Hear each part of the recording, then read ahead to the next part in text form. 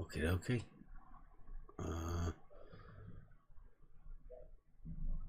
I know what I know.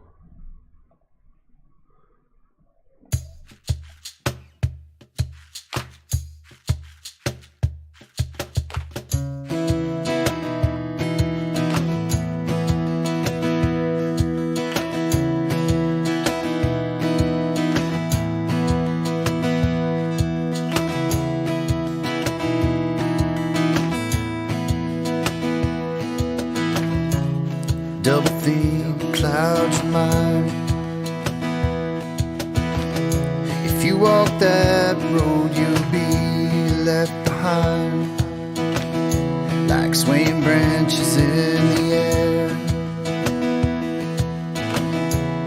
lost in confusion, filled with despair.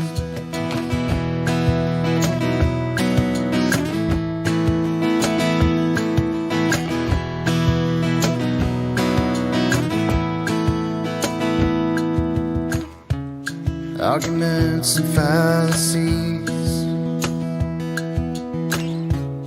taken from the book of lies and deceit. There are those who will never see the gift of Logos that was given to me. And I know how water flows, I know what level shows it. You'll be wasting your time trying to change what's been defined. I know what I know. I know what I know. You don't know what you don't know. Blackpool paradox. You think it's measuring, but it's not. It's optical phenomenon. All you fools think you know what's beyond. I know how water flows, and I know what level shows it. You'll be wasting your time trying to change what's been defined. I know how water flows, I know what level shows it. You'll be wasting your time trying to change what's been defined.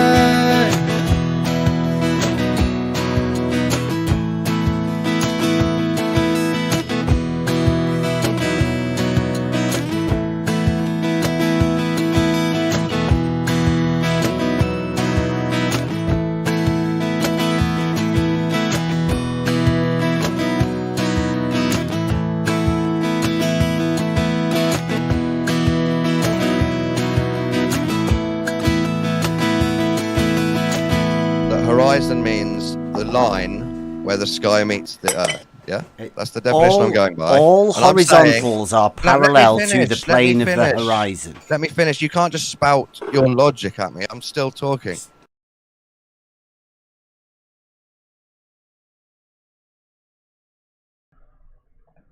And we are live. Free for all Fridays. Already getting a free for all in here. Well, there's only 8 people watching at the minute. Best inform them. Wait, Brenda's in the chat, everyone. You can get all your friends here. Tell them.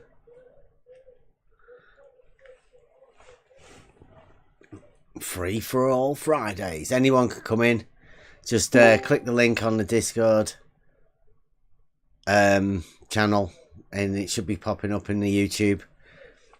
Pop on in, have a conversation. Hoymar and Brenda.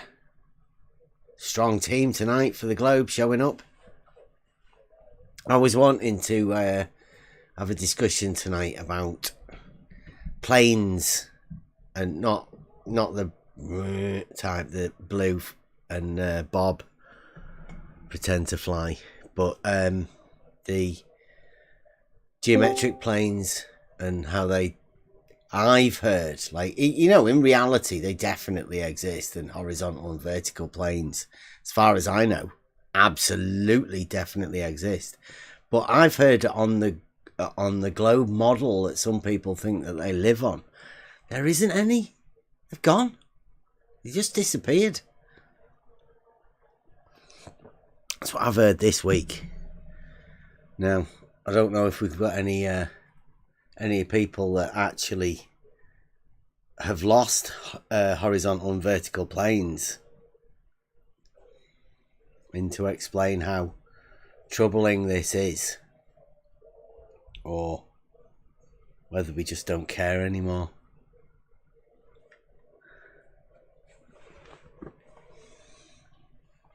Yeah, we did. We lost the viewers. It's down to 5. Brenda, do you want to see if you can get rid of them? Did this happen because we joined, or? Yeah, I think so.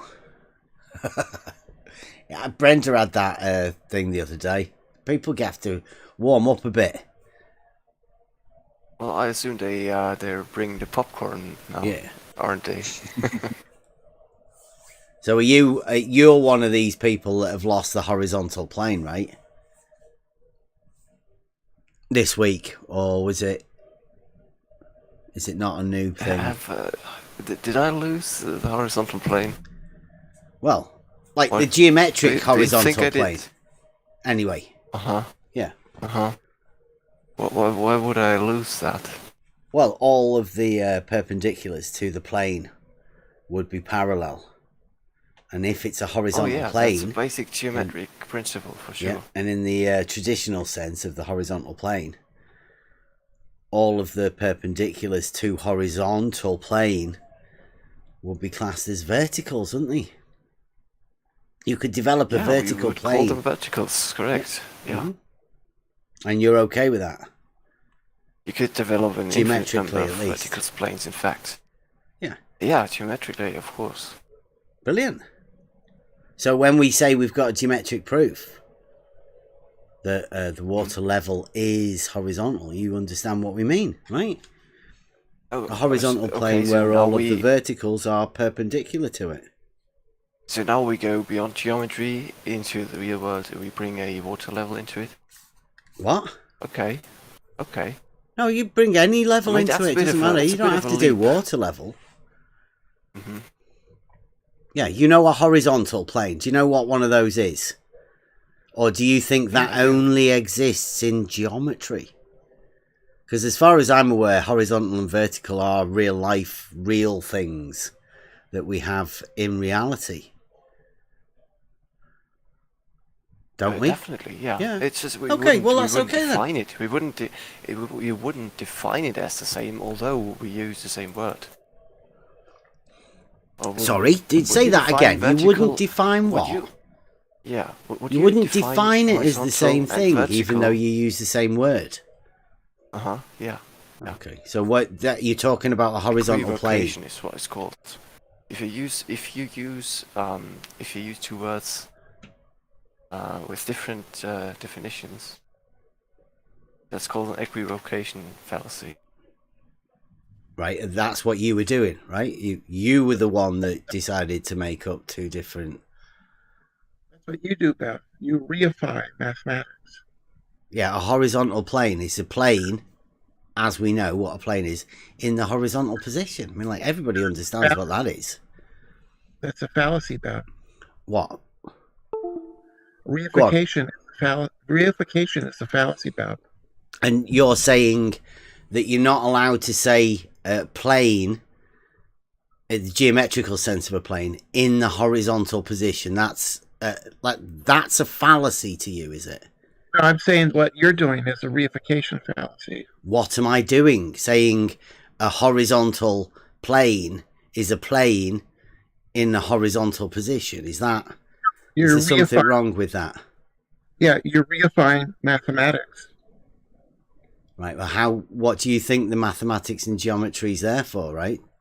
What do you think that's there for? It's not there to be subjected to the reification fallacy.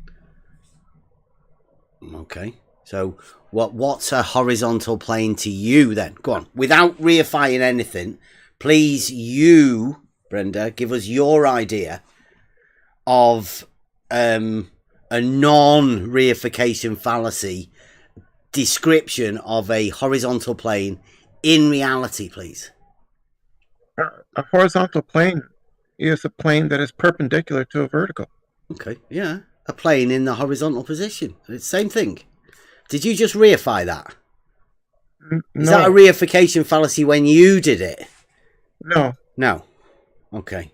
So why is it a reification fallacy when I said in a horizontal position? I mean, of course, horizontal is perpendicular to a plumb bob. Vertical, isn't it? All of it. Every perpendicular to the horizontal plane would be parallel to each other. At that point. At every point on the horizontal plane, a perpendicular could be formed and they would all be parallel. Right, on the imaginary plane, yes. On the horizontal plane, yes. Yes, the imaginary horizontal plane, yes. And all of those perpendiculars being perpendicular to a horizontal plane would be vertical. Yes, on the imaginary plane that is horizontal to the vertical at a point, all verticals constructed on that imaginary plane would be parallel to the vertical. Yep. And then any elevation would be measured as a differential between those levels, the horizontal planes, either up or down adjusted. But that would be the vertical height. I know you don't know really much about it, but I'm talking to everybody else that's listening, hopefully. See, you confuse the map with the territory. The numbers of the vertical numbers, the height and elevation things. I confuse that vertical numbering system for height and elevation. You confuse the map with the territory. Geometry is the map. Oh. And I hate to see you. Where do you get this from? It's who are you? Who do you think you're trying to convince exactly, Brenda? Have you been practicing this all day? No. Do you have a partner to practice this with? Do you just imagine an opponent when you're learning all of this? Fantastic sophistry.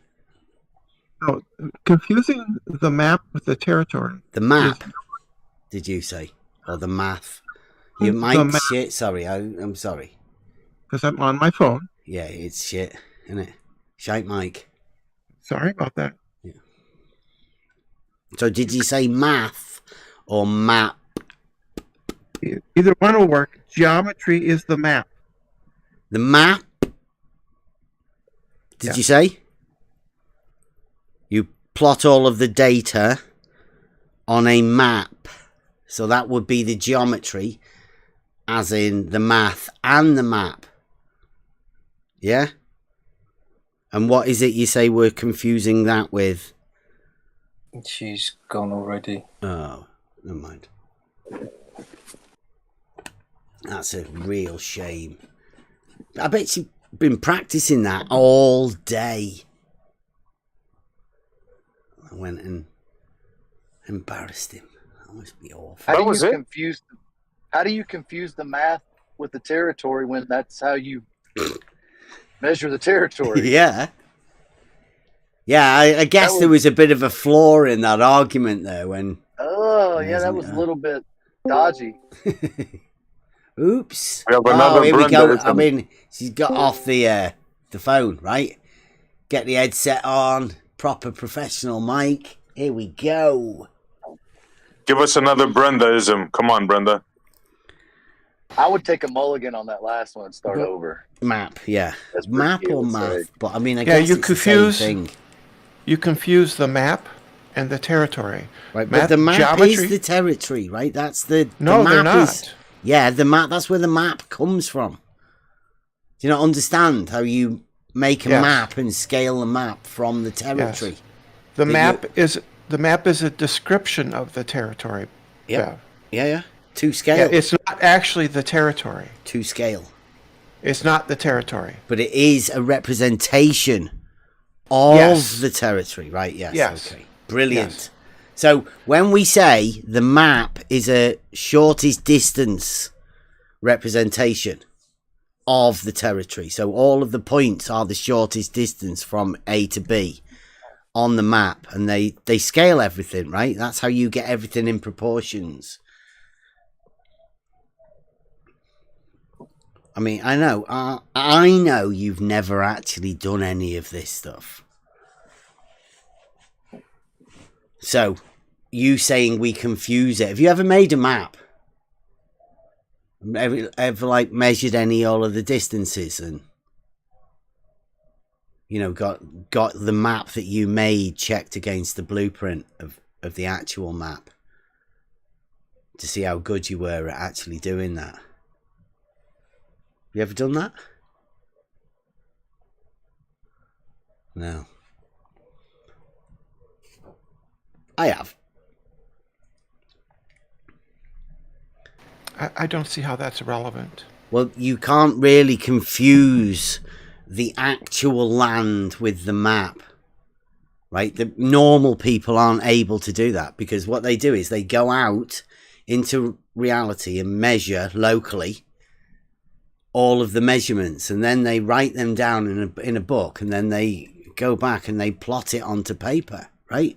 They know that the plotting of all of the data points and all of that onto the map isn't the reality, but these measurements are taken from reality because they're the ones that took them. At least I was when I did it. That's how I knew. Couldn't really I get still don't see confused how the this is actual relevant. measuring. Well, you said I don't see you the said there was relevance. some sort of fallacy in saying that a horizontal plane in reality was a plane in the horizontal position. I mean, like you were the one that said that, and you said it was some sort of an equivocation fallacy because somebody was confusing the map with the territory when nobody was doing Yeah, that. you do that a lot, Bev. You do it a lot. Yeah, when I've just explained to you, I know how the map's made, and I definitely doesn't mean do you not don't get do the it. map. I don't do what? What don't I do? Go on. The fact that you've made maps doesn't mean that you can't make mistakes. I can make mistakes. Yeah. Yeah. Mm-hmm. And you mistake the map for the territory. Do you think that's a good one? Do you think that's, you know, like everybody here, everybody listening, points out of 10 for the argument that Brenda's just given? How good would that do? So the I'd like, so I'm not survey really sure. says- Not really Try sure. again. Solid Try 10 try of 10 again, bar from Brenda. me. Try again, Brenda. See if you can get it right this time. I bet Hoymar gets it. Genius. I'll have some of that. One of the best arguments I've heard all week. So how thick are lines in geometry, Bev? Sorry? How thick is a line in geometry? What pencil are you using? I've See, got one there of you those. go. Got There one you of those go. big ones. Joiner's pencils. Yeah. You want to see it? There you go. Yeah. How thick is a line in geometry, Bev? How thick would the person have to be in order to ask that question? No, how thick is a This is line? about definitions. This is about Yeah. definitions. This Bev. is you. And then you ask what kind of pencil I'm using. That's you mistaking the map for the territory. It's me talking about reality, isn't it? It's like me keeping it based in reality rather than you and your abstract one-dimensional thing, because nobody's even got a concept of what 1D is. I bet you can't even imagine it. Well, I bet you can. I bet you can berate other people for not being able to imagine 1D. It's breadthless length. Yeah, length without breadth. Yeah, just like Euclid said. Oh, you like him? Is he as good? That's a good one. So how thick are lines is that what you're going? in geometry, Bev? How thick is a line? It's 1D. Yeah, how thick is it? How thick do you want it to be? It's as thick as you want to imagine it, Brenda. Is it? Yeah. Absolutely. Completely up to you. Imaginometry is where we're dealing at the minute. 1D. Absolutely. How thick is your line, Brenda?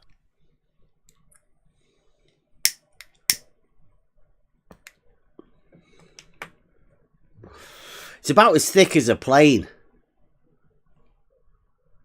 Except a plane's a bit bigger. Well, there you go. That was better than you, wasn't it?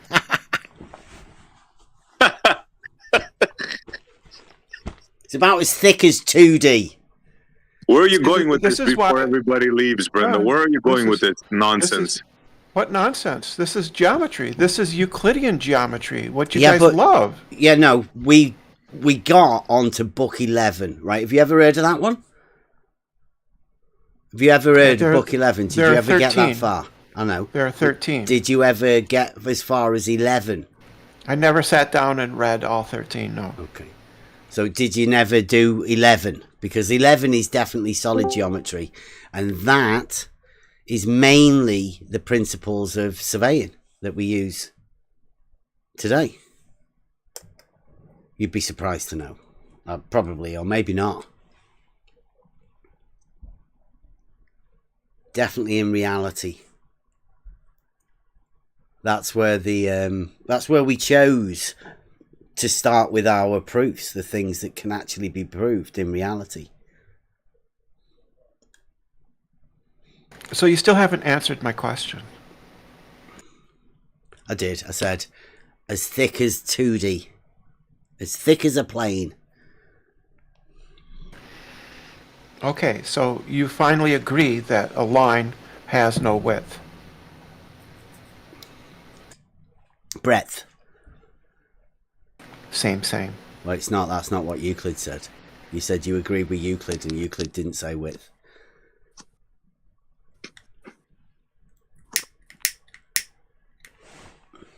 But so Euclid specifically said that a line does only need one dimension.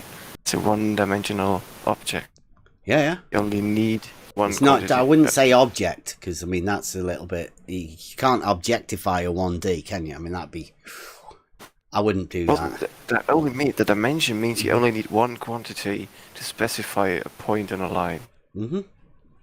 Yeah, it doesn't last for long though. That 1D-ness, does it? Length without breadth. I mean, the line itself obviously has to. Only a couple of definitions later, and he's onto a plane, isn't he? And then he can do all the rest of the stuff. It's like a progressional step. Yeah, for sure. Mm-hmm. Just like the surface of a sphere or, a plane is two-dimensional. A plane is two-dimensional, yeah. Absolutely. So that's why we were saying, right? So a plane being two-dimensional, right? Expressing out, if we have that in the horizontal position, then you guys, I mean, I don't want to gang up on you, but I think you have another thing called level. Like you separate level and horizontal. Not right where you are, obviously, because they're both exactly the same. They're both perpendicular to plumb bob, aren't they? Well, surveyors have a usage of the word level. Yeah. Horizontal.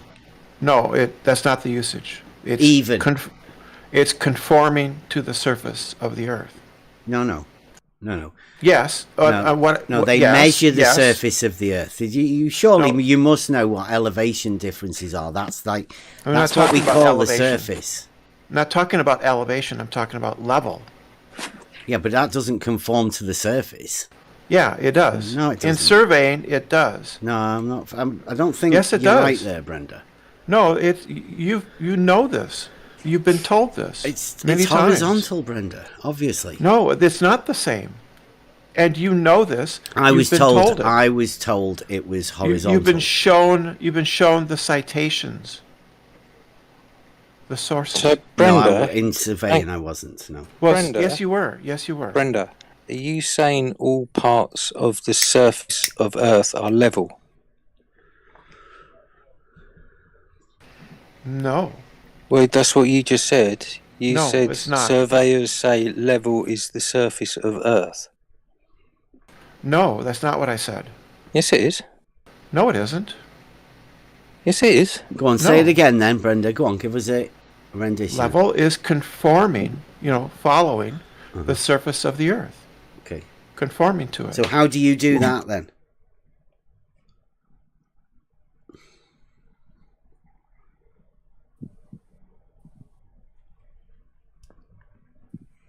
How do you conform to the surface of the Earth? Exactly?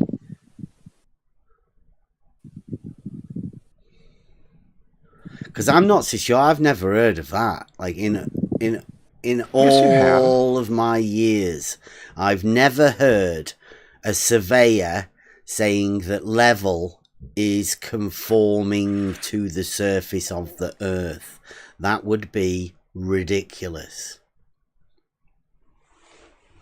So I don't know who you've been talking to, Brenda, but it's definitely not any of the surveyors that I've ever had a word with. I listened to you talking about it in an older video. I listened to it just last night. Wow. Where you were told it. And you can't keep away from me, talked can you, about Brenda? it. Yeah. Bit of a special relationship. But Was it to go to sleep when you say of a night time? Or were you like jotting down notes and stuff?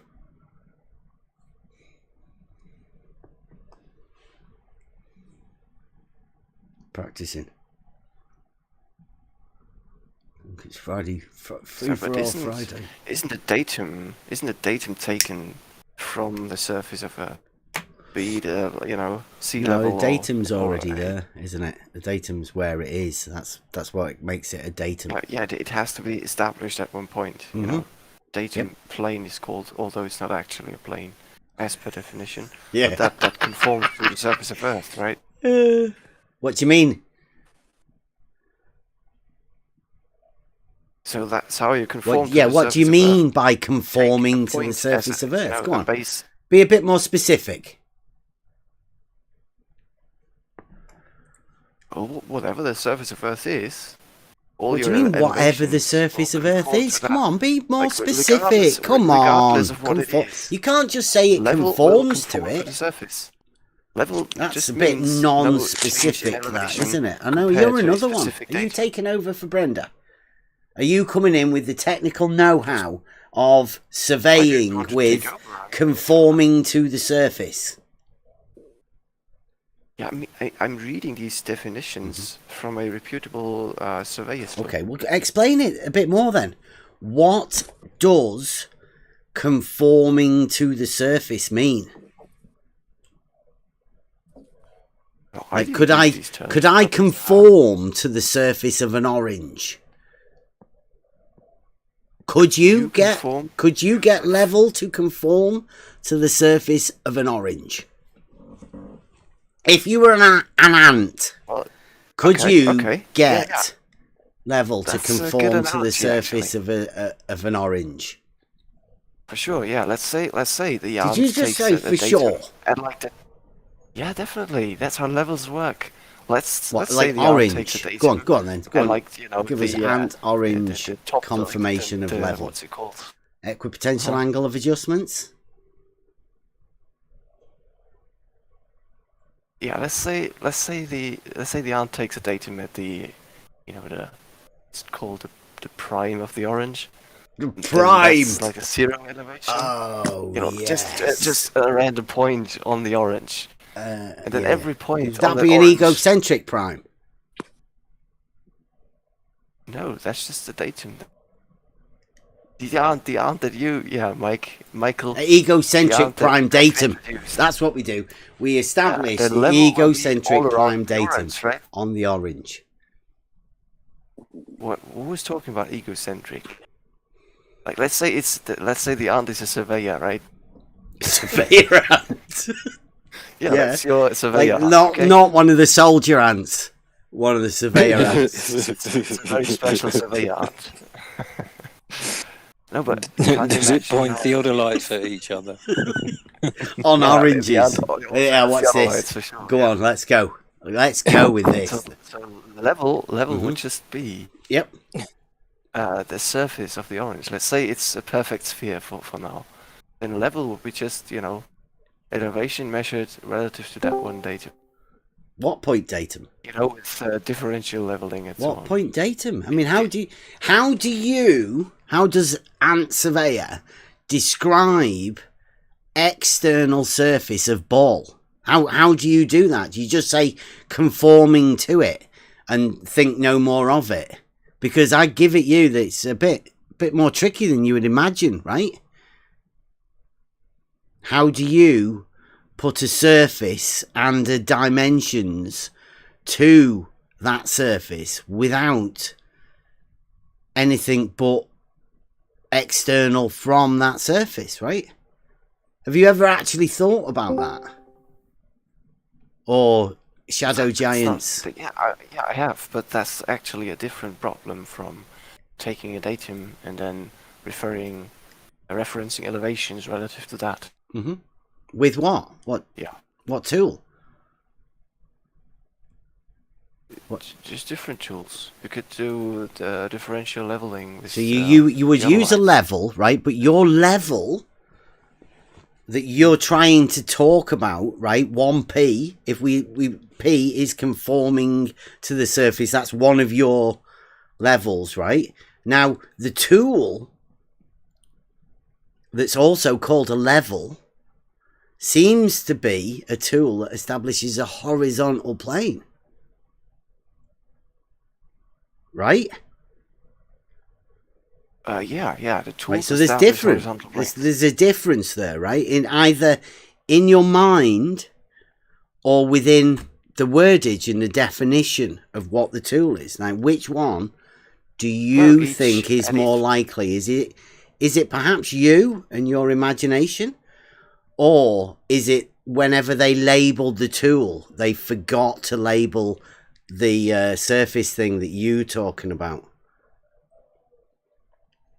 I don't really get what your question. The tool that you use to maneuver these datums, right? For elevation, specifically, because I mean the elevation's different than the azimuthal angles and the position, the triangulation positions. We're specifically talking about elevations here now, right? Because when you say datum, that's what you're talking about, isn't it? Elevation datum. On the... vertical, vertical datum. Yeah, vertical datum. Mm-hmm. So... Yeah. So the tool that you use is a tool that establishes a horizontal, yet how do you adjust for your mind level that isn't the same as that horizontal? This is actually where working ranges come into play, right? If you perform differential leveling, let's get back to the ant because it's if you perform differential leveling, you said. Mm-hmm. Have you ever performed differential leveling? Does it matter? Yeah. Why do you ask this? Yeah, because you say if. I know how it works. Yeah. But you are saying it to somebody who has actually done it. So, like when you say if you've done it, I'm asking you, have you done it? Because I will answer. You don't need to say if. I'll be able to say, Yes, I've definitely done it. I know how it is performed and how to set the tools up, and I know how to do backsight, foresight. I know how it works because I've done it. Have you? I have not. No, I know Right. how it Okay. works. So there's no need for you to. There's no need for you to carry on then, right? Because you're obviously outclassed and outmatched. Now that tool to do that job establishes a horizontal plane of reference. That's your argument from authority. Just because I haven't done it, what I say on the matter is automatically validated. Yeah, that's an argument from authority, definitely. What, the fact that he's talking about it whenever he hasn't done it, saying if you've done it, as though he has the authority. He's saying that, right? He's giving the air of authority in what he does. But me pointing out that he's never actually done it is, that's me, is it? Are you diverting the... I'm not diverting. Yeah, that's what he always does. He always switches the topic. Double team. Yep. I like it. Okay, so you perform differential leveling, right? Over distances of a few hundred meters at most. Like your standard theodolite has like 100 meters distance to still achieve. Yeah, you wouldn't precision. do differential leveling with the theodolite. You're showing your schoolboy errors of not actually knowing what you're talking about. You can use any leveling device. For differential leveling, I wouldn't use a spirit level. You can, though. You can, DP. You can. Yeah, any level could do it at all. Yeah. Because all you're doing is noticing the difference between the levels, the horizontal planes, because they're all parallel to each other. Yeah, it works anywhere. By definition, but you're just asserting that now. Wait, we no, that's what you're doing, differential leveling. Surely, if you knew what you were talking about with the differential leveling, then you would know that the difference is between the levels. Surely. I mean, it's very simple. It's even within the words of it. But if... Differential? If is the matter there, right? If you knew what you were talking about, then you'd obviously... But, I mean, you'll learn from this, right? You'll come back next week. And that'll be... you'll be able to pretend you know more again next week. Elevation change does not depend on parallel horizontal planes. Sorry? The vertical difference. An elevation change. Yeah, the vertical. Does not depend on parallel horizontal planes. The vertical. Horizontal. It's a vertical change.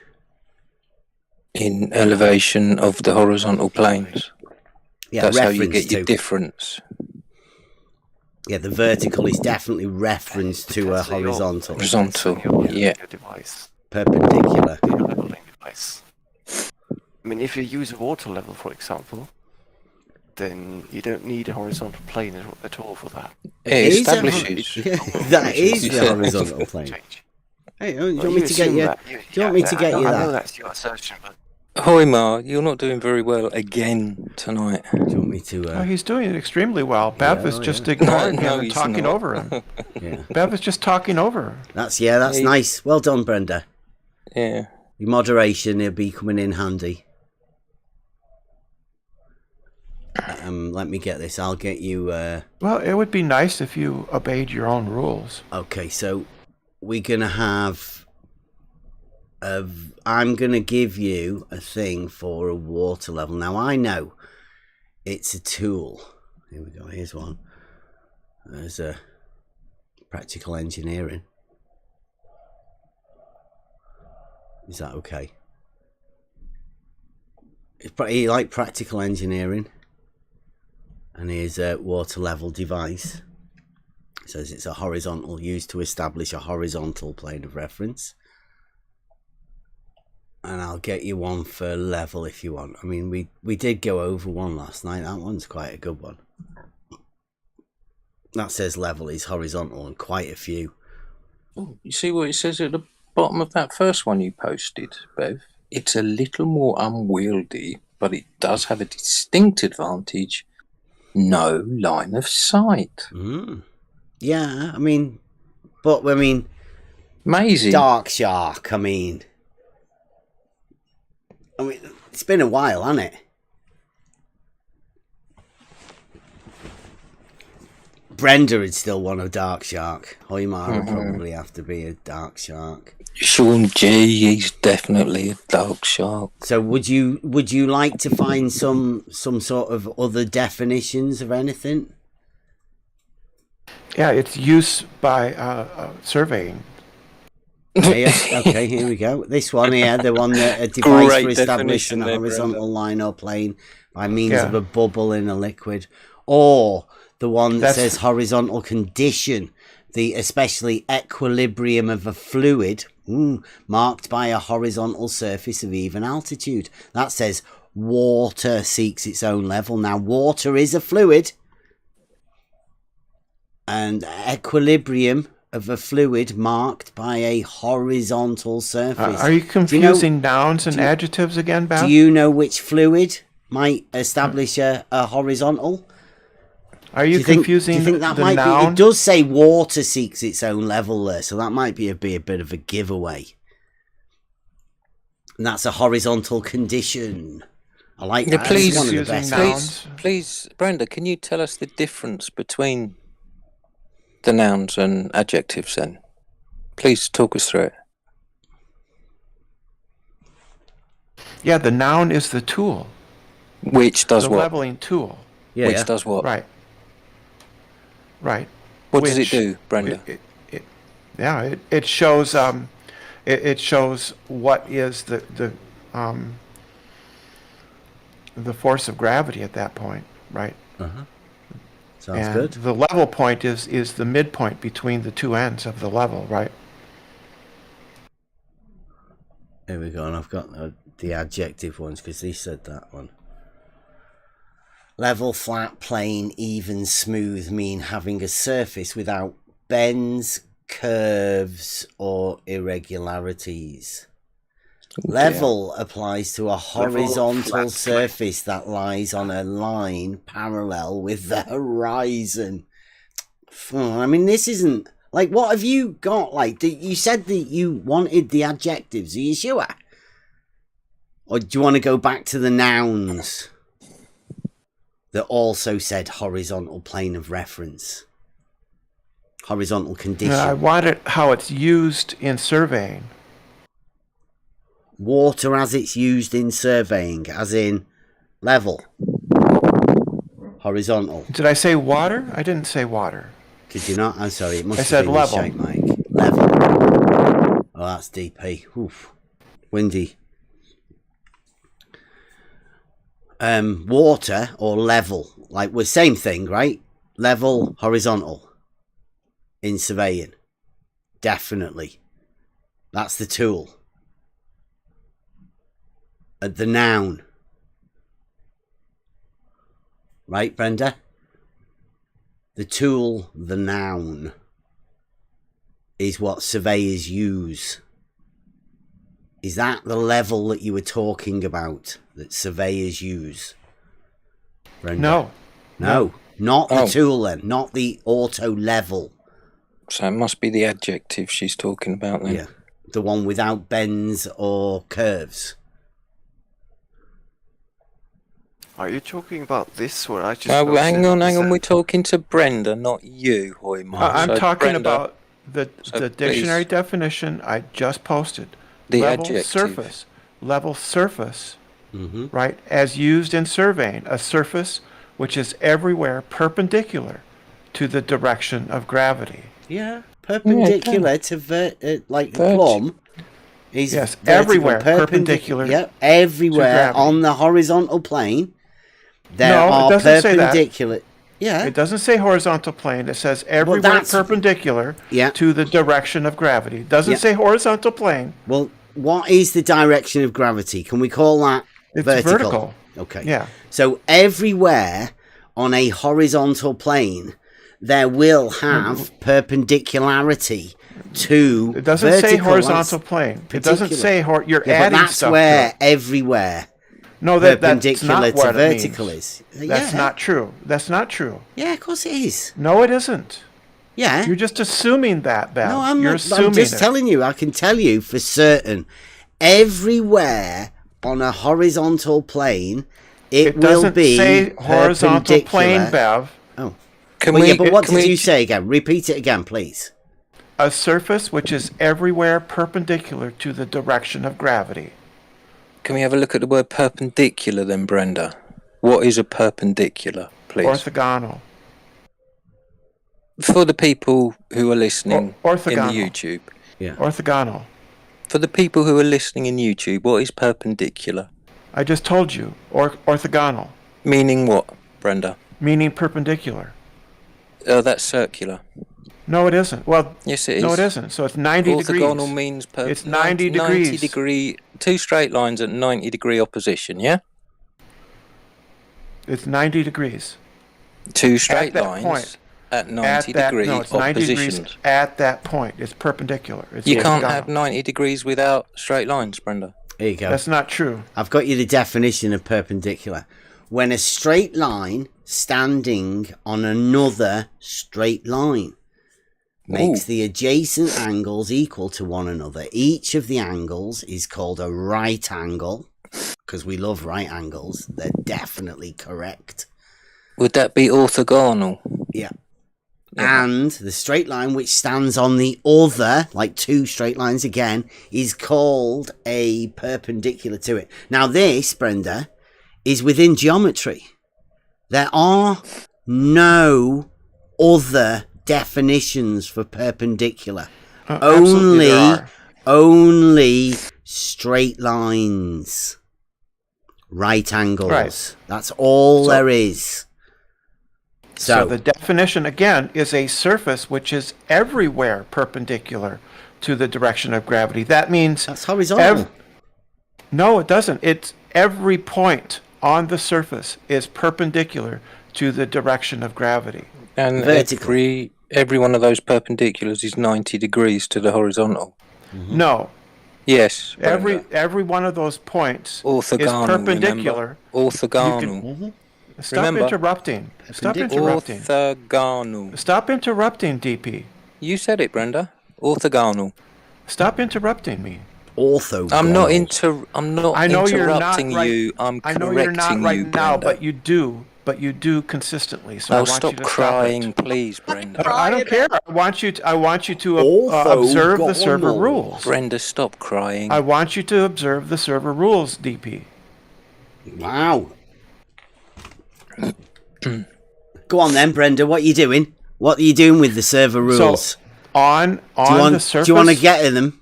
Should we get them so we can all observe them?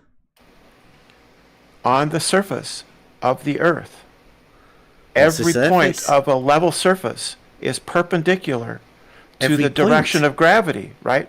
Every single point on a level surface is perpendicular to gravity. That does not mean that it is a straight line. But is there any gravity in geometry?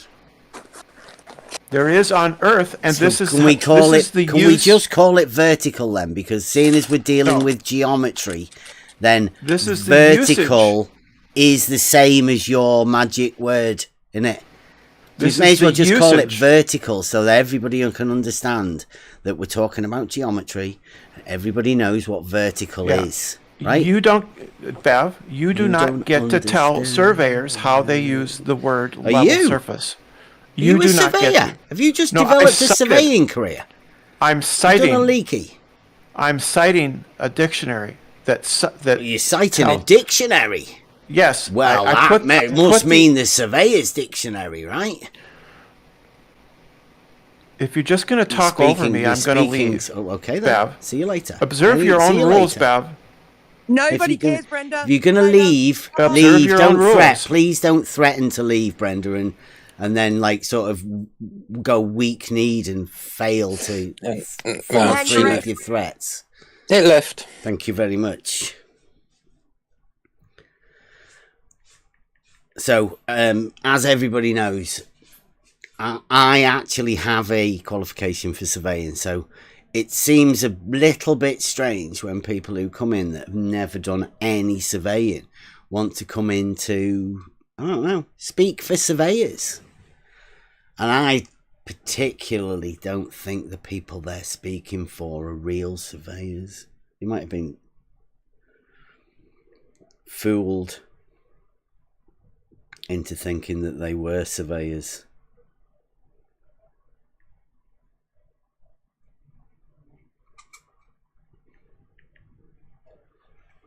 I hope not many people got fooled by Brenda and Brenda's surveying skills.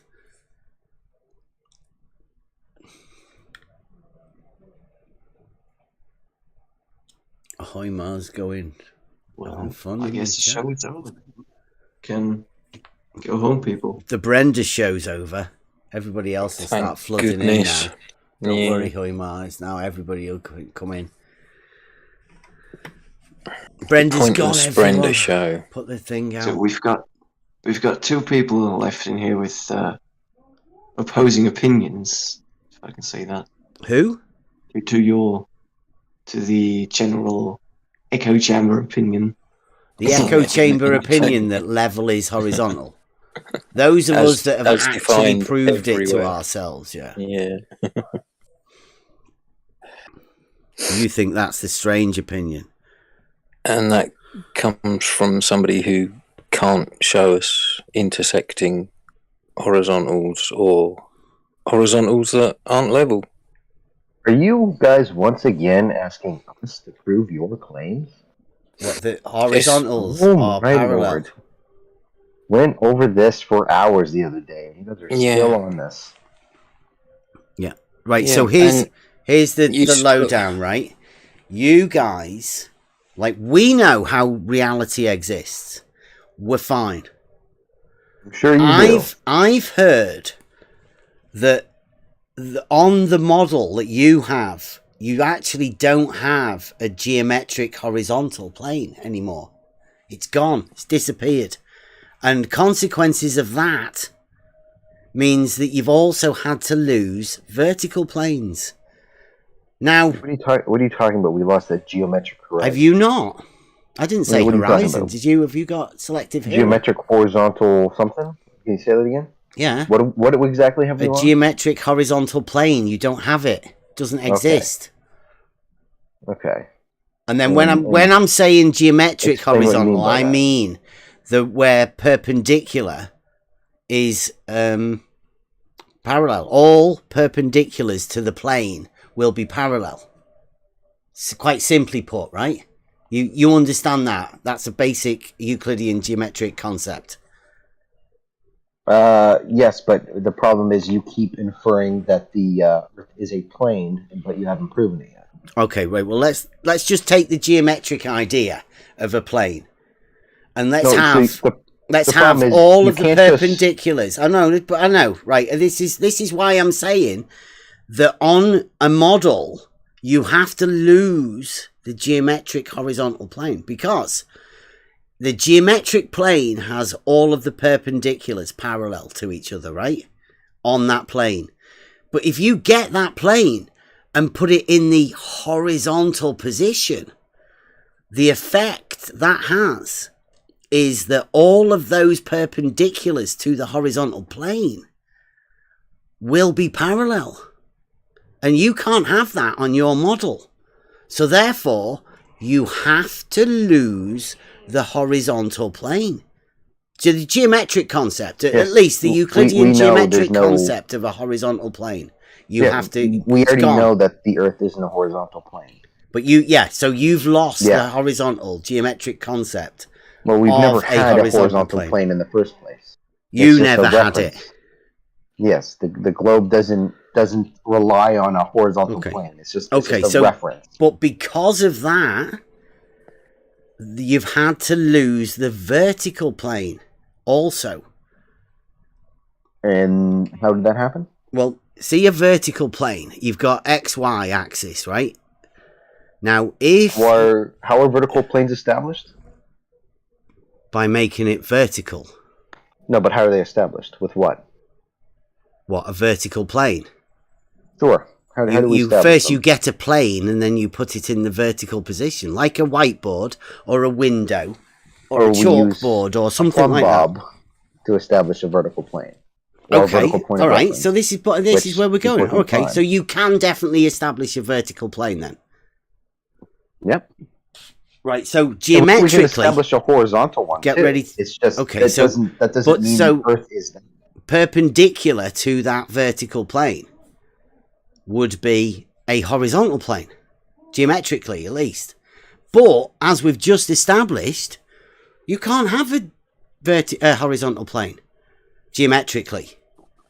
No, we can have a horizontal plane of reference. It just doesn't go level with the Earth. It's just perpendicular to vertical. Sure. Yeah. But you can't have... Which isn't a problem. Because all perpendiculars to that horizontal plane would then be vertical. Parallels.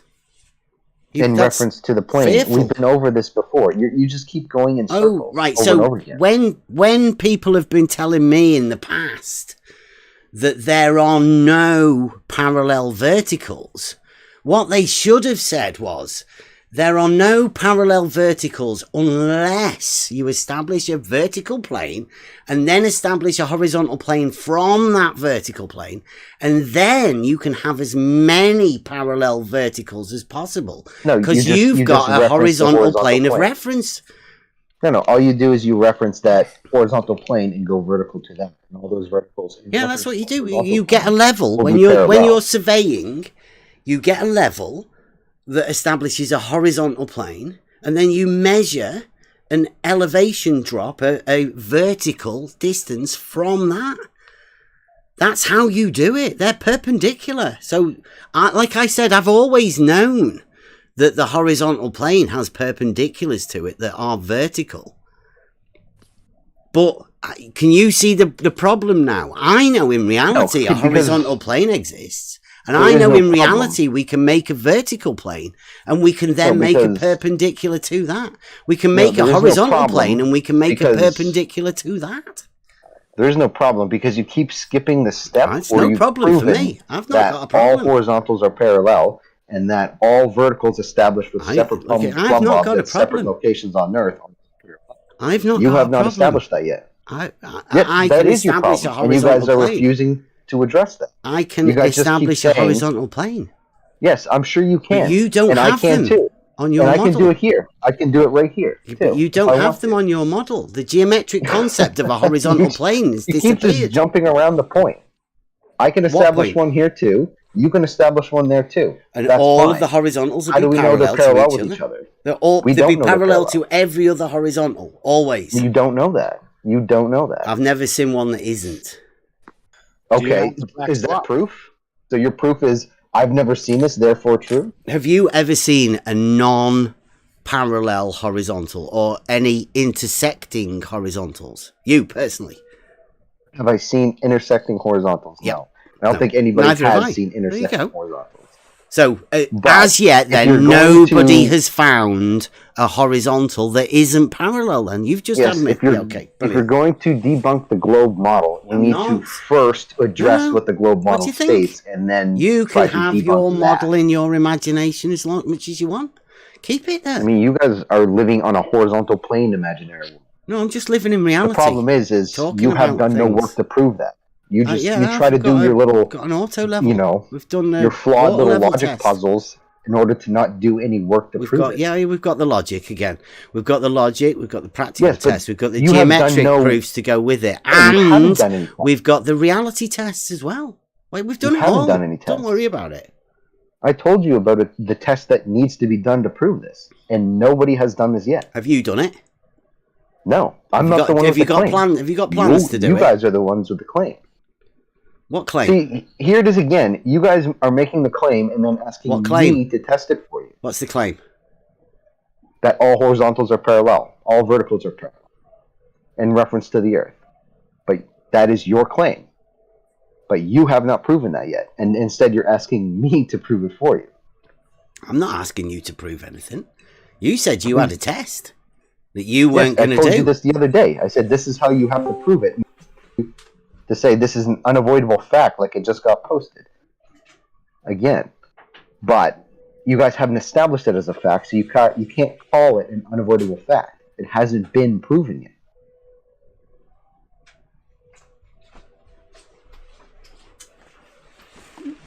I've already proved it to myself. There's no need to worry about it. Yes, but you need to prove it to everyone else. I don't need to prove it to anybody. What you can prove to yourself anything to anybody might be flawed. What if there's somebody really stubborn that doesn't want to prove anything? What about if there's somebody who doesn't even think proofs exist? What about that? Have you ever thought about that? That happens. But that's not the majority of people. Well, are you one of those people that doesn't think a proof exists? Or I think evidence exists. I think proof exists with things, yes. You proof it within geometry? I mean, but I don't know why you're going with geometry, but I'm sure there is, things in geometry that can prove things, like the radius of a circle. Do you not think you could geometrically prove that horizontals and verticals are parallel? It depends on what you're referencing, again. Well, what about, like, if we reference horizontal and vertical as in graph paper from maths? You must remember that. On a graph paper, yes, I can draw horizontal lines and they will be parallel. And they'd be parallel, would they? Yes. Okay, so that's horizontal lines sorted. Have you got any... Could you do any horizontal lines that weren't parallel, do you reckon? Well, hang on. Was that your proof that all horizontal lines are parallel? Because you drew on some graph paper? No, you just said the graph paper, you could do the graph paper. Yeah. Yes, you can do it and show that some can be parallel. Same as I can draw some diagonal lines that are parallel. But I can also draw some diagonal lines that will be perpendicular. Yeah, so could you draw any horizontal lines that weren't parallel? You, personally, could you do that? Yeah, even if if you scaled the line, let's say you made the line scale 1 to 1 billion, could you then start intersecting those horizontals? Again, it depends on how you're referencing things. Scale it, because horizontal. It's all about your point of reference. Yeah, horizontal. Yes, and it has to do with what you're referencing. You know what horizontal is. You definitely know what horizontal is. And we've been over this. Yeah, I know. In fact, I've been over this point. You say you want to reference it. Well, reference it to horizontal, and then reference it to that horizontal, reference it to another horizontal. No, and see whether you can imagine them intersecting anywhere. Intersecting horizontals. Yes, but your argument hinges on the fact that their horizontal can be no other orientation but one. You can't even imagine it. So it's imagine trying to find it. He said the argument hinges on the fact that horizontal can only have one orientation. Because you guys are saying it's a fact. You recognise that it is a fact that horizontal can only have one orientation. Because you guys are posting it as an unavoidable fact. Absolutely. Yes, but you guys have not proven it. Still haven't proven it. You've got really bad page. It's like me claiming that left is the same direction for everyone, no matter what. Because everybody turns. Do you know what left is? Do you know what left is? The same. Everybody is it? Has the same left. Is it east? Is it north? Which direction is it? Left. Everybody's left is left. No, it's You're talking about directions here. Yeah, dude. Left. Everybody's left is everybody's left is the same direction for. Yes, if you told everyone to turn left, they would all turn towards their left hand. They would all turn in the same direction, Sam. People facing each other that turn towards the left. Directions. Do you not understand this? So what has that got to do with horizontal? What does that have to do? It's saying it's dependent on the reference. Sam, why have you run off to leftism? Because you guys talk about horizontal being only in one orientation. Well, it's clear that directions like left and right can be referenced. Directions. Yeah. Horizontal is an orientation. Yeah. And do you know what its opposite is? Horizontal is. Do you know what horizontal's opposite is? Oh, it's like you guys are going around in circles, but do you know what horizontal's opposite is? Horizontal opposite is. Yeah. What's the opposite of horizontal? You mean perpendicular? What's the opposite of horizontal? You mean perpendicular? Is that No, what you're asking? perpendicular is not opposite to horizontal. Yeah, what do you mean by muppet. opposite? Can you explain what you mean by opposite? Like the opposite. What do you mean by, like, explain what you mean by that? Like, the opposite to left is right. Yes. So what is the opposite to horizontal? Well, that would say perpendicular, so it would be like almost, it would be vertical. You would say that would be the opposite of horizontal. It's completely flipped 190 degrees. It's the complete opposite of what horizontal is. Same as left and right are complete opposites. Is that because horizontals are plane? What?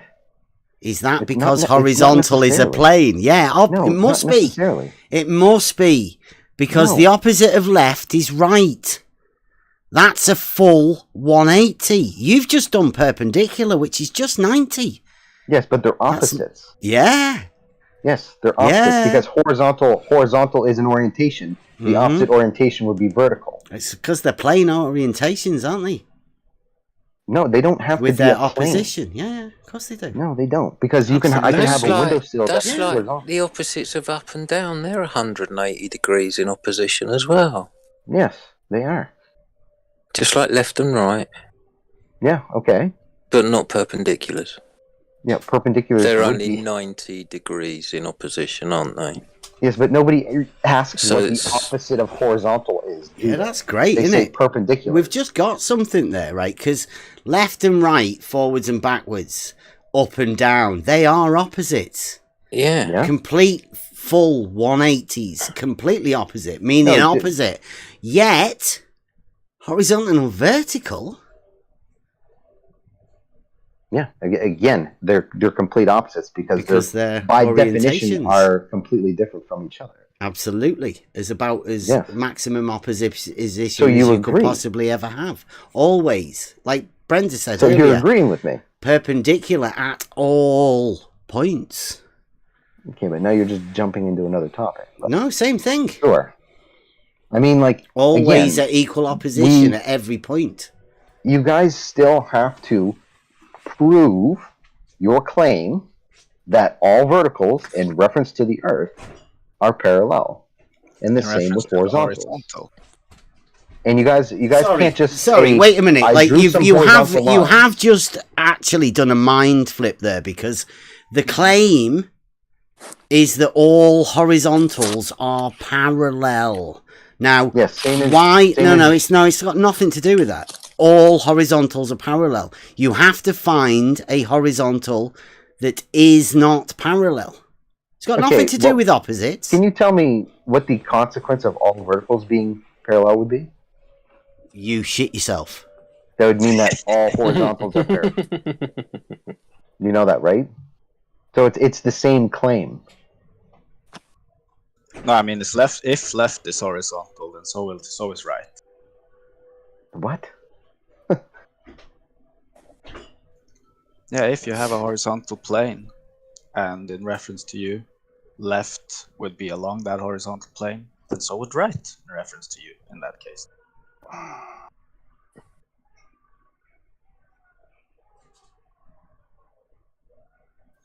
Left and right is Anything relative. else? Horizontal and vertical is not. Yes. According to what? Reality. Okay, great citation. Thank you for that. That's as good a citation as you're going to get, reality. Yeah, reality is probably the best citation you could ever wish for. Reality to some people, some loons out there, is the complete opposite of sane people. So no, it's not a very good citation. And opposites being 180 degrees opposed, like left and right, up and down, even to forward and backwards. Even to cement that point harder, you guys say Globers don't live in reality, but we try to talk about reality, but you guys say we don't live in reality. So how can you cite reality when you tell us we don't live in reality? You don't talk about reality, though. Okay, there we go. Thank you for making my point. So don't cite reality as your citation. You don't talk about reality. Yes, and again, you don't thank talk you for about making it. my point. Find a real citation for that. What, that horizontal and vertical are reference frames we use in reality? That they only have one orientation and that they are all horizontal or all parallel with each other. You can get a water level, a spirit level, any sort of level, and you can double check that they will be parallel to each other. Yeah. We're not. The argument isn't that no horizontals are parallel to each other. The counter is that some will be parallel with each other, some will not. You guys claim that they all will be. That would be That's what we're looking for proof of. Proof, isn't it? Mm-hmm. See, now you're flipping the burden of proof again. Because there is no citation out there. You can't even think of how this could happen. How could you not have a horizontal being parallel?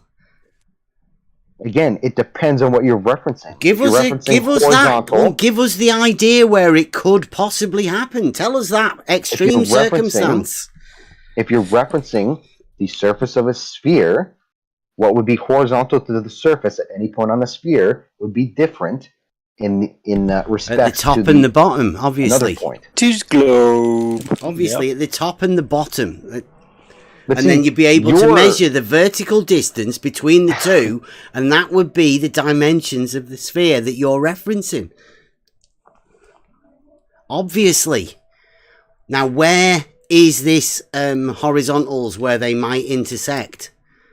Again, if you got to reference the surface of a sphere, not the top and bottom, why? because there's no such thing as a top and bottom sphere.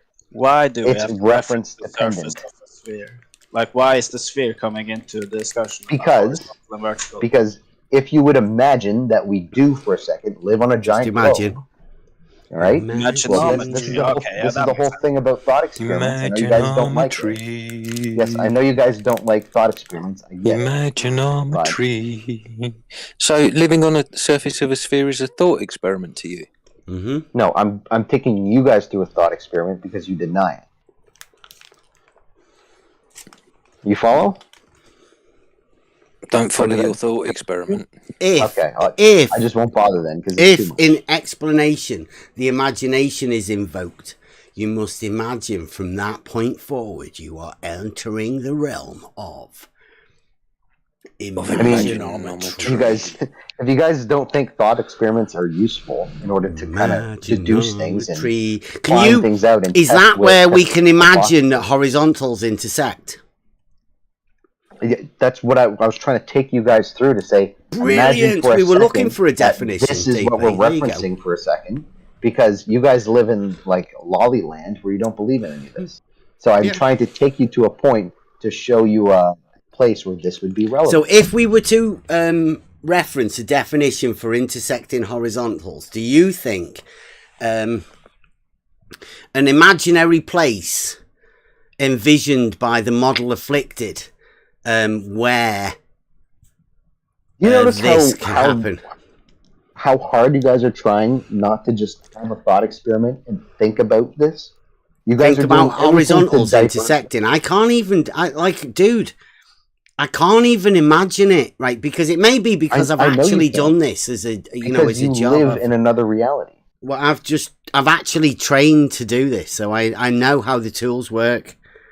So that may be why I'm personally having a bit of a problem with it, but ask some of the other guys, see what they think. Since we're changing this to I'm a surveyor and I know more. Oh yeah? Didn't you just the other day reference Jesse Kuklinski? Jesse Kuklinski, is that his name? Yeah. You referenced him as a surveyor, but then you said he was I didn't say he was a surveyor. Okay, I thought you said he was a surveyor. I didn't say that. Are you saying he's a surveyor? Oh, okay. Jesse Kuklinski is a surveyor. Sorry? Oh, so he is a surveyor. Okay. Is he? Yeah. Thank you. So, can you personally verify that, Homer? He will have definitely checked it, right? Yeah, Homer. You want me to apply to, what was it, Northern Michigan or something? And I don't know. No. Are you personally verifying it, or have you just had a look on YouTube? Well, he's investing a lot of time and effort into it. Yes, he has the tools, he has the maps, he has the knowledge. Okay, and that's enough, is it? Weeks on that. He's done enough then for you. More than most of you guys. Right, so you, Hoymar, are you personally verifying the fact that Jesse Kuklinski Kozlowski. I thought I was just going off what Kozlowski was Kozlowski. Yeah. Well, Kaplowski. that's the guy, right? I'll find it because I'll get this. So I'm not too sure about what you guys say, but I mean, you're vouching for the guy that said about the water level dropping, right? Here we go. Oh, okay. I'm going to get it up here. So just so you know that that's who Hoymar's vouching for, right? Okay, so it sounds to me like he probably is a surveyor. No, I have not. I have not verified it myself. He probably. Nor have I verified probability that you charts. are a surveyor. You've never heard of him, but it probably sounds like he might be. Well, it's just as much as Dev saying he's a surveyor, and so I got to say he probably is. Did I say I was a surveyor? I said I've got. You said you have the qualifications. I've done. Yeah, I've got. It's up on the wall there. Yeah. Okay, so you got the qualification, but you're not a surveyor. Basic. Yeah. Well, I've got an auto level. If that counts. What's this? You can measure this. Have you tried measuring this? The level surface drops down from the horizontal plane at a rate of 8 inches times the distance in miles squared. I did not say that the level is not horizontal. When he says water is level, he's using level as an adjective and a noun at the same time. I mean, just looking at this, it looks like the guy's got all the equipment. Sure, I haven't seen any. Did you hear what he said? He said the water level drops away from the horizontal at a rate of 8 inches times the distance in miles squared. Yeah, but if he's a professional surveyor, does that mean he knows what he's talking about? I'd say he's made a massive fuck up and he might have disappeared because of it. But because do you know what a measured distance from the horizontal is called in surveying? That doesn't matter. I don't really care about that. I'll tell you. It's called an elevation change. Perfect. Okay, so what Jesse Kozlowski has just said, if you listen to it rather than the other one, he said that the water level drops away from the horizontal. It's an elevation change. Okay, cool. So this guy is a. So you don't see the problem with that. This guy's just said that the water actually has an elevation change over the distance, right? Sam, because I listened do you earlier. See the problem with that? Okay. So I listened earlier to people trying to shame someone for not being a surveyor. Do you see the problem with the water level having an elevation change? Oh, they're trying to avoid it, and it's funny. Why are you avoiding the simple question? Because I don't care about that. I wanted to talk about surveyors. About the gay.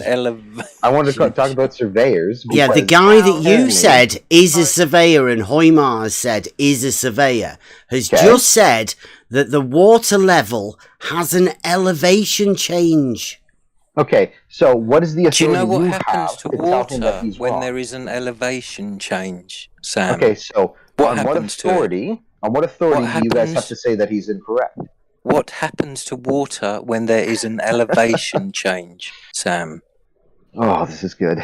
Brilliant. That's a faulty premise. There's no elevation change measured by Jesse Kozlowski or anyone else.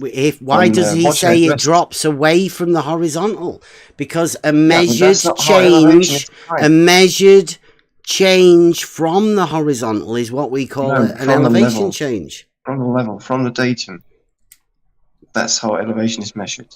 Vertical change from the established horizontal plane. That's how surveyors work. That's how surveyors differential work. leveling. Can you show me a single definition differential in a surveying leveling context of what you're claiming? Differential leveling. Have you never heard of it? I have. I mentioned it previously. If you're careful, parallel planes, can you show me a single parallel external reference? Parallel why are you white knighting for Sam anyway? We're waiting for Sam to say whether he knows what happens to water when there is an elevation change involved. So Sam, please feel free to answer the question. faulty You premise. can measure this. Have Sam? you tried measuring this? The level Sam, feel free to surface answer the drops question away, anytime you drops like. down The floor is yours. from the horizontal plane. So again, I at a didn't rate care of about the 8 inches question. times the What distance in happens miles to squared. water I did not when there is say an I don't- the elevation level is change I don't care. involved, I don't care. Sam? We were talking about What do you mean the you don't credentials. care? We're talking about the credentials of not care, surveyors, right? Because I don't Sam. really care about this topic right now, right? Because So why are earlier, you That's what here? you're it was- doing. because Obviously. earlier, You've come in here to talk about surveyors measuring elevation changes, and now all of a sudden, when know, there's no, an I'm elevation here to- change of I'm here water to and point water out- flowing, it seems like it's a bit silly. yeah. So I'm here to point at the hypocrisy because earlier someone was being shamed for not being a surveyor and not The hypocrisy with the questions you won't answer. you And mean? now that another surveyor is Yeah, saying don't worry something about you don't like, What other you're surveyor? apparently ignoring him. and What saying other he's not- surveyor? The guy that We- said we the just went over water this. level drops away from the horizontal. Okay, That surveyor. Yeah. Okay, cool. You think that a surveyor would ever say that, do you? Okay, so on what authority is he wrong? That you can Because say that he is water incorrect. does not stay level and have an elevation change. It doesn't happen. Okay, again, on what authority do you have to say that he is incorrect? Because this is I what know this is how the card you it played earlier. works. No, And this what is the happens to water over an apparently he elevation does too. change, Sam? You can't tell him he doesn't know what he's talking about, but you do. Sam. And he's apparently more qualified. Hello. What happens to water when there is an elevation change involved? See, you guys are trying to divert it away instead of addressing the fact that, this whole argument from authority that Bev's trying to use. I'm thrown out the asking window. you a simple question, Sam. Listen Yeah, to so him. what He's happens- I he's don't care found about- somebody on YouTube, and he's trying to say that I'm using the authority. Yeah, he's just projected his own behaviour. And he can't even he say can't- what happens to water when there's an elevation change involved. He just wants to talk about how we won't believe some other surveyor. Mm-hmm. It's like, what we do is we take what they say, go through it, we look at it, we see if it makes sense, if it, follows the geometry. And we found it wasn't. Funny about that. So now we need to ask you some questions, Sam, and have you answer the questions. Well, see, because I'm not a surveyor and I don't pretend to be one. Mm-hmm. And I also don't try to Obviously. say my authority as a surveyor, I'm trying to tell someone else that they're wrong. When another surveyor that's more qualified is telling him he's wrong. So this whole argument from Wait a authority minute. Sorry. Wait a minute. Who's telling who's wrong? Again. I just listened to it earlier. Okay, so when I say level is a water level establishes a horizontal plane of reference, right? And this other dude says that the water level drops away from the horizontal. Which one would you go with? You personally? Remembering that Wiki says a water level is a tool that establishes a horizontal plane of reference. Yes, okay. Mm-hmm. So since we're now diverting the conversation away from arguments from authority, I guess we can talk about that. So what can you cite me that says that on Earth all water is horizontal? Nobody said that. I mean, why would you say that? Okay, so there's no problem then. So a water level is a tool for establishing a horizontal plane. Yet, the guy that you want to put forward says it drops away from the horizontal plane. Now, that is a conflict. Yeah, it makes perfect sense on a globe. Which one? That it would drop away from a horizontal plane. Okay, so why was the Wiki one say water level is a tool for establishing a horizontal plane? Because he wasn't driving over a water level, he was driving over a lake. Sorry?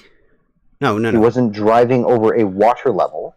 He was driving over a lake. Jesse Kozlowski wasn't talking about. He was just saying in general, water level drops away from the horizontal. Yes. Mm-hmm. It doesn't. It is a water level establishing a horizontal. There's no drop. No, but that's you inferring that all water.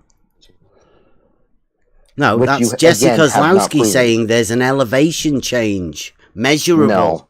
Yes. No. Yes. This, He said, people have been over this before. Did you listen to it? Have you tried measuring it? That's what he says right at the very beginning. Have you tried measuring it? Elevation change in water? No. Because okay. that's not a thing. Well, we have. We've done a test. We called it the straight line test. So we actually have tried measuring it. And that's why Jesse can't come and talk to us about it. None of you guys can either. Because you can't even imagine what's meant to happen. You can't even draw it. You've not got a clue how to draw. Have you? I'm pretty sure. Bev, I have a question. Oh, here we go. Oh, you've not been drinking, have you, Genesis? No, of course not. Okay. It's Friday night, Genesis. Mm-hmm. Sorry? It's Friday night. Is it? Have you not had just a little one, Genesis? Oh, Rumpus is here as well. He's in the chat saying he's all upset he can't come in. Yeah, but Rumpus will come in and in 1 minute he will be dumped. Yeah. Do you want to kick him? Should we give you mods so you can kick him? No, I will not kick him. Oh. You just give us the wink then. You let us know when it's time to kick him, right? And we'll have him out of here. He's not banned. Why it's because the roles have changed, haven't they? And you're kicking. Just accept the rules, Rumpus. You're kicking everyone that has a view that's not correct to you. Nobody's you have been drinking. Come on, Genesis. Yeah. Don't start off with a lie. Like, it's never good to start off with a lie. You're never kicking Brenda. No, never kick Brenda. No, never kick Brenda. Okay. No, Brenda leaves her. And you have never kicked Rumpus? No. Well, okay, you never kicked Rumpus. Okay. No. And you have why would we? There's good source of entertainment. Why would you? Mm-hmm. Good source of entertainment they are. I have a question for Bev. Wow. George has never been kicked either in answer to your question, though, Genesis. Yeah. George always leaves. Leaves the server every time. Every time. And then fumbles around trying to get back in post again. Something in the main chat, Rumpus, and then we'll get one of our expert mods on the task. Do you have any own your IDs except what you bought from Bev? You was just. You'd be surprised, Genesis. You don't want to delve into the mind of DP. You find it. Was he talking to me? He was. No, I was not. I have a question for Bev. Bev, you say that the Earth is not flat. Yeah. And the Earth is not round.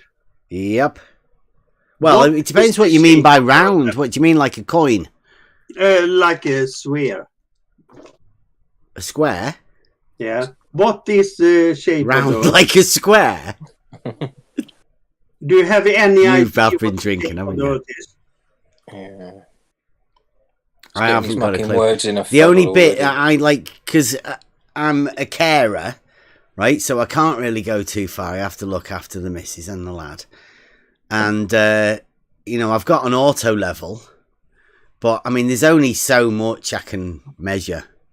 So I've only done this bit round here.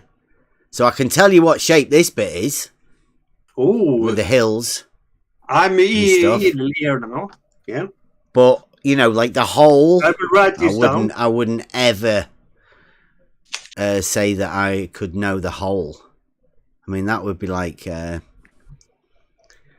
omnipotent, is it? Or the other one, whatever that other one was. You couldn't do that. Your answer is you don't know. Yeah. Yeah? Yeah. Do you know anything? I know that all horizontals are parallel. I've never found a non-parallel horizontal as yet. Okay. And every water level I've checked, even the 400 meter one, is always horizontal. And we do know that left and right are 180 degrees in opposition. Vertical and horizontal are definitely perpendicular. Definitely. Geometrically, you have said that the left and right is 180 degrees. Yeah, and we know that proofs are definitely establishable in reality and within geometry. Yeah, this must be a Nobel Prize. I would think so. Yeah, I would think so. Yeah, it was Sam that helped work through that one actually. Okay. Kudos, Sam. He did. Did anyone want to take Genesis through to 12? I mean, that might be fun. Oh, I think he might have had too much to drink already, Bev. Because I was speaking the truth. Yeah. Yeah. That's why I have. Do you want to have the proof that leads up to the T-shirt logic? A T-shirt logic. If you invent your own logic with your own symbols and print it on a T-shirt, that's the truth. Yep. It's so ridiculous. Okay. That is the core of T-shirt logic. Yep. Yeah.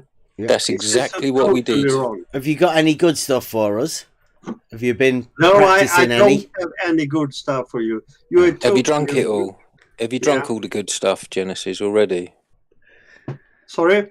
Have you drunk all the good stuff already? I haven't drank anything. Okay. I just listened to your argument that they are all wrong. They're all We're not arguing. And you have these good guys like the German guy. What's it called? The good German guy. Yeah. Klobslinski. No, you discussed with him all the time. Bobslovsky, that one? No, that's Hoymar. He's not Bobslovsky. Lebowski. Yeah, he's German. Yeah, and you have this guy Sam. Libanovsky. Yeah. Oh, you mean Sam that doesn't know what happens to water when there's an elevation change involved? That's Sam. Yes, let's not talk about that. I mean the Sam who's. Do you know what happens to water when there's an elevation change involved, Genesis? Just as a matter of interest. Can you answer the question that Sam couldn't? Yeah, I'd try. What happens to water when there's an elevation change involved?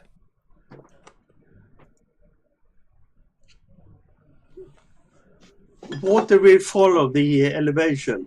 So it will what? It will be a circle around the Earth. So the elevation from the center of the Earth is. So the here we go. Wait a minute. Right. The circle of the Earth is. Let him finish So first hang on, Genesis. The rumpus. Hang on, Genesis. Yeah, all right, Genesis. Don't get all excited. Don't. Okay, calm down, Genesis. Just a couple of minutes. Genesis has just said that the circle of the Earth is an elevation change. Yeah. Rumpus is always correct, but he has a problem explaining what his view are. He has a problem over talking people mainly. Yeah, take over Rumpus. Rumpus just has a problem. Rumpus? Have you been drinking? Have you been drinking, Rumpus? I'd like to hear. I'd like to hear the Rumpus talk. Yeah, I want to just check. I want to check with the Discord rules for Friday that is night. The first time I've ever heard anybody say, "I want to hear the Rumpus talk." People like you don't. Have you been drinking, Rumpus? No. People like you don't like to hear me. Genesis said he hadn't been drinking either. I'm not too trustful. Yeah, but I'm sure I heard some glasses clinking. People who very much appreciate what I say. Yeah, I'm sure you do, Rumpus. All in your imagination. Because other people are sure as well. Well done. Yeah. I'm glad you're sure. Excellent. Yeah, I'm really sure. And I would like to make a prediction here that you will soon throw out Rumpus because he's telling the truth. And then you will throw out me because I say that Rumpus telling the truth. Wow. Genesis, please start saying moron and this and that. That's the only time. When have you ever been thrown out, Genesis? Sorry? We said that last time. We tried to set the narrative last time.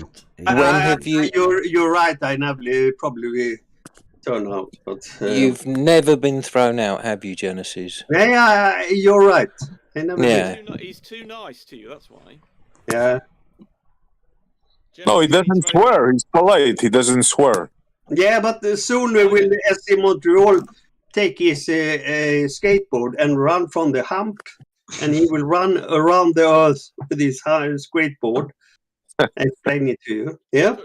Talking about humps and drops. Can I just a minute, Rumpus? Just a minute. Can I just check with the sound levels with everybody? How's Rumpus's sound level in YouTube? Is he coming through okay? Is that fine for you guys? Yeah, because you turned me down last time, so about 2 weeks ago. So I'm just checking. I'm just checking now. Is that okay, guys? Yeah, it seems to be. Nobody seems to have any problem. Yeah, I heard that last time that you turned down Rumpus. Yeah, that's right. Yeah, Brian says he sounds excellent. He's never sounded any better. And then you just kicked him. Yes, that's your style. Yeah. He sounds good today, and we're good to go. Comic says he's good. Yeah, right. Okay, that's finally sorted. Thank you very much. What were you saying about a hump, Rumpus? What were you saying about a hump? When I showed Bev a diagram, he refuses to show it, and then he turns me down because he knows a diagram. I turn you down. Destroy everything he has to No, the only time you get turned down is when you get rude, Rumpus. Come on, you know that. I only do that when I get overtalked, when I'm not able to finish a single sentence. So stay civil, and all will be fine. Simple. No, I am civil, and then I get overtalked, and then I get annoyed by that, or I'm not allowed to show my diagrams, for instance, because Bev. Okay, let's move forward without name calling. Let's do that then. Right, so the constant refrain seems to be from this panel about not understanding, thinking there's some sort of contradiction by having a hump, as you call it, and drop. Oh, yeah, that's good. We'll get. I'll get Blue's picture up if you want to see the hump. Because this is the contradiction, right? You've got Jesse Kozlowski saying the water drops away from the horizontal, and then you've got Blue that's taking Jesse Kozlowski's details and drawing this picture. I mean, I've got to put it right. Please ignore the tangent plane, right? That's wrong. He's admitted it's wrong. Of course, he knows it's wrong. We all know the tangent plane that Blue's labelled in this picture is wrong. You're not sharing the picture. I put it in the live chat.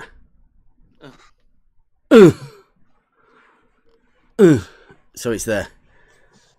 Right, now you do understand that this was a slide that he just happened to have an old reference, and if you listen to it as I did, he refers to it as a chord line, as I told you about a week ago. Yeah, I said forget about it. Blue, just forget about it. We know he made a mistake. We know there's no such thing as internal vertical tangent planes. We know that. So why are you showing it then? Because that's the picture of the bridge. That is a vertical plane, isn't it? No, it's not. No, you don't understand what a vertical plane is. A plane in the vertical position, like most people would understand what that is, a vertical plane. What that means in a second. Firstly, we need to understand that in the video that Blue made about this, he constantly referred to it as a chord line. It just so happened that he'd left an old annotation on it that had a tangent plane. So that's just an old annotation. So yeah. When he was explaining how the GPS raw data was referenced to it, tangent line is wrong. So he's saying, okay, can we say then that the GPS raw data was referenced to the chord? Yes, I think that's the height. Okay, and where it would say there, it would say elevation above the chord. Elevation's a bad term. I wouldn't have used that myself. Well, so that's mislabeled as well. What would we put there? He was using an old slide, as I say. I know. We've been asked. Rumpus, please. We've been asked. We can put our words in it. Blue's told us that we can update it, and we want to make sure we get it all correct. So please, can we get? I know we'll change it. Well, don't worry, we're going to sort it. He's told us to sort it. Yeah, and we want to fix them. So what? The incorrect annotations for that slide. Okay, so the GPS raw data was definitely referenced to the chord, right? We can sort that one out at the bottom, and it's something can above. I have an argument in here? Something above the chord. Yes, well, when you say above, that's a problem because that changes with the. Oh, okay. So what should we put there then? Put where? The elevation above bit? Yeah, where it says because we can't have the tangent plane, can we? No. Because you can't be above that plane. I mean, that would be. Blue referred to it as a chord line. Okay, so not elevation above. So all we've got is chord line. Can I have a word in? So we've got the chord line, which he happened to. That's what he called it. He just happened to have the wrong annotation because he was changing slides. He just happened to have the wrong annotation there. So yes, we've got a chord line as he referred to it, and that distance that he's got above there. You could sort of call it an elevation. I wouldn't really call that myself. I would say it's the perpendicular distance from the chord line. That's what I would have called it. Perpendicular distance. Yeah. Okay, so and the GPS raw data was referenced to that chord line. Yes, so, that's what he's done. That's where he gets the 28. That's where he gets the 28 meters from. It is the. Well, he doesn't actually because he only has 5 meters. Is it 28 meters? I think it was, wasn't it? That's what Blue came up with. Yeah. Right, and then Jesse got that from. So Jessica's that's measured then, like a measured perpendicular.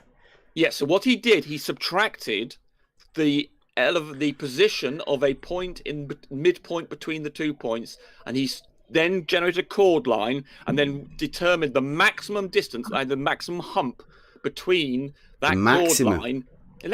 Yes, in the middle. Yeah. So when you've got a chord line like that, the point in the middle, when you've got a sort of spherical thing, when you're cutting a segment from a sphere, so you've got a chord line between those 2 points, the maximum distance between the chord line and the surface will be at the midpoint, and Blue has chosen to use the word elevation above. I personally would have preferred to have said perpendicular distance from the chord line, but he's chosen to use whatever. He's probably just trying to make it a more friendly term, but it's the distance, the perpendicular distance from the chord line at the midpoint. So the chord line would be the shortest distance from those 2 points. Ground.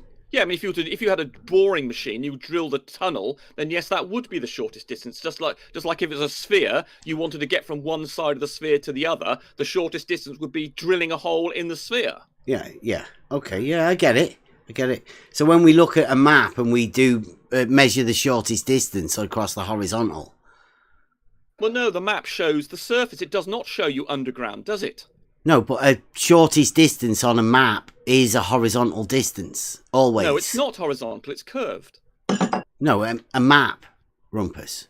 Yes, but a map is just a distorted projection of the Earth's surface, which is curved. The 2-scale maps are 2-scale. I mean, you're in the UK, aren't you? They are distorted very slightly. Have you seen the grid reference system that we have in the UK? Did a typical Ordnance Survey map, then obviously the distortion will be small. But if you did it as a map... There's no distortion, it's a grid reference system, Rumpus. Yes, but it only works over short distances. For the entire UK. The Ordnance Survey say this, Bev, and you know because you've read it. The entire UK does have a grid reference system. For instance, if you were to put 2 Ordnance Survey maps, say from the east part of the UK to say the west of Ireland, you could not just draw. You could not just take a line and just draw that across the Ordnance Survey maps and get the right distance. I know you want to overtalk me because I'm making a crucial point. I know you don't like this point. No, they're all to scale, Rumpus. Just draw a line across a series of Ordnance Survey maps. They only work for the length or the size of the Ordnance map. Even then, it's slightly distorted. They're all grid reference, because Rumpus. You've read it on the Ordnance Survey website, in which they describe what I'm talking about very clearly. Don't get shouty. It's all right. Yeah, because you're over talking me. So you won't finish a sentence. There's a grid reference system, and you would agree to that. Yes, we know it's a grid reference, and it's a distortion. It's a projection. It's not. It's squares. There's no Yes, distortion. They are squares, but they are projection. They are not correct. The squares are, yeah. Like squares are squares. Yes, but you can apply it. But what it shows is a projection. It's distorted. The scale. Where's the distortion in the scale? It's a projection, Bev. You know this. You've read the website. They tell you that's what it is. They tell you it's a distortion. They tell you it's not accurate. But they are. The facts are. It is a grid reference system. Yes, you put a grid on top. That doesn't make it accurate. And what you've got on there is not accurate. Like the X and the Y. On top, Bev, I could put and a then grid on. We could have grid. a vertical if I were to get a sphere and to go with it, and I were to distort it onto a flat plane and then put a grid on it, that doesn't make it accurate just because I put a grid on it. Well, in the UK, when they measured all the distance, they measured them like 1-to-1. Actually, locally measured them. Then they put them on a map, and the map's got square grid reference. Now, it's to scale. No, it's not to scale. It's it is. Accurate. That's how they can do that with the maps. You can order up any scale you want of any part of the UK. It is not accurate. The website of the Ordnance Survey they said it got say really accurate. It is not accurate. But the Ordnance Survey say it's not accurate. Why are you claiming that they're saying something they're not? But they did triangulate the UK to a very accurately. But they can't show it on a map. They can only show the results on a globe. The website for the Ordnance Survey say it is not accurate, and I believe you've read that. The maps have all got grid. They've got squares we know on they've got square grids on them, but the website for Ordnance Survey say it's not accurate over long distances. But they are accurate. They're all to scale. No, they're not. Yeah, the they're all to website scale. for the Ordnance Survey say it is not accurate over long distances. And I believe you've read this. And so if you're trying to deceive people, I'm not deceiving anybody. I'm just saying there are you are trying to deceive people. And they are maps that are accurate. They they're are all got to grids scale. on them, yes, but they are projection and they're not Rumpus, accurate. I've got a question for you.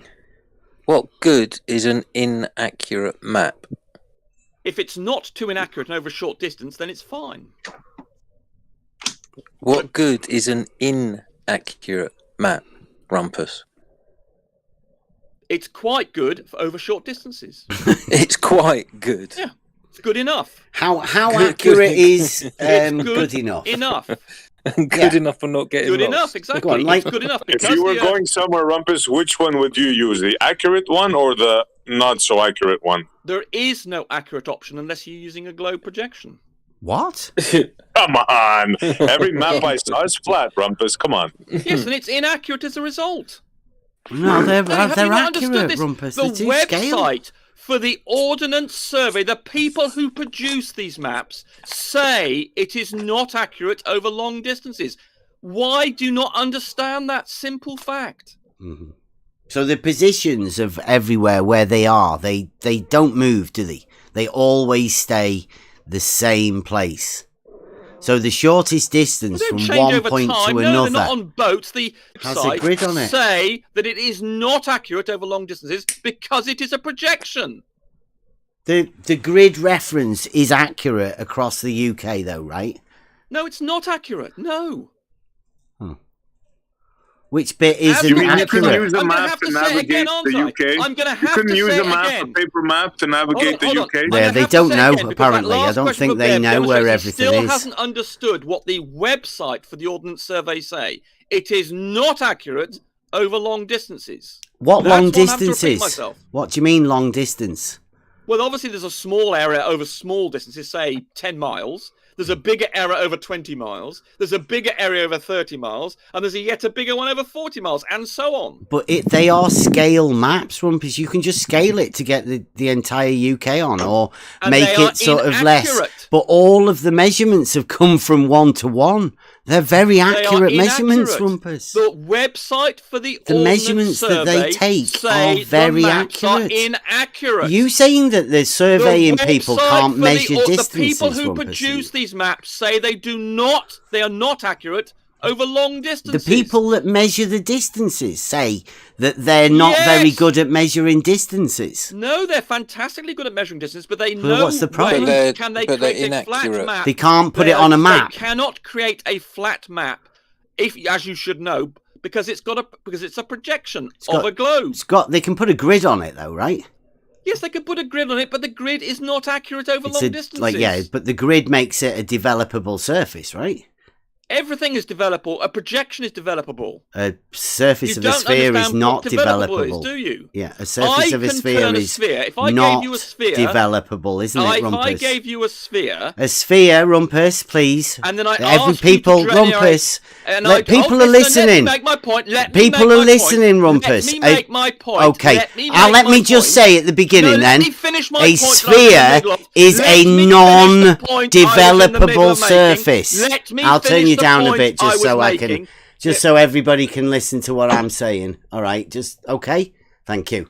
So a sphere, the surface of a sphere is a non-developable surface. That means it cannot be expressed on a two-dimensional plane without distortion. Now, all the maps of the UK are square, flat maps, developable surfaces. So the maps are fine. Not only are the maps themselves square, but they are divided into squares within the map.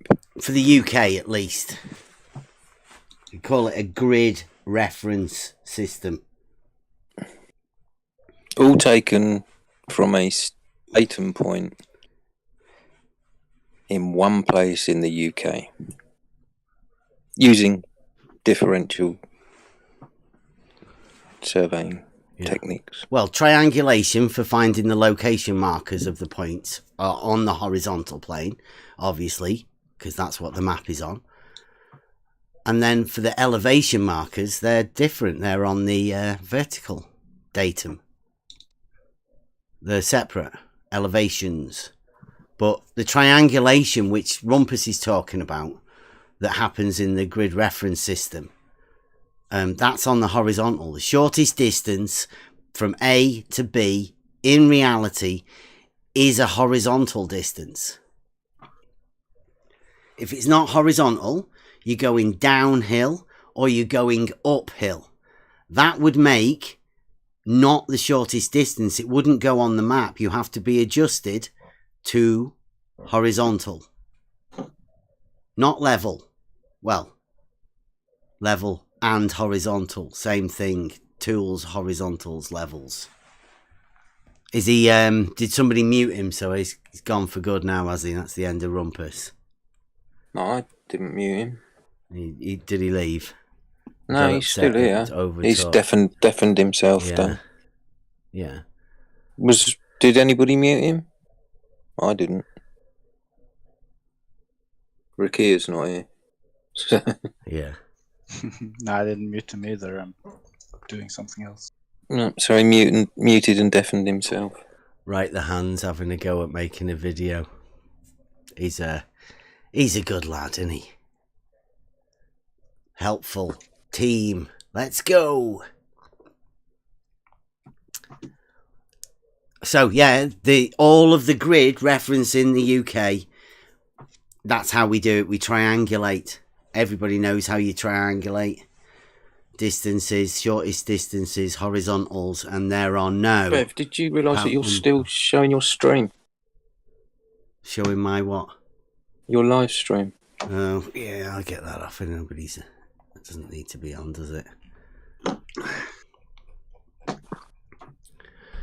Yeah. Horizontal distances. All horizontals are parallel. That's how we can do it. That's how this works. Unfortunately, they get upset and start shouting about websites and stuff. You have to go and read this and read that. He did sound stressed though, right? That there was a website somewhere with something. I mean, like I said, I've always said that I think I might have picked one of my fan club up. Hi, Bev. Do you hear me? Yeah, you're back. Yeah, I'm welcome back. Here all the time. Mm-hmm. See, nobody kicked Rumpus. Genesis. Nobody kicked Rumpus. He deafened and muted himself. He doesn't like having conversations. No, I never said you kicked him. You claimed that we kicked him before, if you remember. You have kicked him before, yeah? No, he's never been kicked. We literally don't need to. He gets the shits on and deafens himself and then leaves. Like, we literally don't have to. I tried to create a picture myself here. Could you tell me what's wrong with that one? What picture? Oh. It's very small. I don't see it. I don't know how Have you put it in the live chat? Yeah. I don't know. I don't Technology. See a you need send for Rakia tech support. Sounds like Genesis. That's what you need. Big hammer, small screwdriver. Yeah. A bit of fettling. I have to work on that one. Yes. Where did you put your picture, Genesis? In the next level chat. The live chat. When did you put it there? It was 10:56, and your it should be 9:56. How much have you been drinking? Give us what does it say at the top of the chat? Drinking, I think 3 coffee and 1 water. I'm looking through all the chats and I can't find it. No. Doesn't seem to be there, Genesis. Sorry? It doesn't seem to be there. Yeah, I can't see it. My 3 waters. No, because can anybody help Genesis out? Does anybody... Have you been in any other chats, Genesis? Have you been talking to anybody? Have you been to any adult Globe Earth Discord servers? But you can boot me. That you always do with anyone who's correct, yes? Well, I don't know. We're looking for your picture that you posted somewhere. We're just trying to locate it, trying to find out where it might be. I tried to post it again. See if I succeed. I'm not that good at making pictures, so... Not that good at posting them either, are you, Genesis? No, I'm really bad. You're not going into memes, are you, Genesis?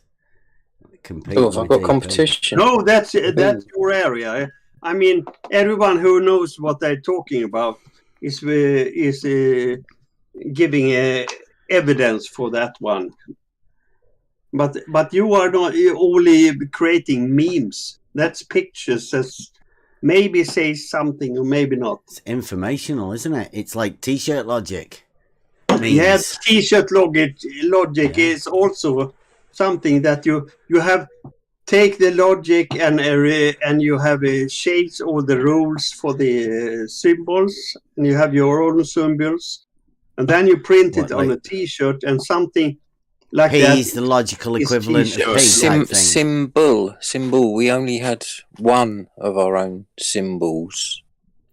So you say that we make up symbols is incorrect, Genesis. For instance, because we only actually made up one symbol, and that was the horizon, which was the horizon. I quite like that. Yeah. I thought that was quite a good one as well. Took a little bit of time to work it out, but we got there. Yeah. But all the other symbols are actual, factual symbols. Yeah. Yeah. Yeah. But it's free for all Friday, yeah? Yep. Then you could explain to me, the Earth is not round and it's not flat. What is the shape of the Earth? We've already did that. We did it. We don't know. We don't know. Do you? What do you know? What do we know? Yeah. We seriously have to go through this again. Again. All horizontals are parallel. No, but that's totally wrong. We have checked that. I mean, like, I've been checking it for quite a while.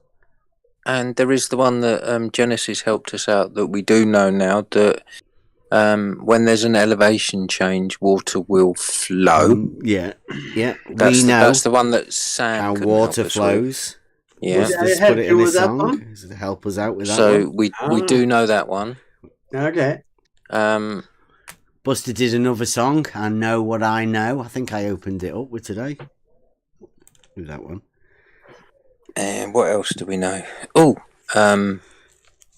backwards and forwards are 180 degrees opposed. The shortest distance between 2 points is a straight line, and that shortest distance in reality is on a horizontal plane.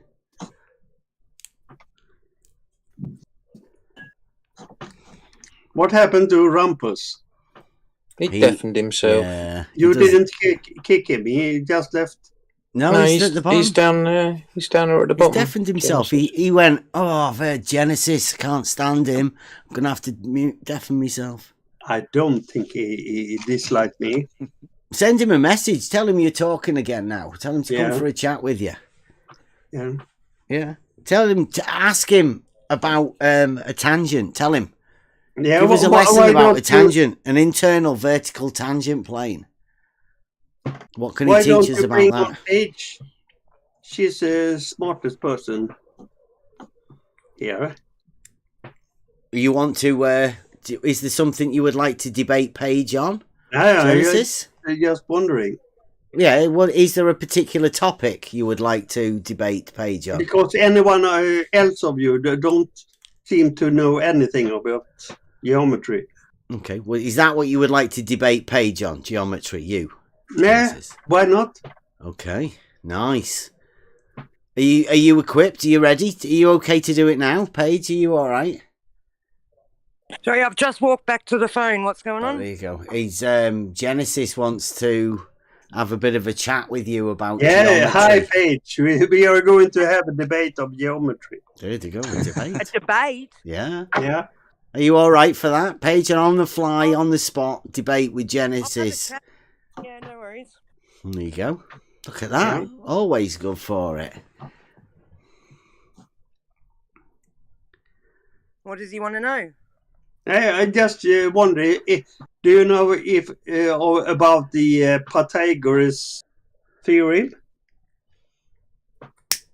What about it? Do you know about it? Oh, look, dude, I'm not going to sit here and go through everything that I know about geometry. If you've got something specific, get to the point. I asked Bev to have a discussion about geometry, and he said that Paige would be nice to have a discussion with this. Yeah. Well, are we going to say that she does know about Pythagoras, right? Let's take that for granted. Okay. Okay. Is that your first question?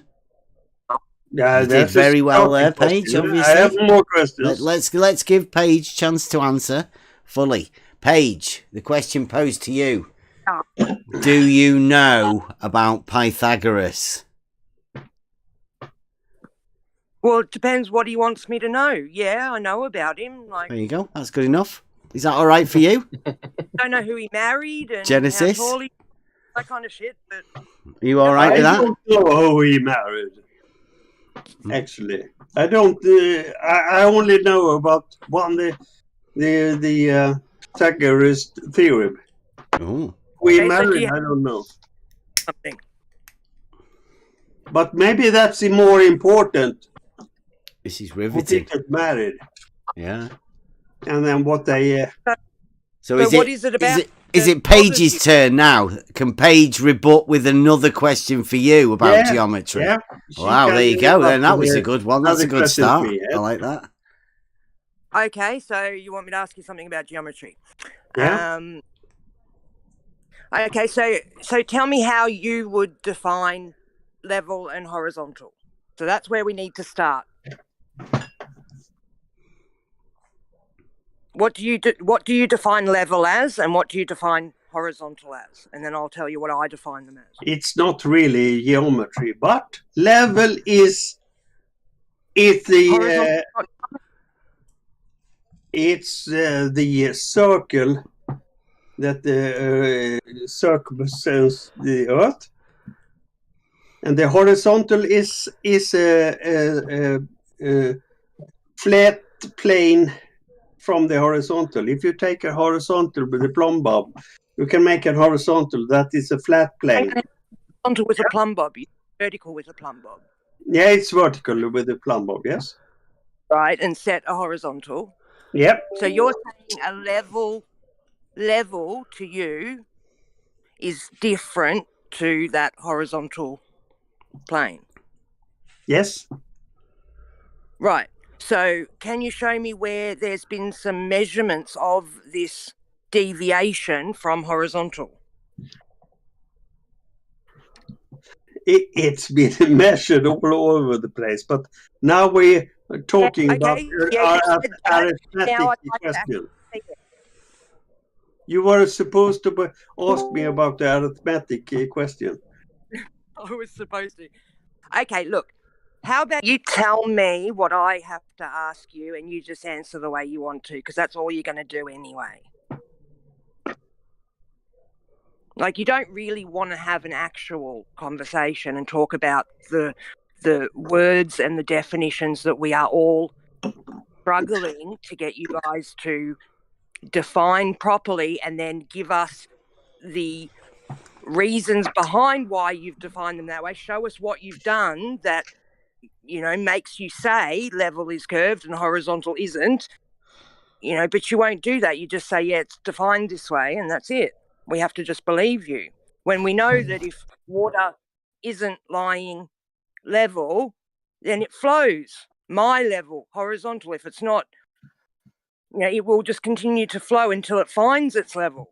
That's the whole point of making a water level tool, is that we went, oh, holy shit, this stuff does this amazing thing where we can always know where horizontal is because the water will go there. So we went, oh, shit hot, we'll make a tool. Like, why do you guys want to change that? It's not changed. I wasn't, Brenda, go away. I wasn't talking to you. I heard Genesis. I heard a debate Brenda going on here, Brenda. You're having a debate with Paige. You asked for it, Genesis. Yeah. So okay, please, thank you. Yes, I did. I was to say that what Brenda says is normally correct. And what forget about Brenda, dude. You're talking with Paige now. I want to say to Paige. You got it. Now talk with Paige. Now we have SC Montreal. Where is your skateboard? It's there. I'm cleaning it. But now you're talking with Paige. Quiet then. I'm talking to Paige. So don't talk about Brenda, please. It really does all boil down to you guys needing to show that level is something other than horizontal, and you can't do it because we use water, and the physics of water won't allow you. You need to show it by looking a long distance, you know, using perspective and atmospheric effects and things like that. You don't actually have a physical measurement of level deviating from horizontal because it can't. Water cannot hold itself like that. It would be flowing. That's why they need thought experiments, right, Paige? So that because they cannot do it in real life. So yeah. What I want to say is that mathematics and arithmetics and is not applicable to the real world. So all the statements about triangles and circles and things like that is just in that world, not applicable to the real world. Then you apply this to the real world, and it can explain things. Yeah, you've got it back. We understand what Euclidean geometry is because of reality. It's not the other way around. We didn't not at all. You're totally wrong. Go to reality and go, oh, does this match? No. You know, we created the geometry from the way we stand and how up is, how down is. All the other mathematics in is created in an invisible world that has nothing to do with the real world. Then we apply it to the real world, and it can explain things in the real world. But that has nothing to do with the mathematics. We're not talking Brenda about is mathematics. much more capable of explaining this than I do. So I wouldn't be so sure about you that. You want to take a mulligan on this conversation then? Sounds like sounds like Genesis is tapping out. He asked for the debate and now he's tapping out of the debate. I was thinking about that. I don't want to debate. I just would like to have a conversation. That would be fine. I'm happy to have a conversation, Paige. Genesis is tapping out of his own conversation. Yeah, it's okay. That's Genesis. Yeah, maybe I Thank am. you very But much. I think Brenda is much better than me to explain this thing. You are too stupid to understand this. Nice, well done, Genesis. You sound very intelligent when you say that, you know. Yeah.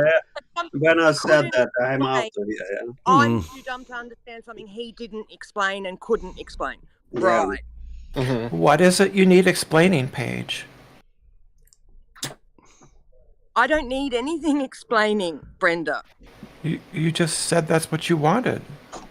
Well, No, I what didn't. would you be able to explain, Brenda? Because I understand something he didn't explain. I didn't say I wanted him to. Here's your Would you chance, fucking though. clean out the Paige, come on. bridges?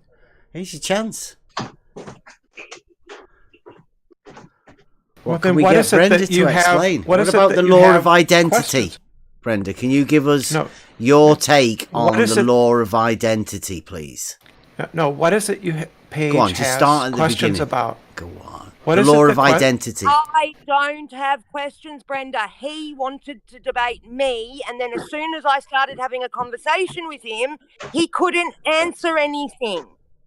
What is it that he couldn't answer? Maybe I can answer it for you. I'm happy to not talk to you.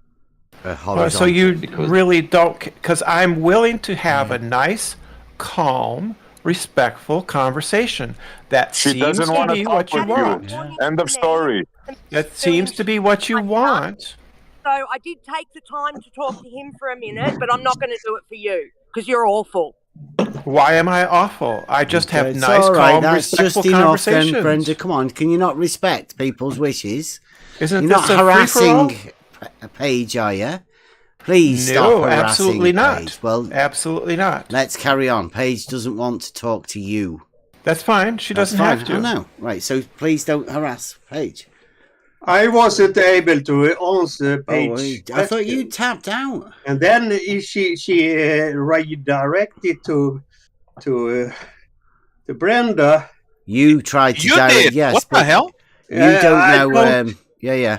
But I you don't know the what history, do question you? was. So I didn't let's know just what deal to away with that. To ask to. There's no need for you to get involved, Genesis, really. If you're tapping out and Paige I'm not doesn't want to tapping out, talk I'm to still Brenda, here. so let's just forget about it. Let's carry on. Pretend it never happened. But you are too stupid to understand. You obviously sound really intelligent when you say that. You sound more intelligent every time you do say that. I'm very much more intelligent than you are. Obviously. Bev and everyone. Yeah. Yes. I assume that I will be kicked out now, but you are so stupid. Yeah. Yeah. Is that what you want? Is that what you want? You're saying that so we can kick you out, so you can go and say, "Well, I tried to." It's not gonna work. It's not gonna work. No. Genesis. Anyone says anyone thing intelligent, you kick them out. Genesis. What happened here That's is the state of this country. Paige, a woman from down under, whooped your ass, whooped your sissy ass, and you can't handle it. Montreal is the Boy. stupidest of them all. You can't handle it, boy. You got your ass whooped. Yeah. That's what happened. Sure. Now Genesis, sit down and shut if you up. want to be kicked so badly, No. just leave. So this doesn't sound really Oh, like the come kinds of on. conversations you guys say you want to have. Yeah, I wonder who's doing that then, Brenda. Who Well, is I've that? been Is quiet- that I've been Genesis? silent. Are you telling Genesis he should No, stop I've doing been what silent. he's doing? Okay. I've been quiet. But you're saying these aren't the type of questions we definitely we don't want this sort of stuff. So is it Genesis you're having a go at? Genesis? I think sounds Brenda's like it's saying these SE aren't Montreal the type of who's making the threats here. Threats? Yeah. Threats? Wow. There was no threats. Yeah, he was getting obnoxious I think with this my might friend. be time for Brenda to go because we've heard this before. Hold on. Reporting Let me say this, people. Brenda. Watch out. There's no threats. I'm he not was getting reporting rude anybody. with a woman, Brenda, and I put him in his place. That's it. I'm not reporting anybody. Don't you like the chivalry? Weren't Nobody you impressed cares. by my chivalry? Nobody cares about this tiny little Discord. They're not going to shut it down. But you're here every night. You mean Brenda, the one you care. can't keep away from, Brenda? I like Brenda. Keep up the good work. So Genesis, I'm curious. What kind of questions did they ask you that they couldn't understand? No, that he couldn't answer. You mean, Brenda? I don't know. I'm Swedish, so I know my English is not my first language. So they I don't know. Oh, you know, I'm here in Minnesota. I'm here in Minnesota near your question, Brenda. I'm here in Minnesota near MC Tune and stuff. We have a lot of Swedes in this area. A lot of Swedes. Yeah, Minnesota is a big state for Sweden everywhere. Yeah. Do you two want to get a room together? A lot of people have the loo to fiska. Maybe I and DP should have a room together. No, thank you, Genesis. Try out some strange things. No, thank you, Genesis. Is that one of the practice voices, Brenda? Are you practicing a Dutch one? 2 pairs of boxing gloves, okay. So DP is not liking me. Okay? No, me and DP could have some strange stuffs. Yeah. No, Genesis. This free-for-all Friday seems to be gone through another little bit of a drinking stage like we had last week. No, we had this Heumler, this German with guy. a happy hour. He's very 10 smart. p.m. till You should 11, listen to happy him. hour. Yeah, I stay out. Next level You disco. should listen to Heimler. I stay You see, out. Genesis, vampires feed on hate, and that's why DP gets angry when people are getting along. He goes hungry. He goes hungry. He goes Do I hungry. sound angry? Am I angry? You always have the same. Hang on a minute. toneless Hang on, voice. hang on a minute. Let's stop the room.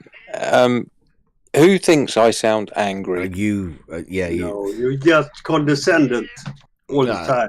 So Brenda's it's obviously stupidity I making can't stuff deal up then. with. Yeah. Unless So now that is we that assess what you? each other's mannerisms, Is that what let's Brenda get back Ringley to- thinks, though, Brenda? Is that what...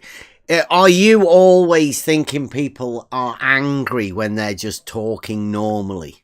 Do you have this sort of upside-down reality where you think people are angry whenever we're just I talking? never think people are angry when they're talking Well, normally. what did you just say about DP, then? Was that a lie, then? Like, you were just sort of fantasizing about something, were you? Bev, it's just a joke. Oh, it was just a joke. No, it's just a joke. Yes. Oh, Do you right. have I didn't trouble? get it. I didn't get it. You Did didn't get anybody it? else get You that? didn't get it? No, Next time, let us know when the punchline's coming Yeah, in, Brenda, yeah. and then we can all laugh, yeah? Insult people now. Is that comedy? It's not comedy. Yeah. It's just a joke. People it's rib each other. That's called ribbing, right? Okay. Is that what we're doing then, Brenda? That's fine, is it? That sort of ribbing. Is that what we call I it now? love Brenda and I love Heumar. I will get some more water. Water? Yeah, so it's like... sounded like a pop to me. Yeah. Red wine, I'm guessing. I knew somebody that didn't drink water, only beer. Red wine. Believe it or Red not. wine sounds really great right about now. Off you go then, Brenda. Don't let's stop Friday night. Free for all Fridays. So I don't know where we've tended to go off into the weeds a little bit here. Like, you know, let's get to go and know each other. Got some Swedish lessons though. Brenda got to practice the other character. Do you want some Swedish lessons? I can give you. Brenda's given us, thank word is like window. It's a Swedish word. Have you ever heard of Johnny B, Brenda? I live in the same city as Johnny. He could possibly be Johnny B, Brenda. Have you ever heard of Johnny B? Johnny B is the most idiotic person in the world. Yeah? He sounds just like you, and he drinks as well, heavily. Does he sound like me? I think so. That's terrible. How do you say reality in Swedish, Genesis? Verklighet. Verklighet? Yep. Nice. You are good at language, as in Montreal. What do you call a water level? You live outside of Berkeley. I was just about to ask the same thing. Strange that. But I just upset about every time Brenda comes in to say things. You always retract to ad hominem. Nobody's ad hominem. Nobody has ad homed Brenda. That's terrible. You are a evil person. Please, Genesis. Nobody has ad homed anybody. You have never ad homed Brenda. You've gone to your. Thank you very much. Yes. I agree. Brenda is a fantastic person. She is. Genesis. Yeah. Genesis, were you around when Brenda had her little meltdown and screamed, "Fuck you, fuck off"? Yeah, I was around. I heard that. Yes. Yeah. So please. I know that it was not that good, but yes. Yeah, I got upset. Yeah. How about leave those things in the past and move on? Otherwise, can bring up. You want to keep talking about us and ad homing and that? We can bring up all your things too. So how about we just don't? How about you just leave those things in the past? Yeah. So your base of what the shape of the earth is how people behave. If someone behaved nasty, slightly misrepresenting Genesis. Come on. What? You're so ridiculous. No, that's ridiculous from you, Genesis. Yeah, that's ridiculous. Yes, I'm completely. Yeah. You so stupid. You don't base the shape of the earth on how well you treat Brenda, do you? I like Brenda. Yeah, so is that how you establish the shape of the earth? Is that one of your proofs? No, that you like Brenda. Is that one of the proofs of the shape of the globe for you? But every time it's got nothing to do with it, has it? Come on. Something you just do ad homes. What about her? That she is not. What ad hom? Like an ad hom about people ad homing people. Yeah, you have the ad hom ad hom. That's what will you call it? You ask the drunken ad hom. Over and over on repeat. I have never done any ad hom to anyone. I got a question for Bev. Why do you interrupt people all the time? Because he's talking about ad homs that don't happen. So he's ad homing about ad homs that didn't happen. On loop. I'm just trying to get him off it. Yeah, like right now, I'm just trying to say something and you keep interrupting me. Why do you do that? You do that to a lot of people. Why do you do that? Why do I try and progress the conversation so it stops going round in loops over and over? Why do you interrupt people? Because I want to try and get on to the next subject so it doesn't keep looping round in circles. Like, obviously, we're going to go again. Yeah, but you interrupt people all the time and you don't let them talk. Let's go around again. You do that all the time. Don't you have any manners? He's trying to progress the conversation, Brenda. No. But you guys get stuck on a fucking merry-go-round and we've got to come up and slap you and go, no, it's just to complete a sentence. It's just to talk. Is this all you've got, and you Brenda? don't let just people personal talk. Attack after personal it's attack. Not a personal after attack. Personal attack. You started talking over me then. It's not a personal attack. Yeah, it is, Brenda. Because No, it's it what isn't. you do. I'm asking Bev why he feels the need to interrupt people constantly. The conversation. And so you're claiming that's a personal attack? That's not a personal attack. No, you are personal attacking. No, that's not a personal attack to ask him that question. It's not. It's all you do, Brenda. No, I don't. You criticize the person and you don't address the argument. I always address the argument. No, you don't. And I get interrupted by Bev and you. You just run in circles, Brenda. It's why you are here. You're just lying. You're just lying. Brenda all is you've got. To bear one question, and you are three people that white knighting for Bev. Yeah. They do that constantly. That's what DP does. Yeah. Bev should answer this. Okay, so Brenda. I would think that Bev would have been taught by his mother to have some fucking manners. Oh, but I guess not. That's too much to ask. Brenda. Why? Yeah. Why do you feel the where are need your to manners right now, Brenda? What are you, children? You can't handle fuck? Terribly ladylike, isn't it? You can't say fuck? No, nobody else has sworn this evening. It's not a terrible word. What's wrong with you? It is. No, well, it isn't. if you don't have the vocabulary to not be able to swear, Brenda, that's your problem. Nobody else's. I just don't see the problem with it. I just want to know why Bev feels he needs to interrupt people all the time and then complain about other people being rude, right? I mean, if you interrupt people all the time and then you complain about it, that's hypocrisy. Brenda, now shut up while Bev answers it, please. So I'd like people to actually, be respectful, but that is not something I've come to. That's not something I've. Yeah, excuse me. I was talking, Paige. I was talking, child. So I would expect people to actually abide by the rules.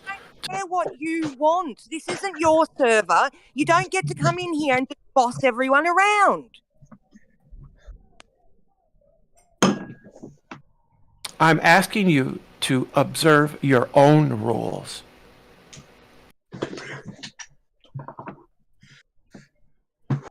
You made your concerns clear. We heard them. Now can we move on, Brenda? Yes, I will drop it. Okay, very good. Let's move on to the objective fact that the Earth is a globe that revolves around the sun. Okay, objective fact, you said. Do you have any evidence? Yes, copiously. Brenda, I would Can you prove that? to discuss with you. How can I get in contact with you? You haven't put out any new content on your channel. I go to school. I've been taking courses at the University of Minnesota. It's taken me away from my channel. Okay. You can send a DM to me. I don't have anybody blocked. Okay. Okay. I'll try to send a DM to you. I would love to talk with you. Okay. All right. Yeah. Okay, thank you. If you want to talk to the Swedish guy. So, evidence that the Earth is a globe, right? Well, we've measured the circumference. We've measured it. When you say we, and we've measured its rotation. When you say we, what does the we mean? Can you explain that? It means people. Okay. Can you give us the method that the people used to do such a phenomenal task? Making observations of the length of shadows. Oh, I can do that. The length of a shadow. For the circumference. Yeah. You measure the circumference by doing the length of a shadow. Yes. Yes. Wow, the circumference of what? The Earth. From a shadow? Yes. Length of shadow equals circumference. You do know what a circumference is, right? Yes, many people have done it down through history. What, the circumference or the shadows? I mean, I've seen quite a few shadows in my life as well. So Slice Barcane did it. Could you just measure it? Slice Barcane did it. Is it an average of the shadows? Blue and do you Dr. do Bob. Some sort of multiplication thing. Blue and Dr. Bob did it. Measured a shadow. They measured the circumference. Yes. The shadow. Yes. Right. So they measured shadows. Did they team together and add their shadows together? Because they individually, locally measured the length of a shadow. Dr. Bob. Dr. Bob and Blue. What was the average sort of shadow Dr. length? Bob and Size? Blue measured it. Is it length or so did Slice Barcane. Width. Right. Other people have done it too. Yeah. What was the average?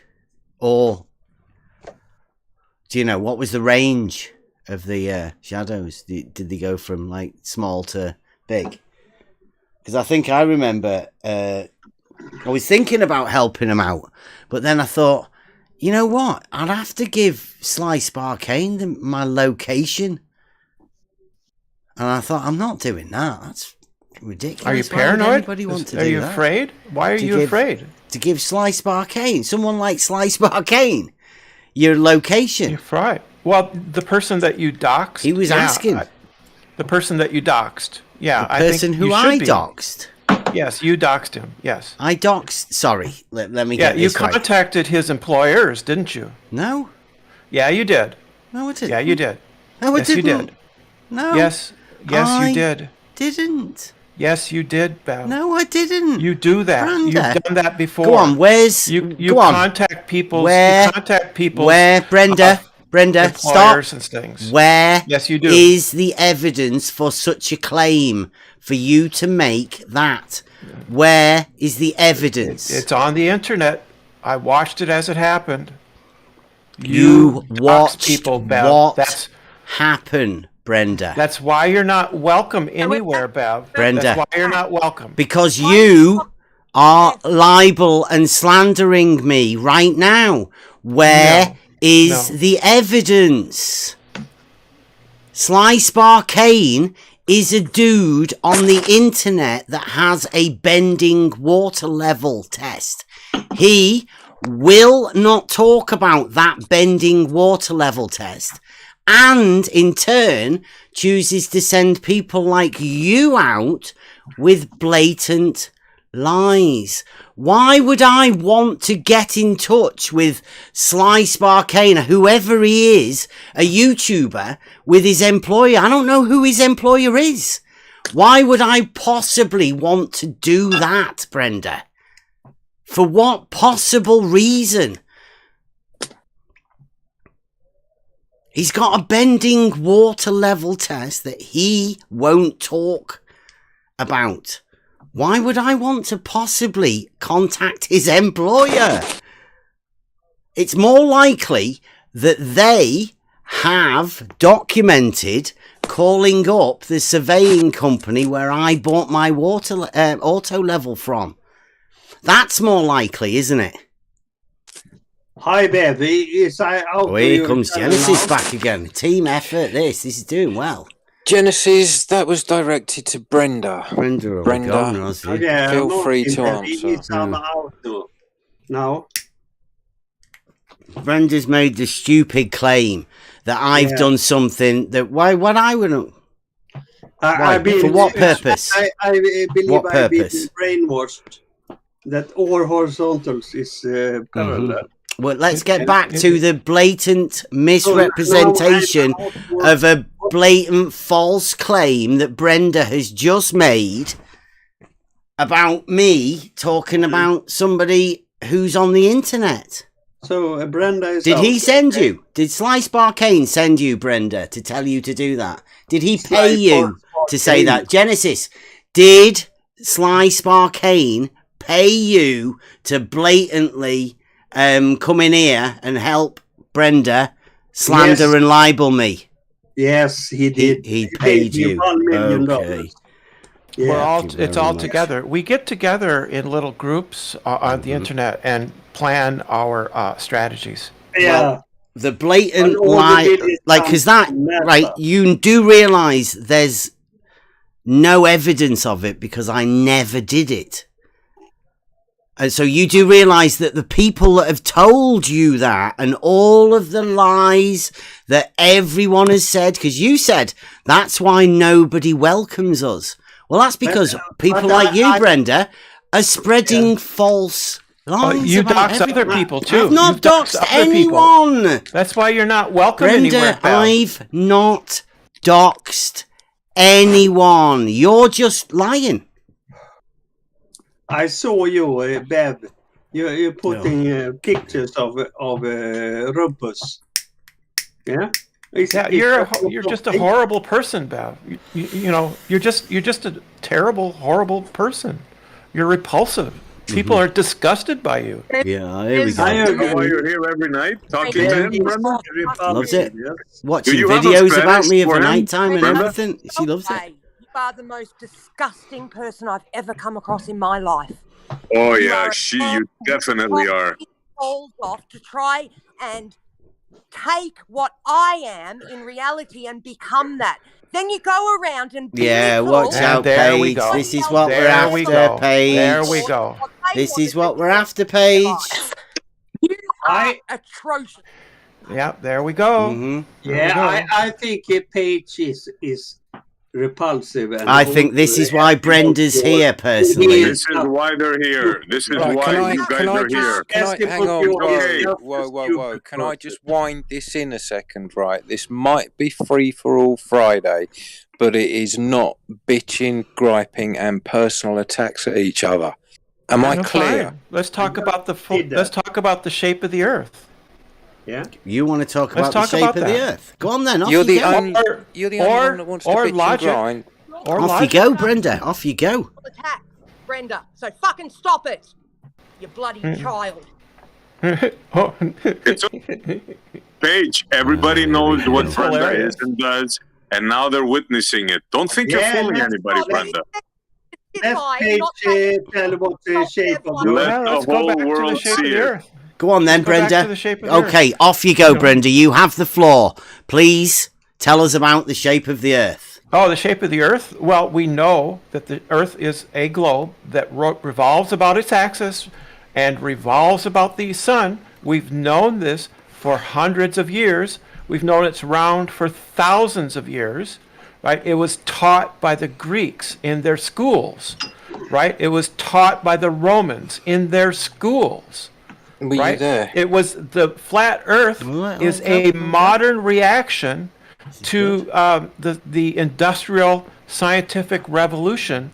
The flat Earth goes back to the 19th century. That's who it goes back to. It is simply a reactionary response to science by religious, dogmatic fundamentalists who read their Bible literally and think and believe falsely that the Bible says the earth is flat, which the Bible doesn't even say. But they have this false belief. They have this false belief. That's enough, Brenda. No, Paige will no, wait a minute. Genesis, please. Hang on, I've got something. Yeah, that's good enough for now. I mean, if you want me to support it, I mean, I can certainly support those claims, right? Because we can measure the circumference, we can measure the rotation, we can observe the Earth revolving around the sun. All of these things are observations that are easily made, easily done by lots of people. All of the giants are shadows as well. Go on, Deepa. Brenda, you claimed that it's what did you say? It was a dogma. What did you say? Dog. Oh, what's that word? Words are hard, aren't they? What's that word you use? Really hard words, especially when they have like 3 or 4 syllables. Oh my goodness, they get hard. They get hard. Brenda, words are thinking hard. about hard things. Yeah, it's hard. Let's come back to the conversation. I'm Brenda. totally stupid. Yeah. Okay. What did you say it was? Just let me know when you figured it out. Explain it all. Dogmatic was the word you used. Do you know what a dogma is, Brenda? Dogmatic is when I asked Brenda, not you, Genesis. Okay, I step back. Do you want me to repeat the question, Brenda? What? Google. All right, quick. Religious dogmatism. Religious dogmatism is like the church. When the Catholic Church says that the Bible is the Word of God. Dogma, that is a dogma. Going rambling again. I'm answering you. Why are you interrupting me? You asked me a question and I'm answering you. Yeah. A dogma is like a religious principle, like the church says. The church says that the Catholic Church, for instance, lays down that Jesus Christ died and rose again for our sins. That is a religious dogma. It is set down by the authority of the church. That's dogmatism. Okay, so a religious dogma is something that is taught to be true. It is taught to be true on virtue of authority. A dogma is something that is taught to be true on virtue of authority, yes? Right. Okay. That sounds familiar. You've got it back to front, girlfriend. Do you know why you've got it back to front, girlfriend?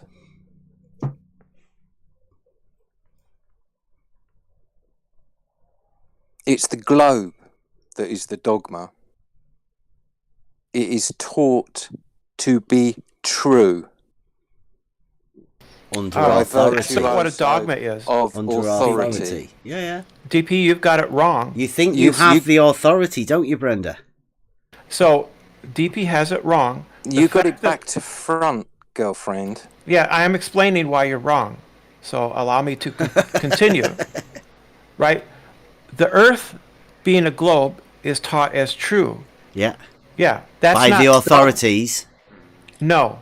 Yeah, by you see the authorities that teach no, you're that, changing. Right? You're changing words again. It's only authority that does the teaching. Authority. You're changing words again. No, it's only authority that does the teaching, Brenda. A dogma is true because an authority says so. Yeah. The Earth is round is not true because an authority says so.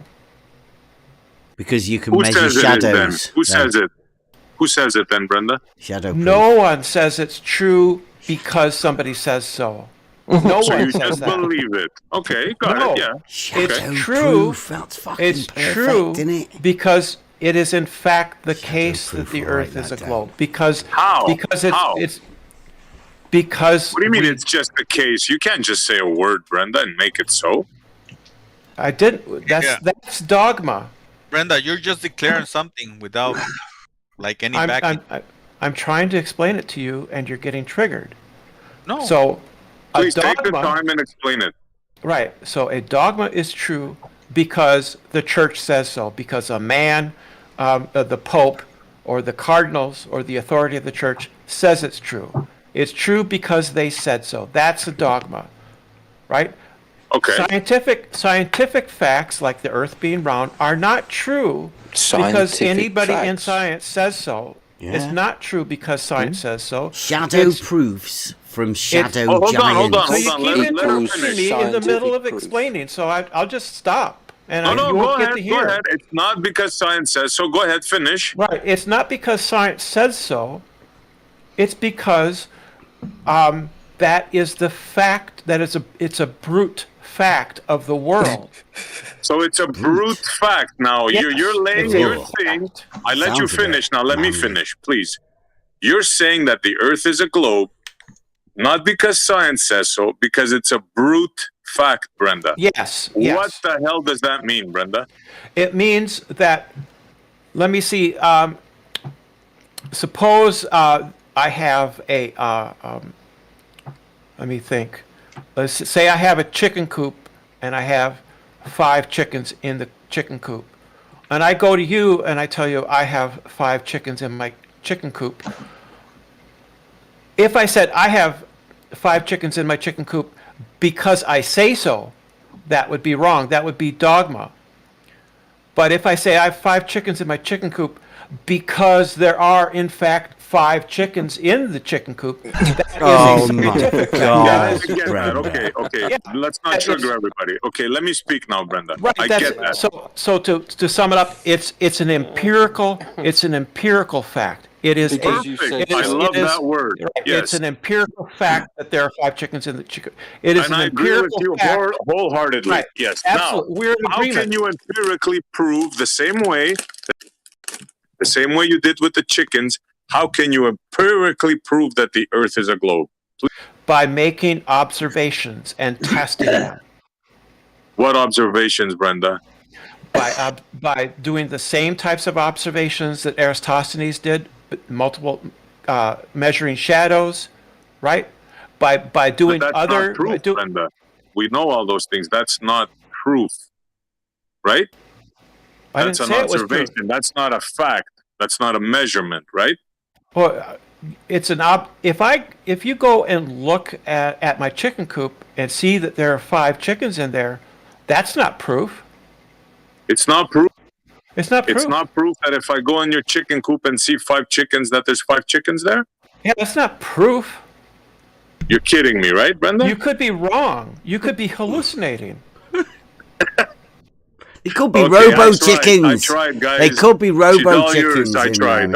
Yeah, they could be stuffed chickens. Maybe they're not real. You're delusional, Brenda. You really are delusional. So the point is that, facts are facts. You don't prove facts. Science doesn't prove facts. Right? Yeah. Science doesn't prove anything. Brenda, you're just rambling. Empirical facts are not proven. They are observed. They are the result of observation, measurement, a hypothesis, a scientific experiment. Empirical facts are not mathematical proofs. So you did not. Okay, so by your own admission, they're observed. You did not observe the entirety of the Earth to know its shape, correct, Brenda? I have not myself personally observed the shape of the Earth. That is correct. So you have no empirical proof. Thank you. No, I do have empirical proof. Of course I do. No, you don't. Yes, you just said observation, right? You did not observe it, right? Yeah, so I don't have to personally. You're going to take somebody else's word that you think observed it, correct? Yeah. So that's dogma. Yeah. That is the very definition. That's not of dogma. That's not the very definition. No, it isn't. No, it isn't. It is. Yes, it is. What you're denialism now is that as far as what you're doing is called. Brenda goes no, it's not. What you're doing is called the genetic fallacy. It's a genetic fallacy. You know all about that, Brenda. You've caught me in a fallacy. Yeah. The genetic fallacy says that an argument is false because of who it comes from. You are claiming that because I didn't observe it myself, that my argument is false. No, we're just claiming that every time we say something, you go, nuh-uh. Not only that, you claimed it yourself, observation, and I asked you, did you observe it? And you said no. Yeah, I didn't. Yeah. And the very definition by of definition, dogma, you're taking somebody else's word for it, Brenda. which is Somebody else, of yes. a dogma. Yes. That's not dogmatism. Okay, yeah, just admit it and we'll move on. That's not dogmatism. It isn't because somebody told me that makes it true, right? It's because of the observation that makes it true. But you didn't make that observation, Brenda. You're relying on somebody else's observation. It doesn't matter. It doesn't matter?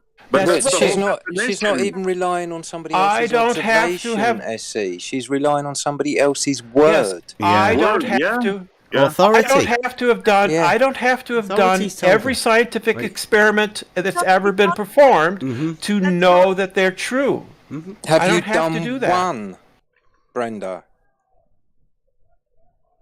No. So a person doesn't have to. No. A person doesn't absolutely have to do nothing. every experiment in order to know what Can I true. just go back to Genesis's picture, because he's took the time to, and nobody's bothered looking at. Everybody's dealing with Brenda talking. word salad about shit that obviously going to deny forever. But I mean, like, look at his picture. Look at it. I've drawn it in. He's got plumb bobs. Can you see how he's put an arrow to the plumb bobs? Do you like that? Everybody there, can you see that? I just want to acknowledge it in the stream so everybody can see it.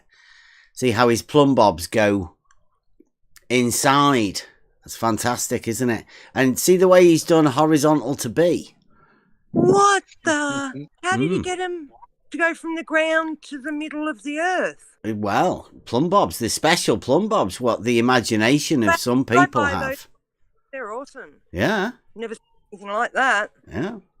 We get nothing but the best globe defenders in this place. Like, I mean, if for sure, the highest quality globe defenders, obviously, the most intelligent as well. You can hear them, how brainy they are. You can just hear it oozing out of them.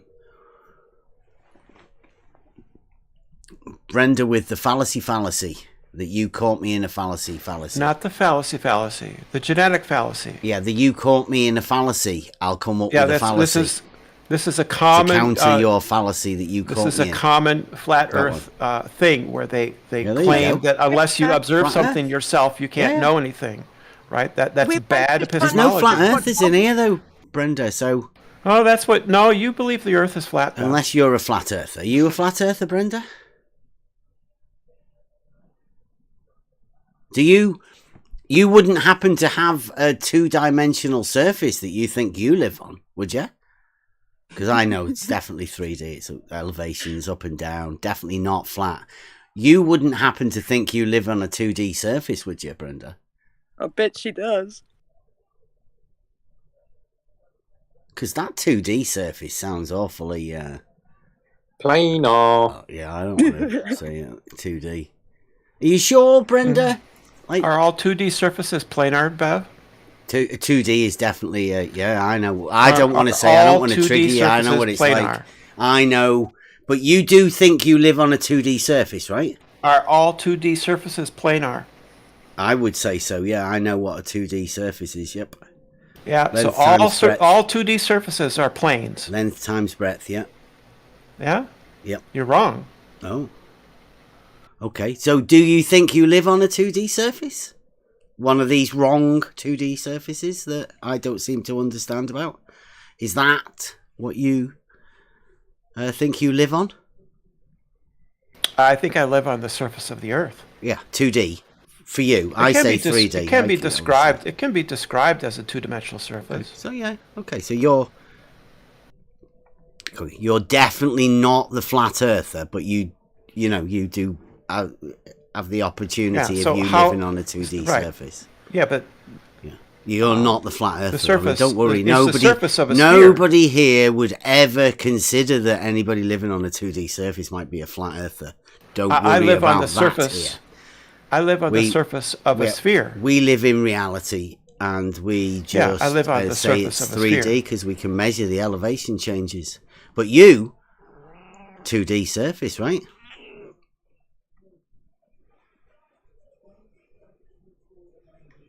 $2D surface with elevation changes, or just a 2D surface? Do your elevation changes have 2D surface as well? And does Brenda actually know what a sphere is? Geometrically, I doubt it, but 2D surfaces. We accept anybody around here, Brenda. Don't worry about it. We just live in reality, and you can imagine you live on a 2D surface if you want. I mean, like everybody, we accept anybody. Hypothetical 2D surface. Well, just a 2D surface. I mean, you know.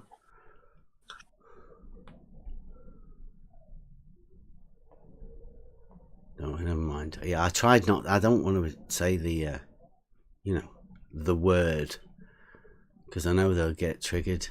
Yeah, I think we're all kind of avoiding the word. Yeah, we don't want to offend anybody. We're going really What was I looking for? I was looking for... Oh, it was in the DP folder. There we go. I did that a bit ago, innit? Please don't mock the flat shit / 2D earthers. We like to accept all peoples. That right, Brenda? That's the new woke way, innit?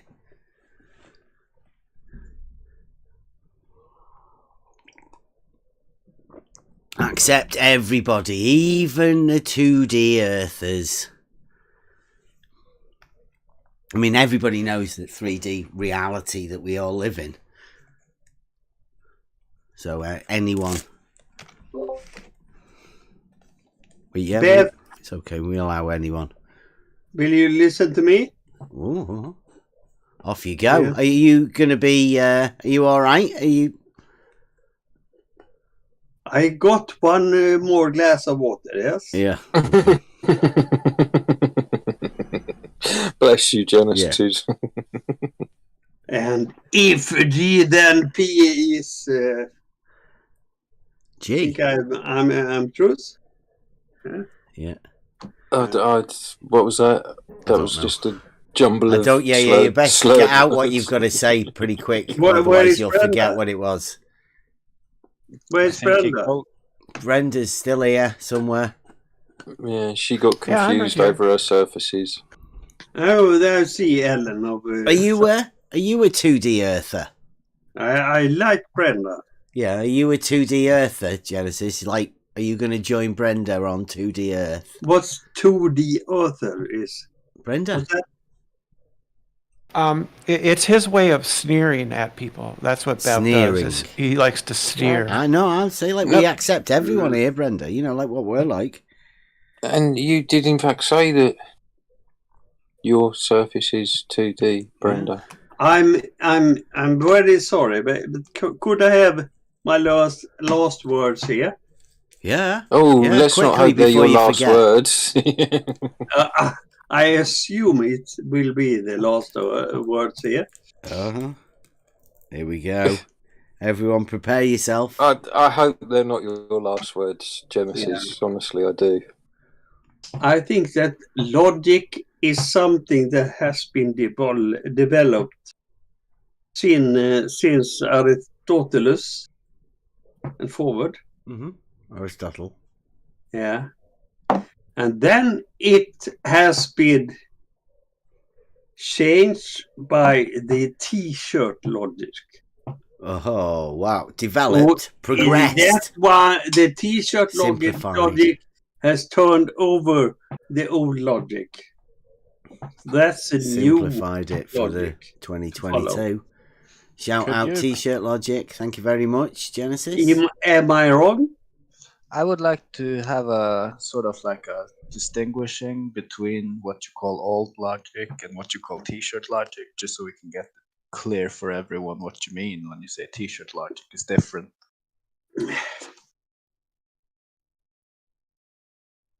Yeah, there's no such thing. There's just logic. I didn't ask you though, later. And what I think is that T-shirt logic is just idiots following idiots. Yeah, I think that's accurate. Yeah. So now I'm totally out of here. Goodbye and thank you for the fish. Genesis, whoa, hang on a second. Okay. Serengeki did actually ask you for a qualifying question. So Serengeki, would you do him the courtesy before you go? Yeah. Of qualifying. Courtesy. I would ask any questions. That word must have really hurt when it came out of your mouth, DP. Courtesy. Okay, Brenda, whatever you need. You're not involved in this, so please sit down and be quiet. Genesis, I found you the Brenda on YouTube here, so Genesis, would you answer Serengeki's now question? Now I will answer any questions. Can you qualify for him?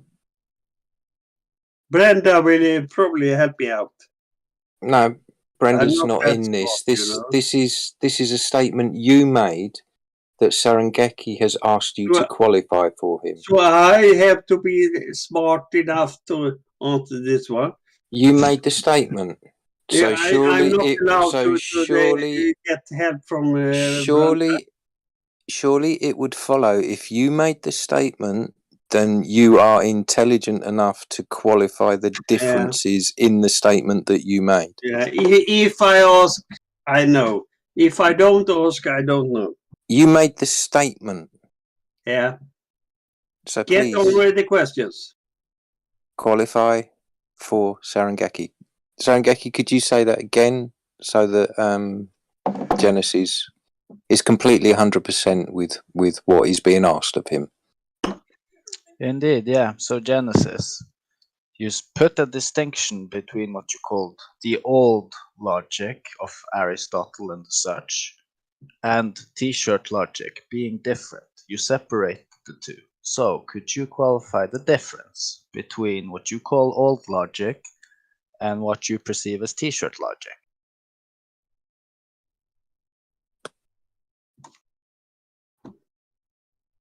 One thing is that Bev is using the equality, the 3 lines, to denote something different that normally is. Normally it's used to do its equivalence. If A 3 lines, B, that means A is equivalence to B. Dev has used that to something different. That's the first.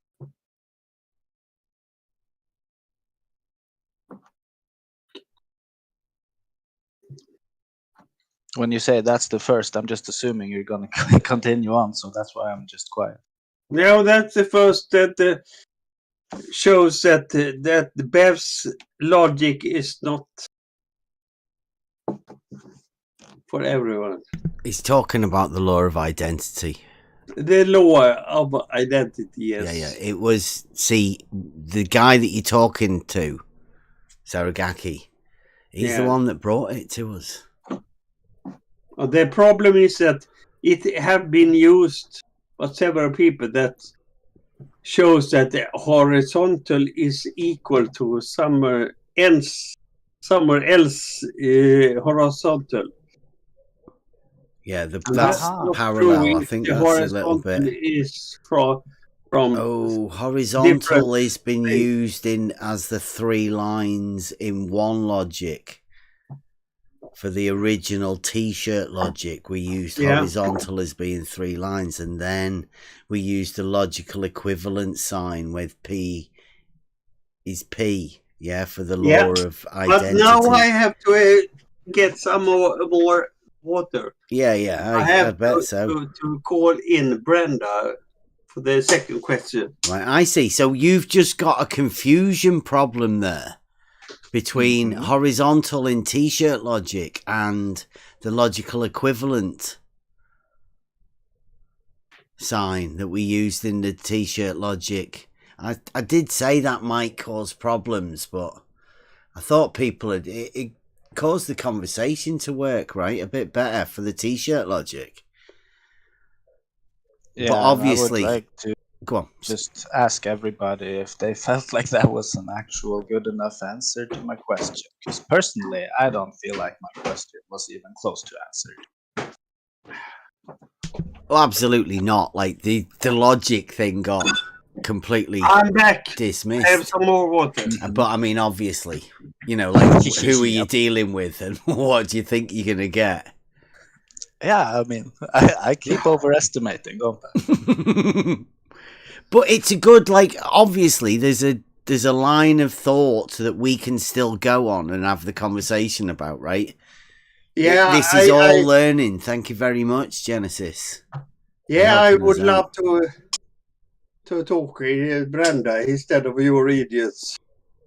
Okay, the third you question want to talk is to Brenda. Off you go. Yeah. Law of identity. The P is P. Try that one with. I love that. See how one, that goes. Yeah.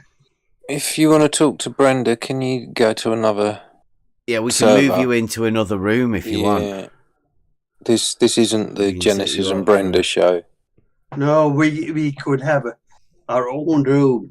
Yes, indeed you could. I don't want to even imagine that. Could I have an old room with Bev? We could do some nasty stuff. Or not? I think you've had one too many, Genesis. Yeah, you are gone. You are so stupid. Oh, here we go. Yeah, I'm gone. I know I'm gone.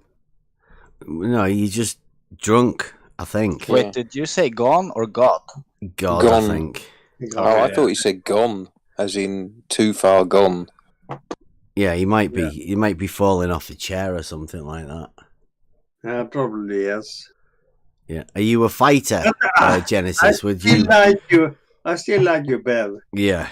You seem like that. You could voice. change. And you're good with the words.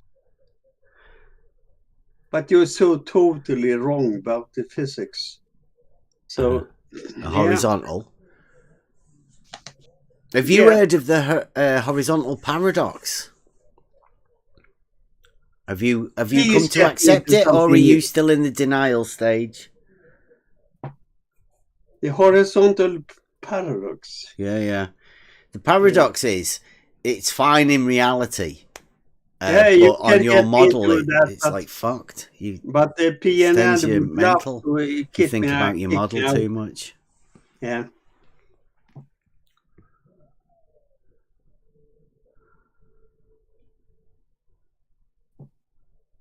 I would love to ask P if PNN do he want to have me back here? I'm such an idiot. Oh, you're apologising already. If the MP. Yeah, come on, He DP. thinks He wants I'm to an break idiot. back up again. Come on, DP. And he always says, come on. I did wonder what letters he was trying to get out. Yeah. We have. Tripping over two letters, Genesis. No. Come on then, what is it? Get it out. What do you want to ask Yeah. me? Come on. I'm here for you. But you guys will win the Nobel Prize and turn off the world. I doubt it. Yeah, Everybody already knows horizontals are parallel. There's nothing big about that. Ask anyone. Yeah. They'll tell you all horizontals are parallel. It's no big deal. Yeah, it would be nice, the MP, yeah? No, everybody knows it already, so yeah. It's not like we'll be telling them anything new, is it, Genesis? But everybody already knows it. You're following Bev. It's a well-established truth that everybody already knows. It's like an intrinsic thing, sort of a bit axiomated, I would say. I can answer any of your questions. Like a natural law. Get it on. I don't know. I don't go that far. But what would you reckon? Where is Hoymar? Reckon it's nearly a natural law? What would it be? I would love Haymore to be here. Haymore? Yeah. Haymore. They're not here. They're helping me out. Yep. Who's Haymore? will probably lose soon. Yeah. Haymore in the room? Haymore? No Haymore, no son. Any Haymore? No. Haymore. I'm alone. I see Haymore. Haymore, anyone? Anyone Haymore? Yeah, there I see Haymore.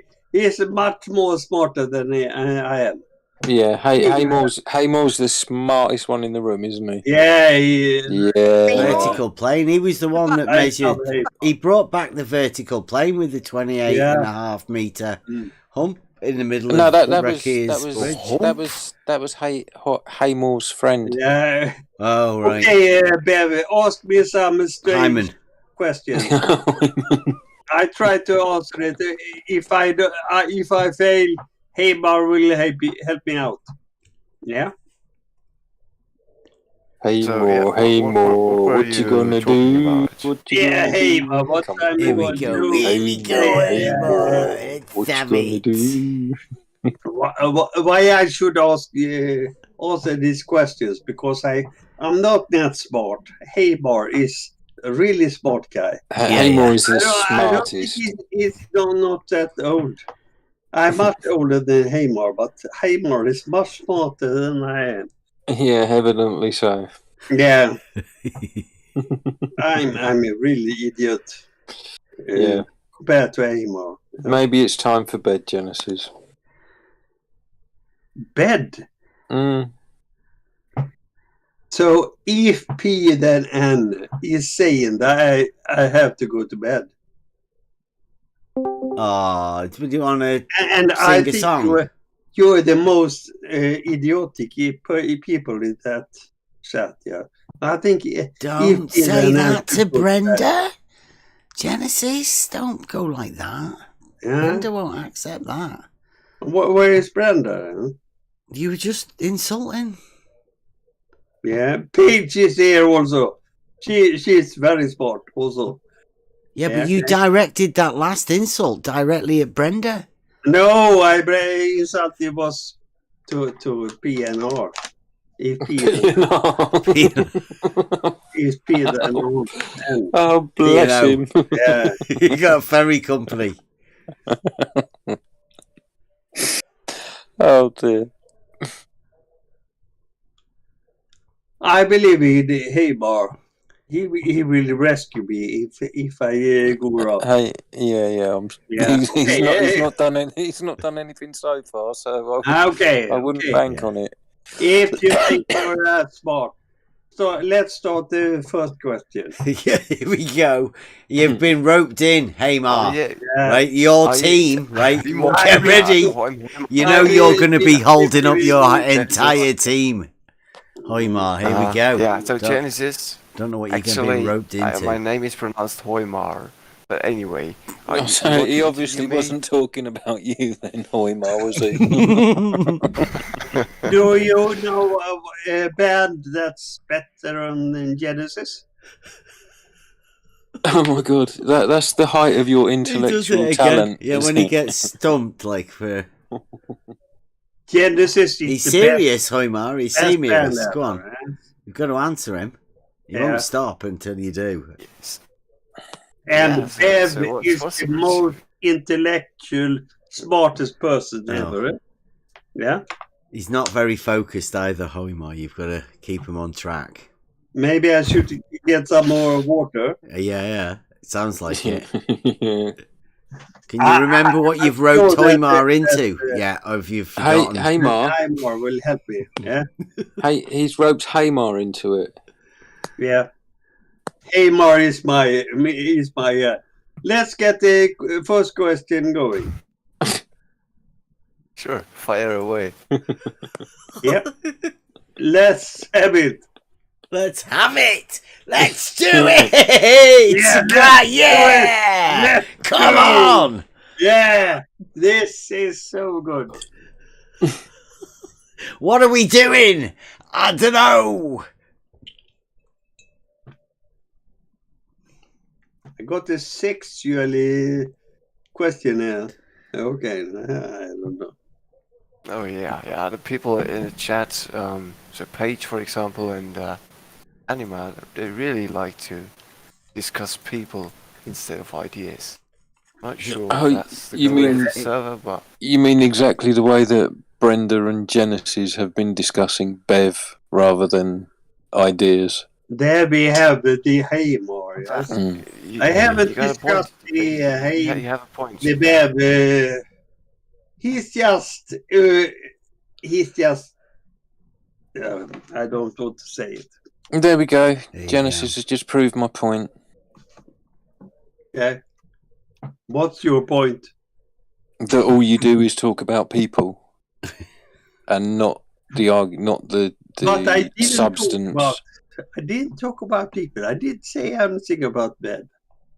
No, because you couldn't remember what you were going to say because you're too But pissed. I was talking about you. You are an idiot. Oh, there you go. Talking about people again. So you've proved my point. You've proved my point yet again, Genesis. Yeah, but I haven't said that about. So thank you. Yeah. Thank you, Genesis. I only said that about you and not about Bev. But you're only talking about people. Yeah. That's all you can do.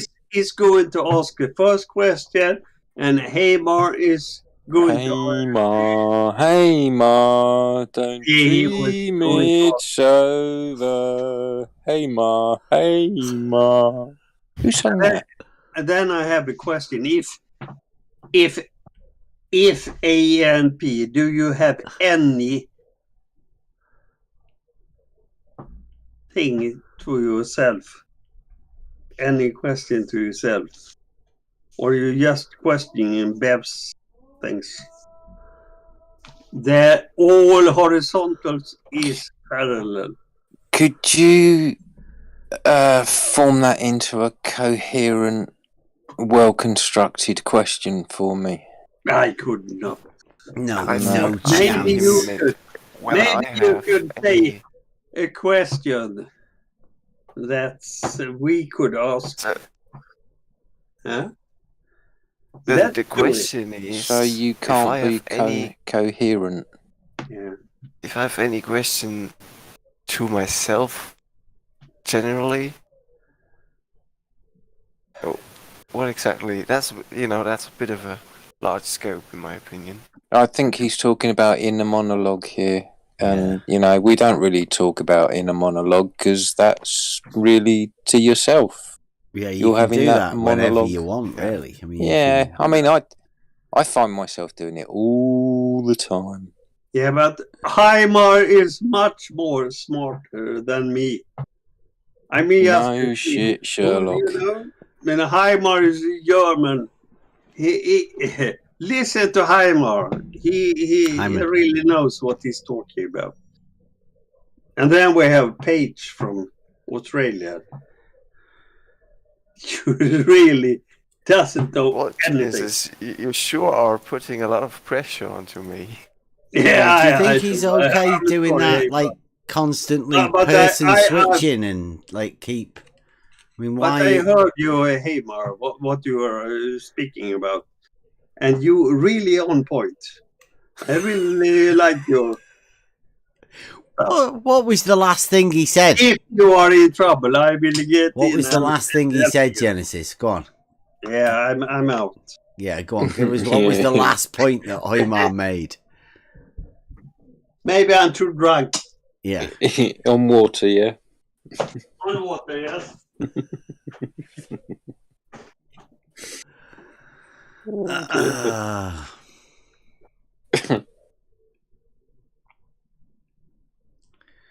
There you go, Hamar.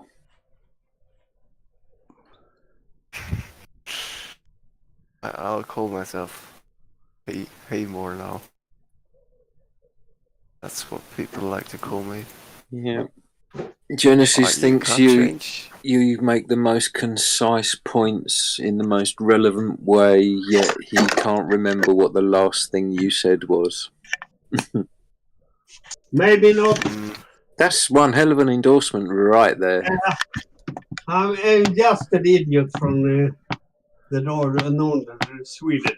Yeah. But I rely on Habar to put things right.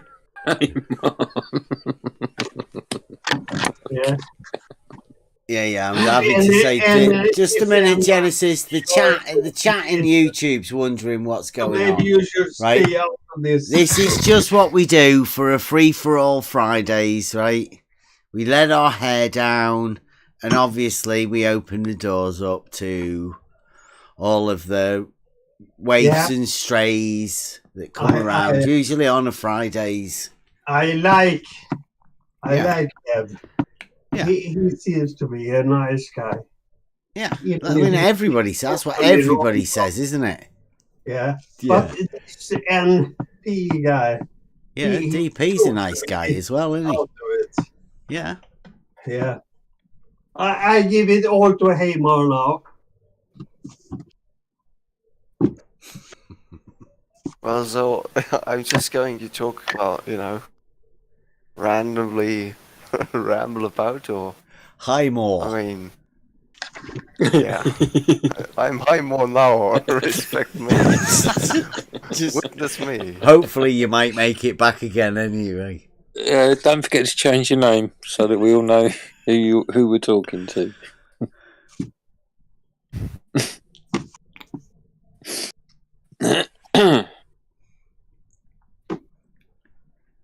But Bev had a question related to me. What? You said you had a question to me. I've got a question for you, Genesis. It's a really relevant question as well. How many cans of Guinness can you drink before you A, fall over, B, fall asleep? 7. And how many cans of Guinness have you had up until this moment in time? 0.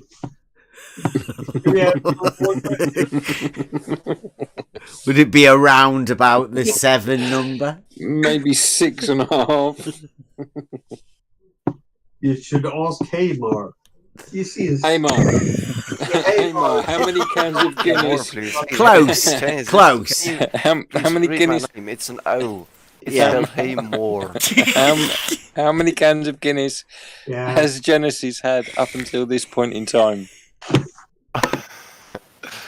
So the question of if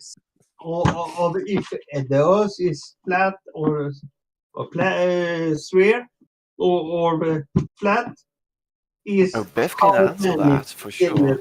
I know he can. Yeah, he has an answer to that. Okay. I think we could all answer that. You want to tell us, Bev?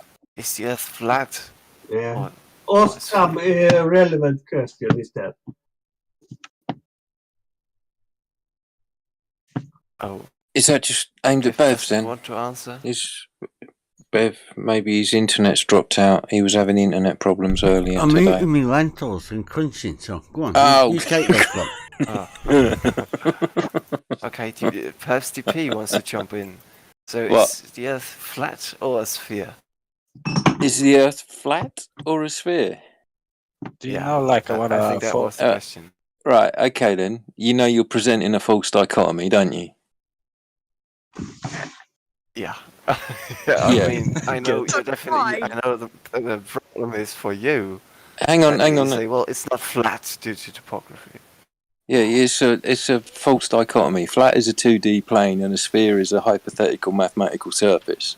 So what do you want me to say? Could you put it down to is level a circle or a straight line? Could we do it that simply? Yeah. I mean, if flat earthers use the same, definitions as you, the same sophistry, they would believe we actually live on a 2D plane without any topography. So hang on, I mean, they evidently don't. So 2D. Well, Brenda thinks she lives on 2D. I answered your question. I don't think she does. I answered your question. Would you answer mine? Well, not really mine. By virtue, my question to you. Do you think level is a straight line or a circle?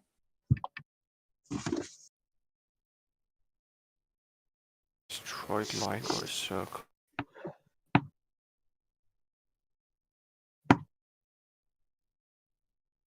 Well, I would say it's neither of those.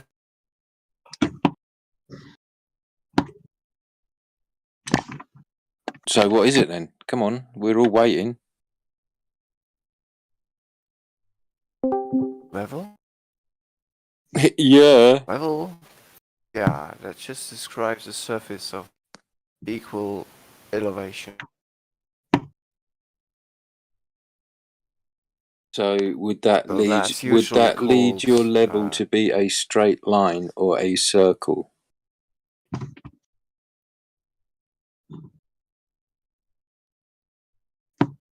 Well, a line is not a surface. I would say that level on Earth describes a geoid that's used by surveyors. So you think your surface is level? Yes, indeed. is level. Mm-hmm. Is level a straight line, or is it a circle? It's neither of them. Not a false dichotomy like you said at the beginning then? Yeah. So what's level then? Don't let these fools. As I just said. I mean, I can tell you the definitions from a famous surveying book. They say that a level line is a line in a level surface, therefore a curved line. And they say datum is any level surface to which elevations are referred. For example, mean sea level. Also called a datum plane, though not actually a plane. Mm-hmm. So you are inferring that level for you is a circle? Not a circle, not a circle. Well, it follows your surface, yeah? I would say it's a surface of equal elevation. So it follows your surface at an even elevation. They don't want to fool you. Yeah. Yeah, so, and what shape is your surface? Approximately. It's a spheroid. A spheroid. Approximately. So you have a spheroidal level. Yes. And expressed in 2 dimensions, a sphere is what? Expressed in 2 dimensions? Yeah, you know. You mean the analogous part to a sphere in 3-dimensional space?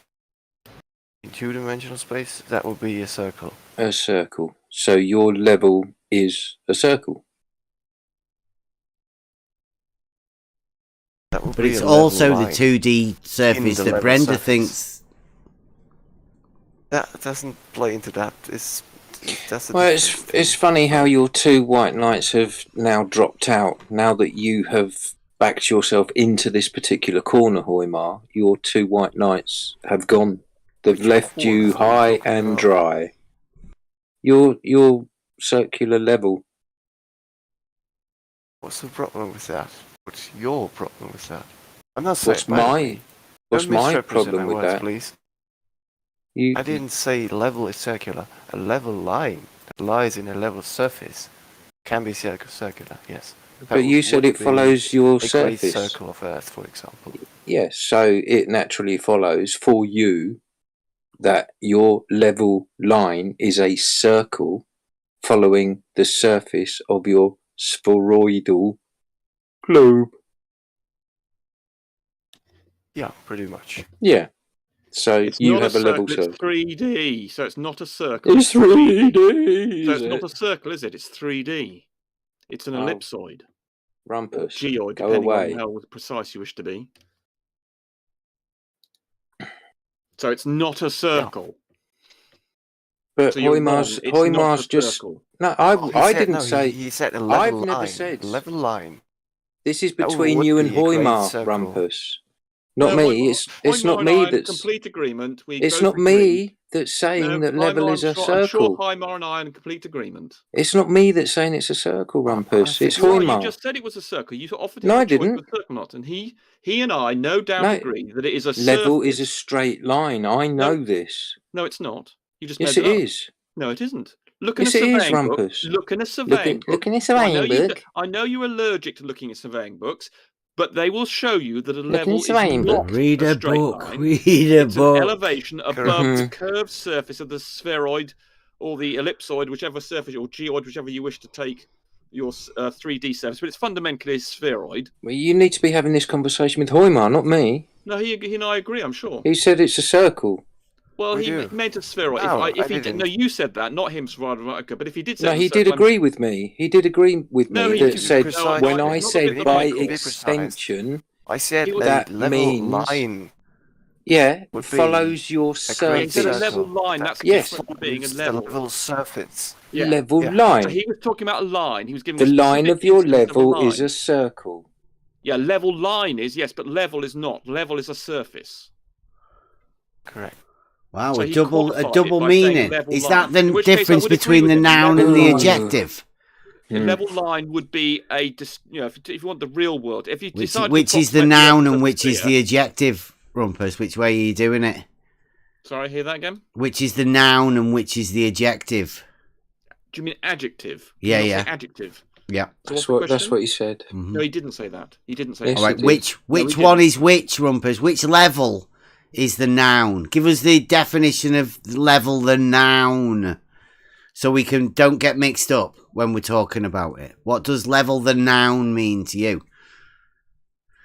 From the great book of the surveying gods of the definitions of surveying. Go on. The noun level. Go on, please. Well, if you... I mean, you're referring to the geometry rather than the object, just the noun for now. Well, there are lots of nouns for level. I don't know whether you're trying to...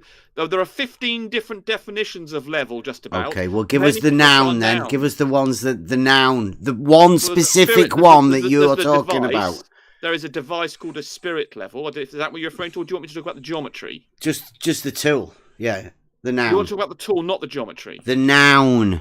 Yes. There are lots of nouns. Oh well, go on then. Give us your best. Give us your favourite. Talk about? Do you want to talk about the tool, the spirit level? Whichever one sounds the nicest to you. Which is your favourite one? The one that you've practiced the most.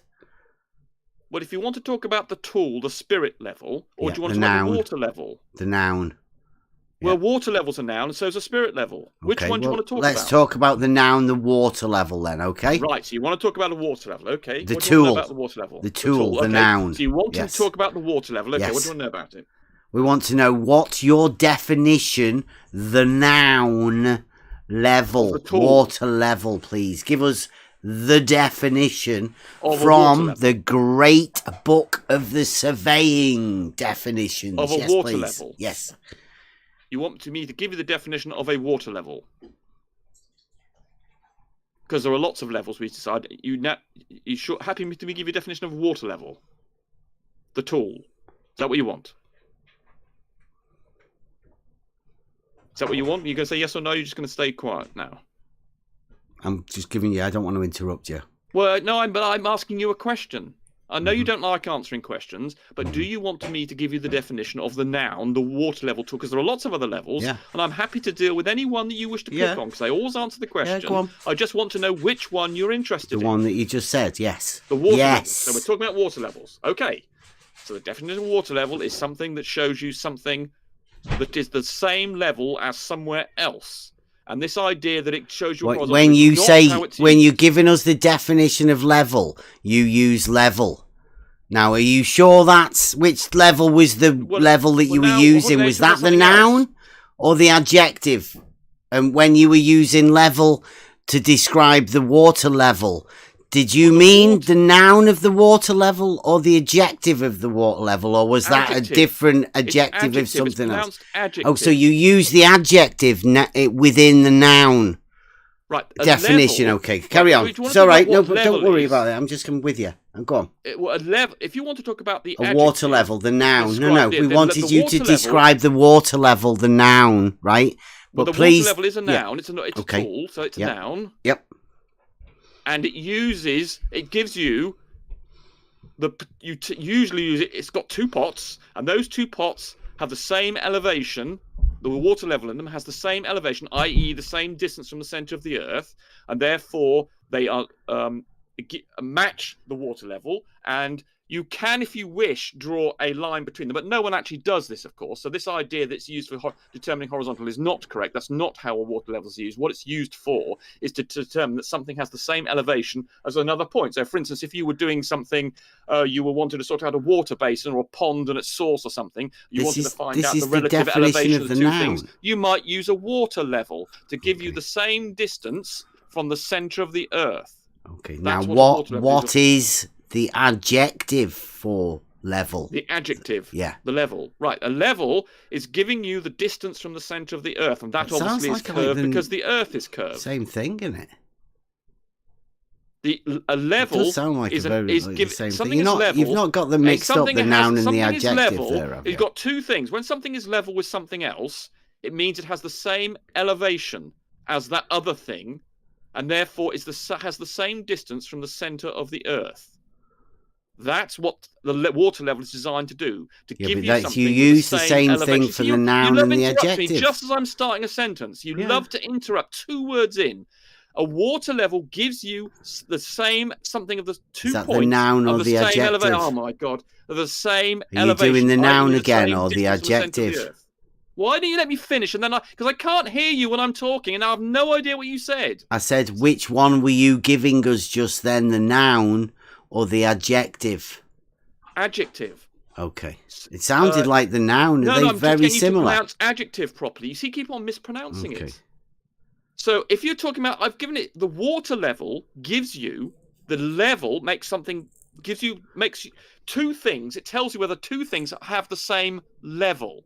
That is the distance. No, you can't use level to describe level. I mean, that doesn't work. The level's got multiple definitions in a dictionary. If you look up but you can't use another definition of something to describe something that you're giving the definition of. Different definitions for adjective. Now, which ones do you want me to use? The water level, that's what we were talking about, just for starters. So there we go. So a water level is the noun. It's a tool, so it's a noun. And the level element of it, if some things are level, they have the same elevation, i.e. the same distance from the centre of the Earth, and therefore they curve around the centre of the Earth in an ellipsoid. Okay, so that sounds like you're using the adjective and the noun together as though they're the same thing. They're not the same thing. Well, the level is a tool. Water level is a tool, so that's a noun. And they measure the level state between 2 points. You have 2 points, and then it determines whether they are level. You can then see using the 2 pots whether 2 when you say it determines that they are level, what does that mean? Because you're meant to be giving the definition of what level is, aren't you, with the adjective? I told you the level is level is for describing 2 distance. Points. Don't say a 2 distance. 2 points are level. Yes, the distance from the centre of the Earth. So no, it tells you whether 2 points are the same distance from the centre of the Earth. No, it doesn't measure any distances, they are therefore level. Because the level by itself doesn't mean anything. There's no scale on the side of it. You're interrupting me again. You won't let me finish a sentence, will you? Well, level doesn't measure distances. You're doing it again. You won't let me finish a sentence. You're doing it again. It's a blatant lie, though, Rumpus. Rumpus. Again, you won't let me finish a sentence. You just keep saying you won't let me finish a sentence. I know, because you're a liar. There you go. You won't let me answer you. You ask a question, then you interrupt this is a really me bad 2 words tactic. into your answer. Yeah. You just can't stop yourself, can you? Yeah, because you can't talk about what you talk about. This is nice tactic, Rumpus. You won't let me answer your question. You won't let me answer your question. You won't let me answer your question. But you can't, so that's why you keep doing this. You won't let me respond. You've just got to overtalk me. You won't let me respond to you. Right, so level in the water level means you've got to have 2 things to be level, because you've got 2 things have to be level with one another to be level. So you need 2 things. And the water level gives you 2 points that are at the same level. So you need 2 points for level to work as an adjective, but there is a device called a water level, which is a noun. Finished. Right, okay, well, I mean, are you doing that video? I am. Unfortunately, I've been distracted in the last couple of weeks, which has stopped me doing a video on about. I'm going to describe, besides one of them sextants, I'm going to be describing. Oh no, you're not getting into the sextant thing, a crash course in the globe, which will involve a large amount of defining horizontal, vertical, level, water levels. Yes, nice one. Get in horizontal there. Planes. Yeah. 2D surfaces. Angles. Sorry. 2D surfaces. I wasn't going to cover that so much, but I. Oh, why not? Brenda would be right in there. You can get a team, everyone involved in that. What do you want to know about why is that relevant? Because Brenda's just admitted tonight 2D surfacer. 2D earther, sorry. I don't believe you. What? What do you mean, what? I don't believe you. I know you willfully misrepresent people, and you're doing it again. I don't suppose. I'm still not quite sure. I know you're a 3D sphere, aren't you? Well, the surface is 2D. Ah, well, that's what you go. So you live on You think you live on a 2D surface, then? Yeah. You've broken up again. You think you live on a 2D surface, then, right? All surfaces are 2D. Well, there you go. So you're a 2D surfacer, 2D earther. No, I'm not a 2D earther. Well, the Earth's 2D. If all surfaces are 2D, then all surfaces are 2-dimensional. So you're a 2D Earther. Yeah. Well done. The 2D Earther. The Earth is more than its surface. The Earth is. Yeah, you should really look in. You should really look into the concept of dimensionality. What does it mean to say a surface has 2 dimensions? Length times breadth. I know what that means. Plane surface. Exactly. So it has no more. A surface has only 2 dimensions, and that makes it a surface. Yeah. Therefore, it's not 3-dimensional. Mm-hmm. Well, by definition.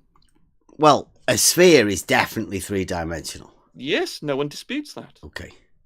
And the bit you see of the sphere is the surface. When you're talking about a ball like an object in reality. Yeah, but the point is you see the surface in 3D. You are raised above the surface. There you go. So it's you 3D. Can move around. You are not restricted to being on the surface. You can jump 3D, up and down. though. You have 3D. height. Yeah, you have height, and therefore yeah, you're the not elevation restricted to the changes. surface. Yes. Yes. So you're not restricted to the surface. When Brendan elevation changes make it 3D. You've just said Correct. It yourself. Yes, yeah. no one's disputing. So in reality, there are elevation changes, so therefore it's 3D.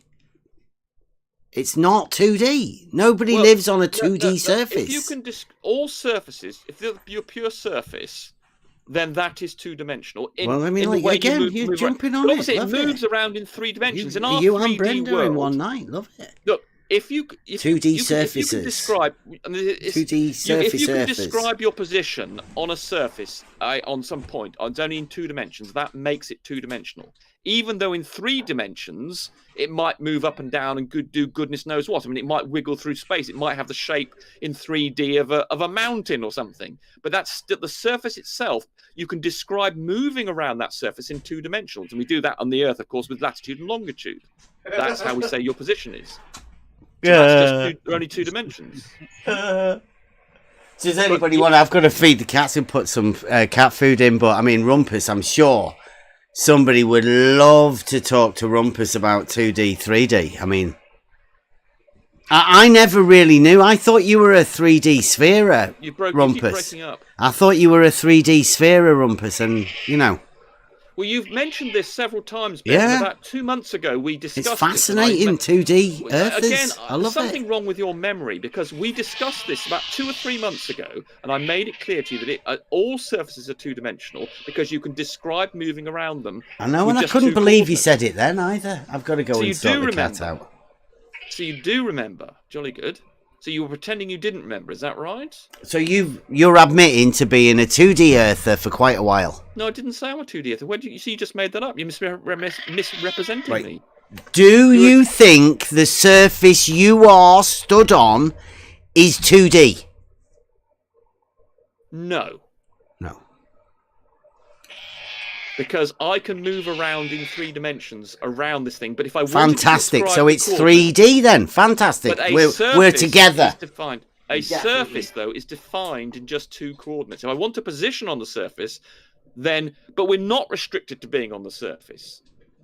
We can move around in 3D. We can move around in 3D space. It's only when you're restricted to being just on a surface do you have a 2-dimensional. But we have 3-dimensional movement, so we're not living in a 2D world. The surface is a 2D. The position on the surface can be described in 2 dimensions, but it lives in a 3D space. I don't know whether he's going to stop on his own. But all surfaces are defined as being 2-dimensional. A position on a surface, if you're only on the surface, then you only have 2 coordinates, and therefore it's not 3D. Although the surface itself can live in a 3D space, which indeed the surface of the Earth does. And we can move around in 3 dimensions, obviously, because we live in a 3D. Well, actually, we live in a 4D world, of course, because there's time as well. But the spatially, we only have 3 dimensions, but we can move around in that. And the Earth lives in that 3D spatial dimensions as well. But all surfaces, fundamentally, if you're restricted just as so, for instance, if you wanted your position on if I gave you a ball, a football or something, and I said, right, you're only allowed to move around on the surface of this football, then you only have 2 coordinates. You do not have 3 coordinates, 3 dimensions. You've only got 2 dimensions. What if I had a helicopter? That makes the surface 2-dimensional in the sense of the coordinates that you can have on it. Or a submarine, maybe. Well, you're moving in 3D then. So you're no longer restricted to 2D. It's like X and Y and then Z, right? Exactly. Just the X and the Y. Yeah. If you can describe something with just x and y, that is a surface, and it's two-dimensional. Although it can be projected into a 3D domain, but fundamentally, if you want to move around the surface, you can do it with just those xy coordinates. Now, obviously, you can transform those xy coordinates into another space, but fundamentally, the surface, it's called, mathematically, is just two-dimensional. Even if it's living in a 5-dimensional space, you move around it. The coordinates you have on that surface are just two-dimensional.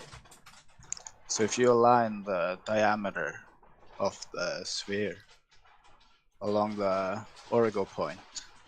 The what point? The origo, the origin point, the 0 point. Origin, okay. Yeah. So that the diameter runs along the z-axis, then wouldn't that mean that both sides of that same sphere has the very same coordinates? I must admit, I didn't understand what you said then. Not through your... He struggles with technical stuff. You'll have to really slow it down and go as slow as you can for him, Saragaki. I don't struggle at all. The only person who struggles with well, you're one of many people on this panel who struggle with technical stuff. You don't even understand what a tangent is, for instance. So, yet and gradients of curves. I mean, you still don't understand. Says the guy who Googled what a tangent is from this very server during a live stream. Yeah, it turns out that I was tangent correct. planes. Don't forget about internal tangent planes. Internal. And it turns out that I was correct. A tangent. There is a tangent to a straight line, and that is the straight line. The Euclidean definition is bollocks. A tangent to a straight line is a straight line. Is the straight line, yes. I knew this would be coming back. Yeah. So keep on this. Keep it on. The tangent is a tangential to itself. Correct. Are they all parallel? I've often wondered. No. There's only one tangent to a straight line, and that's itself. Oh, what about a tangent? Can you not? Because a tangent's a straight line, so can you not have a tangent to that? Can you not just stack them? Or 1D? Infinite tangents to tangents, every straight line. Thing. A straight line's tangent is itself. As I said originally. And then I just looked it up. I then looked up in Google to see whether or not tangents it's sensible to think about tangents as straight lines. And it was typically, as I discovered, that normally they're just referred to curves. But in fact, on further research, it turns out that a tangent of a straight line is itself, in contradiction to the Euclidean definition of only being able to touch itself once. Can you supply that definition that you found? I want to know too. No, I'll let you do it. Oh, come on, Rumpus. You're the one that's claiming. You might cite your claims. Come on. No, yeah, I mean, that is actually a moderately reasonable request, but I'm going to be unreasonable. Oh, there's a surprise. Yeah. Maybe it's just because you're full of piss and wind. There we go. So that's the reason I wasn't going to cooperate, because you're such a wanker. Aha! Oh, there's Rumpus. Well done. Yeah, you see, if a reasonable person asks... Tangent to a straight line, how are we doing on that? Is the straight line itself. Wow. Rumpus can't cite. So are you saying that the straight line is tangent to itself? Well, the tangent of a straight line is itself. That's not what you say, but it's very similar. Well, nearly. I mean, if we're making shit up. No, it's not making it up. Well, you see, if you understood gradients of things, then you would understand that the Euclidean definition of touching once is just bollocks. But the last time you checked it out, you said, because you had to Google it, say that a tangent is related to a curve. Yeah, well, a straight line doesn't really curve, does it? Indeed, correct. And I looked up because I felt that a tangent to a straight line was itself. Yeah. And then I Googled it to see whether that was normally, whether you could consider a tangent of a straight line. And then it did in this sort of definition say, well, it was normally referring to the tangent of the curve. But in fact, on further research, I have discovered that, in fact, a tangent to a straight line is perfectly acceptable. The reason I hesitated was because... It's perfectly acceptable. To who? Be quiet. Yeah, who is it perfectly acceptable to? Be quiet. You're not allowed to I was concerned because there is this Euclidean idea that a tangent only touches the thing that it's a tangent. An idea. Point. Yeah, and that's bollocks. Thought, right? Okay. That's bollocks because I mean you probably haven't considered this, but you have an arbitrary curve. The tangent to it does not just cross the curve in one point, but of course you haven't considered that. So but have you a considered tangent to a straight line is itself? Have you figured I was completely correct when I gave you my first analysis, and then I just did a Google check to think what other people were doing, and it wasn't clear to me exactly. But now on further research, I'm now happy to reinforce what I said initially. Yeah. Do you understand the fundamentals of a tangent? I do, and you don't. Oh, really? Is that why you can just put it to itself? Correct. I understand the mathematical definition of tangent. You've no idea what the mathematical definition of a tangent is. Something to do with it being perpendicular, isn't it? A tangent to do with being perpendicular? What are you talking about? Yeah, a tangent is at the point at which the line is perpendicular to the radius at the point it touches. Who says it's got a radius? It's an arbitrary curve. Where you see, this is it. You're limited in your scope to just thinking about circles. Perpendicular and to. If you knew anything about maths, you would know that you're just stuck in some 2,000-year-old archaic. Yeah, I know, because you've just invented a tangent to the straight line. No, I haven't. If you go and look at the, but it is perpendicular, right? Or because it can't just be a straight line. It's not just a random straight line. No, it's the gradient of a curve or the thing that's at that point. Oh, a curve. Or a curve or a straight line. Oh, it's straight line. So the gradient of a straight line. The thing that you're interested in, whether it's a curve or a straight line, this is the thing you don't understand. It's the tangent that we're interested in when we're talking about a tangent. You're just fucking mental, because you don't understand what a tangent is. No, because you're just randomly putting tangents to straight lines and saying they're the same thing. This is the mathematical definition. If you knew anything about maths, which you don't, if you knew anything about calculus, which you don't, if you knew anything about gradients, which you don't, you would know that the tangent is defined as the gradient at a point on the function that you're considering, whether that is a straight line or a curve. Normally, it's not particularly useful to get a tangent to a straight line. That's why people don't tend to bother with it. Just because that's defined as already what it is, so people just don't consider that. It's not part of it's not a great part of the literature. It's not something people consider a lot because it's a fairly useless concept. But you're going to make that shit up anyway. Yes. No, carry on. Carry on. I will, because if you knew anything about maths, you would know that a tangent is the gradient of whatever it is. The thing you're trying to get a tangent to. It's the gradient of that curve or straight line at a point. And you don't understand, just like you couldn't understand how to get the tangent of y is equal to x squared at 3. You didn't know how to do that. You thought you had to do some sort of geometrical Euclidean construction to try and pin down what the tangent was. Whereas people like myself who know about maths knew how to do it because we know how to get the gradient of a curve at a point, which is its tangent, which you didn't understand. And when I drew a diagram for you of what a tangent to a curve was, you disagreed how I'd drawn it because you didn't like the idea. I'm sure everybody's learning loads, Rumpus. Well, you're breaking up. We lost half. Rumpus, would you not agree that the tangent of a straight line being the line itself is only implied? No, the tangent of a straight line is itself. It's not what do you mean by implied? It's the implication. Well, it's what it is. The tangent I think it's of a straight because line Science is It Out line. and Starkadder have said this, and Bebop. I suppose so now, but that's what it Rumpus. is. The tangent of a straight line is the straight line. Is implied to be the straight line. It is not the straight line itself. It is the straight lines. No, because the tangent is the straight line.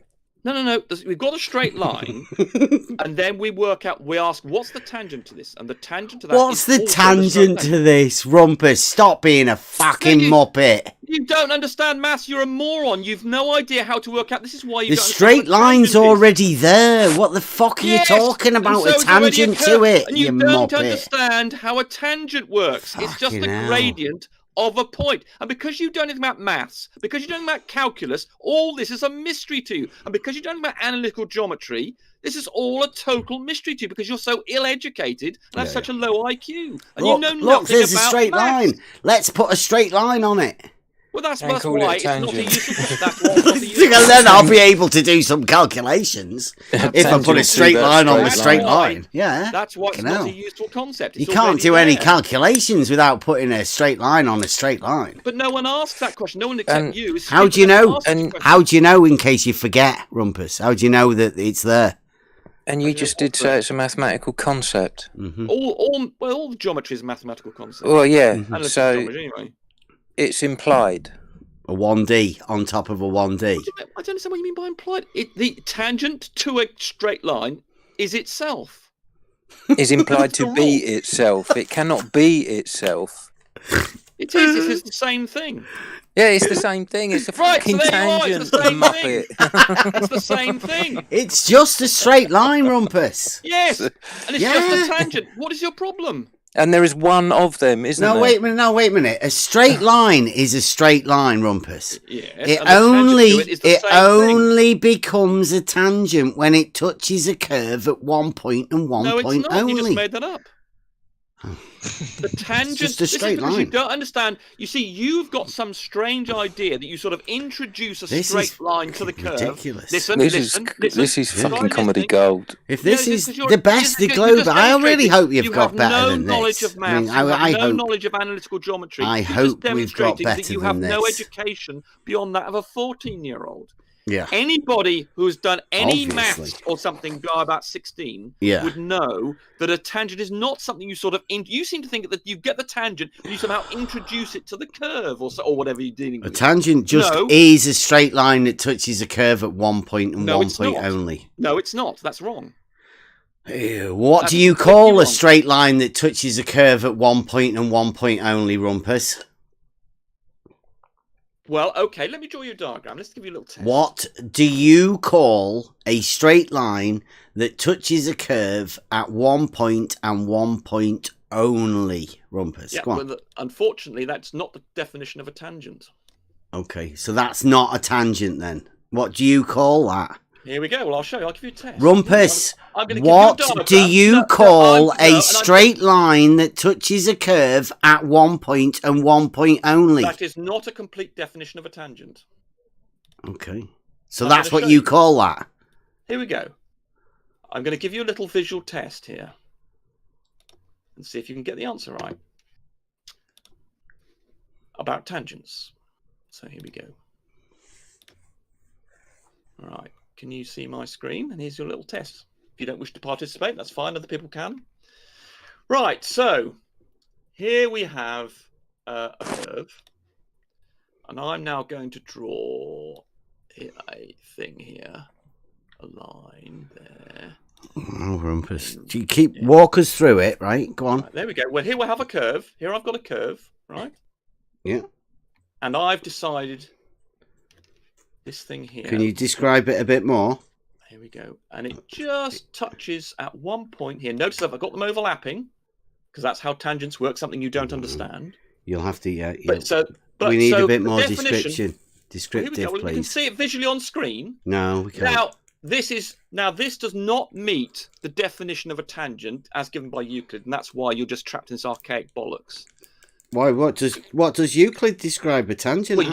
What you described it as, i.e., a straight line touching curve at one point. That's what I described it as. Yeah. No. I just asked you what you called it, and it's bollocks. And you said that's bollocks. Yeah, bollocks. And it's bollocks. And I'm about to show you. So that's right. Okay, is that globe geometry? Can I put that down in the imaginometry?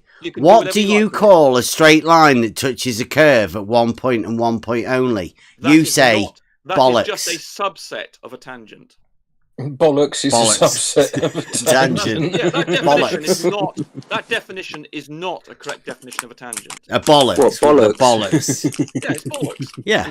And if you look on screen, my picture, you'll see why. But would that be a straight line that touches two curves at 2 points? Can you see this diagram? Can you see this diagram? Are you going to get this? Are you going to get the gradient of it? Are you going to get my? Are you going to answer my question? Or are you going to dodge it?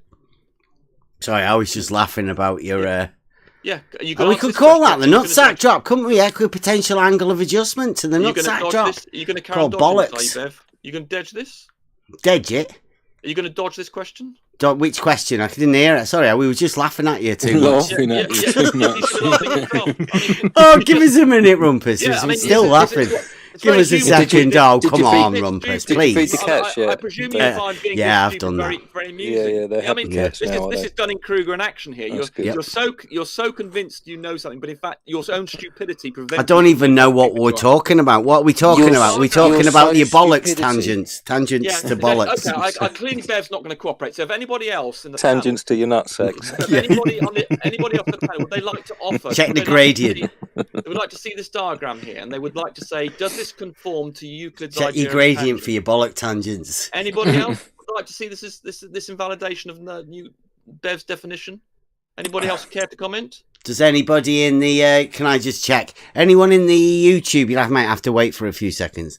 Does anyone in the YouTube wants to see whatever the shit Rumpus is displaying on his thing? It'll probably be a big circle with some lines on it. So he hasn't. See there. You see, this is Bev deflecting against. He doesn't like to be. Is it Rumpus? Is it a big circle with fucking lines on it? No, you have. I'm not going to tell you. You're going to. I'll let the people on YouTube look. Yeah. You see, this is it, Bev. Well, they won't be able to look unless they tell me that they want it. Whenever you present him with counter evidence, he ignores it and sticks his fingers in his because he can't. Counter your fucking stupid diagram is counter evidence. Right. So here we go. So since neither of them will engage with this because they know it's going to invalidate their position. Yeah, of course. No, we know what a tangent is. No, you don't. You don't. So this diagram invalidates your bollocks tangents. We're not into any of that. Not interested stuff. See, this is what they're like. See, they don't want to be faced with the counterpoint. You can keep your testicular tangents to yourself. Yeah, you see, you don't want to face up to it, do you? I know. Yeah, you're that stupid. You can't cope with the contrary information. But anybody else is interested.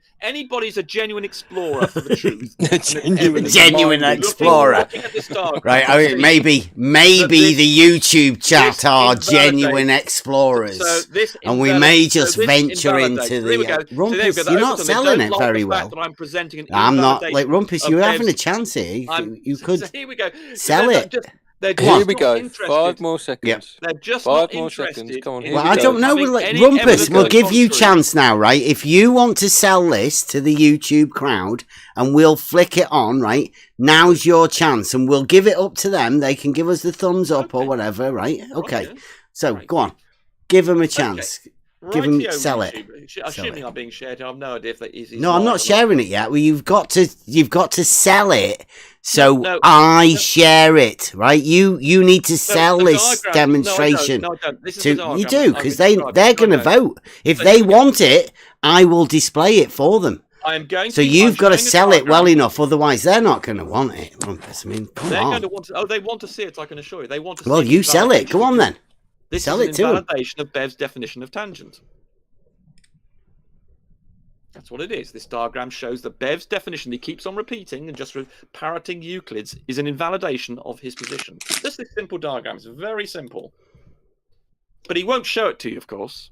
But I'll present it to you. If they don't want to see it, Rumpus, I'm not right, really okay. going to see Well, when I have a hangout with Mobius or SE, whatever, I'll be showing them. You hang out with Mobius and SE, do you? I will. They've not been telling us about that. How often do you do this hangouts? They agreed to do it earlier this evening. So anyway, is it a regular thing? So we'll save this up for that then. Well, I'm going to do a hangout with SE Montreal and Mobius, perhaps. And I think Askin was asking to be involved, and which I'll explain to you about humps and drops. And then with a simple diagram, I'll be able to demonstrate. And this also I'll present. Are you going to show me your testicular nutsack? You will be able to see this invalidation of Bev's idea of a tangent. So that should interest you. So yes, I knew you wouldn't shirt Bev. I knew you were going to censor it. They don't seem they're not really that interested. Yeah, that's right. They're not interested in seeing about it. I don't think so. Anyway, so that's it. So Bev has censored that. So there you go. Are you? Wait a minute. Wait a minute, Rumpus. Wait a minute. It's catching on. It's catching on. Are you showing your testicular tangents? Because they might be interested. He doesn't want you to see that, YouTube. As typical, he's not interested in allowing people to present contrary evidence, despite the fact that he claims to do so. So there we go. I think that's nice because exposing his hypocrisy. Pardon me. Hypocrisy. Yes, I was having a bit of a cough there. So there we go, people. So there you go, YouTube audience. You're not being allowed to see it, but that's fine. Yeah. No, they didn't want to see it. Yeah. Anyway, that's fine. We were having too much fun out here, Rumpus, talking about the testicular tangents. I'm sure you don't wish to have your reality turned upside down. Bollocks so anyway, is what you called them. That's fine. You'll hopefully get an opportunity to see this when perhaps I'm talking to SE Montreal and Mobius or whatever. Yeah, maybe. Show them you. Right. So as you're not allowing me to discuss this, I'll leave. Okay. Yeah, bye. Thank you very much. It's been great having you. Oh, he's gone. Oh, that was dear. a sharp exit. Hoymar's been left holding the baby again. Hippy hoppy hoppy baby. Testicular tangent. Oh man. Tangent to a straight line. I told you that it'd be coming back around again, right? That's b-ball, isn't it? Well, no. Like, if you're not aware of it, anybody listening, the whole problem is because they have a surface that is 2D. And when you have a tangent to a 2D surface, it's a straight line on a plane. That's where the problem is. So that's why they need tangents to straight lines. Rumpus knows it. Tangents to straight lines. If you want to come in and we'll deep dive into exactly why they're going to be needing this within the geometry argument. But I mean, we've been through it many times, haven't we? The 2D, 3D argument. Oh my word! How many times? The 2D, 3D argument ends up with them, like Brenda, being 2D earthers. I mean, it's cool. Been half of the reason we say you cannot go into an argument being with the position of being a flat earther because it's not flat, obviously. Hey, Bev, did you see what I posted in the chat while Rumpus was chatting about his tangent to a straight line, right? I think Rumpus wrote this. Well, Can you see it in the chat? Yeah. Yeah, I think Rumpus wrote that and posted it on this maths website, right? Yeah. And all all the responses to it are no, a tangent can only be to a curve. A tangent is only described as being to a circle. The definition does not cannot be about other points. Yep. The definition of a tangent line is to a circle. Every single response to this post, which is the one that I think Rumpus has put on this website, disagrees with him. Yep. That sounds exactly like it. And if it's not Rumpus, it's Team Rumpus. That involves Stark Otter. Shout out Stark Otter and the Ruhif numbers checker. And Science It Out. And B-Ball for Life, but B-Ball for Life's just I'm sure he just heard it in the background. He's just too thick for words, man. But he started it off, and the Science It Out and Stark Otter have carried it on. And now Rumpus is joined in, because Rumpus the other day had the curve. He's obviously been talking to someone about it, and he's had to backtrack and go to straight lines, tangents to straight lines, tangents to itself. I mean, how fucking ridiculous. We've got a straight line distance from here to here. Oh, where's the tangent? Tangent to what? The straight line. Don't be silly. Have you ever heard that before, Hoymar? Straight line tangent is you know what Hoymar's gonna have it. I'm telling you. Jumping on. There's 4 on the bus, Hoymar. Come on, let's go. Are you jumping on it? Here you go. I've just posted those responses to that earlier post that I put in. So, Sarugaki, I haven't heard that there is a tangent line, a tangent line to a straight line. No, okay, good. So you're not that far gone then? Well, I mean, he's saying he's never heard of it, but I mean, do you accept it? Are you willing to? He has heard of it now. Yeah. Well, it doesn't. I've heard of it now, but I don't think such a thing exists. Okay. So you saying Rumpus is wrong? He's just making shit up. I mean, what would be the purpose of putting a tangent on a straight line? Are you saying the Might and Grady Rumpus is wrong? Might and Grady. Did I mean Great and Mighty? Maybe I've had one too many Guinnesses. Water, you mean? No, yeah, sorry, water. Well, I don't actually know what the the full context of his you don't know what the fuck statement. he was talking about. The full context of a tangent to a straight line. Come on. If that was his statement, then I would not agree to that, because the point of a tangent is to touch an object at only one point. A curve. Yeah. Well, not only a curve. You can have tangents in 3D as well. But anyway. You could have a tangent plane, right? And, but here's the problem. Here's the problem, Hoymar, that you may not have seen it just yet. But as Brenda says, the surface of a sphere is a two-dimensional surface. So what does a tangent to a two-dimensional surface look like? It's not a tangent to the surface. It's a tangent to the sphere, which exists in three-dimensional space. 2D surface. That is where a 2D surface. That's where the straight line touches, isn't it? That's where what straight lines are? That's where the straight line touches. Oh, the surface. Are we talking about a tangent plane? That's not a straight line, then. We're talking about a tangent to a two-dimensional surface. Now, it can be a straight line tangent, it can be a plane tangent, but the plane tangent would be 2D, definitely. The surface of a sphere in Brenda's world and Rumpus's and yours is 2D. So, how do you have a 2D plane tangent to a 2D surface? Who's having a tangent to a plane surface? I mean, any 2D surface, obviously. Oh, you're saying the tangent plane is a 2D surface? No. Right, okay. Here we go. Let's do this again, right? A sphere in your world is 2D. The surface of that that's a geometric definition. That's a geometric definition. Okay. Every surface is two-dimensional.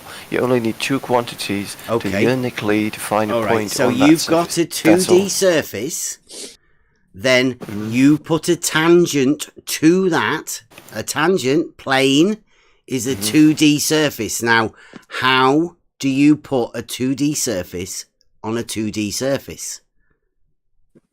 You don't. That's not how it works. I mean, is the surface of a sphere a 2D surface to you?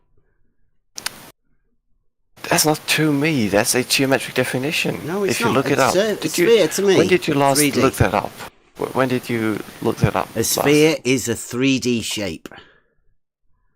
Do you get the distinction between a sphere and the surface of a sphere? No. You the don't? Sphere is the object, and the two-dimensional surface of a sphere is where your two-dimensional surface of a sphere geometry occurs. That's why you have a problem, yes. The geometry mainly occurs in actual 3D space. So it's a 3D surface that you're talking about then. That's why you can have a tangent. What's the third quantity? Okay, so your claim is that that's all wrong? It's actually a 3D surface. A sphere, so what is the third quantity? Can X, you specify? Y, Z, 3. Yeah, that's a point in 3D space that incidentally lies on that surface, but you don't need that. I can give you two quantities, two dimensions, and you will know which point I'm talking about on the surface of a sphere. Is it really that hard? Is it that hard? Go on then. Yeah, so you don't construct a tangent plane Give us these two dimensions for the surface of a sphere. Let us know where it is with 2 dimensions, please. What's dimension 1? You want me to position a sphere in space? I want you to give me 2 dimensions right now for a position on a sphere. Go. What's dimension 1? On a sphere. Well, we could go with the latitude, longitude.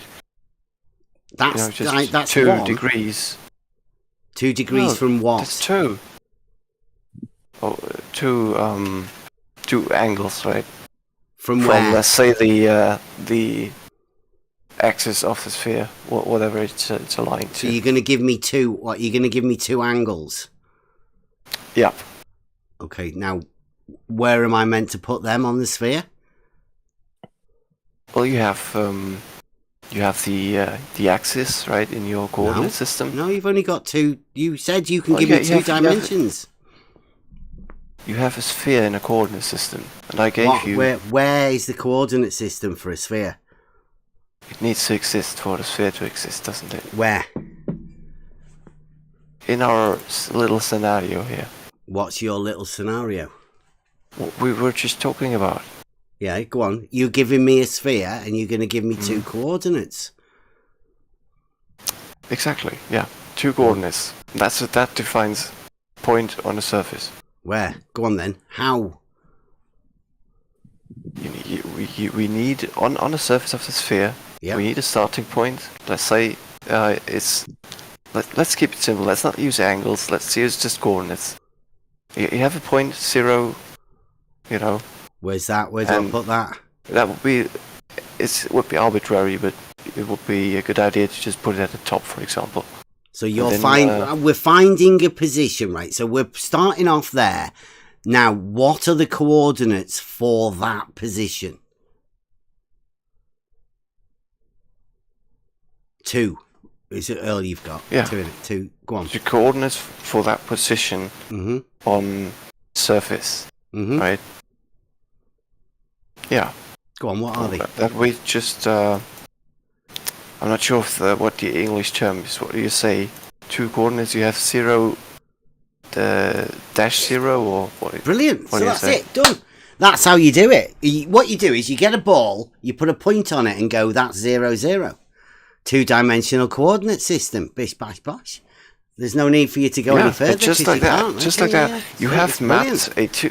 It must be a sphere, right? If you can just put a dot somewhere and go 0, 0. I mean, that's properly egocentric coordinate system. If I tell you, give me the 3D position of the point. If you tell me, give you /10 on the sphere, you will know exactly what I'm talking about. Yeah, if you tell me, give you that, then I will know exactly what you were saying. What position I was referring to. That worked. DP, are you with us? If he says, give me that, right, and then you say, I definitely know exactly what he was going on about, right? That's a good, 2 coordinates. Like you just put a dot on it and go 0, 0, and that's how you prove the 2-dimensional coordinate system of a sphere. You know your way around geometry, don't you? Point. Yeah, you just put a dot somewhere on a ball and go, that's 0, 0, and then obviously that's your 2-dimensional coordinate system sorted. Let's say that's the North Pole, right? Let's say it is. The North Pole of that sphere, for example. Okay, so we get a sphere and we just put a dot on it and go North Pole. That's 0. That's 0, 0. /0, yeah. Yeah, okay. Well, you've done it. Yeah. That's how latitude and longitude Could you works. just go, though? Put a dot there and go 0. 1-dimensional coordinate system. No. How would you describe a position on the sphere, then? Okay, well, you could put a dot there and go 0, 0, 0. And call that a 3-dimensional coordinate system. Okay, that's not a point on the surface. It may be. It may throw lie a few on more the surface. dimensions in there as well, couldn't you? 0, 0, 0, 0. 5-dimensional coordinate system. Ooh, look at me. Then you don't have a sphere anymore. What? Yeah, you can definitely do that. Such a surprise. Are we in 4 dimensions now? I went to the 5th dimension. Yeah. Yeah. You can go to n dimensions, it's arbitrary. With zeros there, yeah. Definitely. Coordinate system. Zero We're just dimensional. making up an egocentric coordinate system. It's always 0, 0. We could have Are you 13. just throwing around like terms or? Yeah, we're just making shit up. That's what we've been doing all night. Yeah. I'm getting that impression. Yeah. Yeah, you were the one that started it, remember? With your 2-dimensional coordinate system. Yeah, why don't you take the picture I posted in live chat and reference that when you talk about this? Yeah, so that's a circle. Is that supposed to represent a sphere? That's a circle, that's true. Yeah. That's good at supposed to this. represent a sphere, I'm with you. I'm with you there 100%. Hey, Moy, more hey, whatever your name is. Hyman.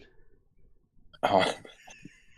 So 100% that is a circle. What do you want me to do? Yep. I just want you to tell me how I can navigate on this sphere that is obviously a circle with 2 dimensions, 2 coordinates. Yeah.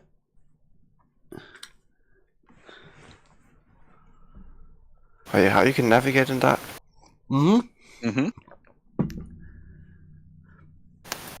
You only need 2 coordinates. Yeah, you said? You just put a point Going on there and from go 0, an 0, origin and that's what you start off with. in your coordinate system on that surface. You need an origin and then any 2 coordinates, and you will know which point is referred to. It uniquely identifies the point. Wow. Because all surfaces, by definition, all surfaces are 2-dimensional. What have you done to your mic, Hoimer? What have I done? Yeah, you've got a massive crackle. It hasn't always been like that, has it? I don't know. Yeah. Is it raining? Like really badly? It's not. No, it's really. It's actually quite silent. Storm has died down. Yeah, you sound terrible.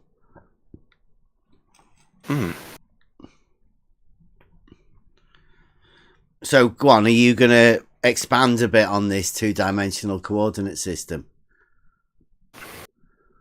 Yeah, as I said, you only need 2 coordinates. Like he's got in there. He has actually got 2. He's got X and Y already on there, right? So can we use those as the basis of a 2-dimensional coordinate system? And can you just reference a sphere to that somehow? No.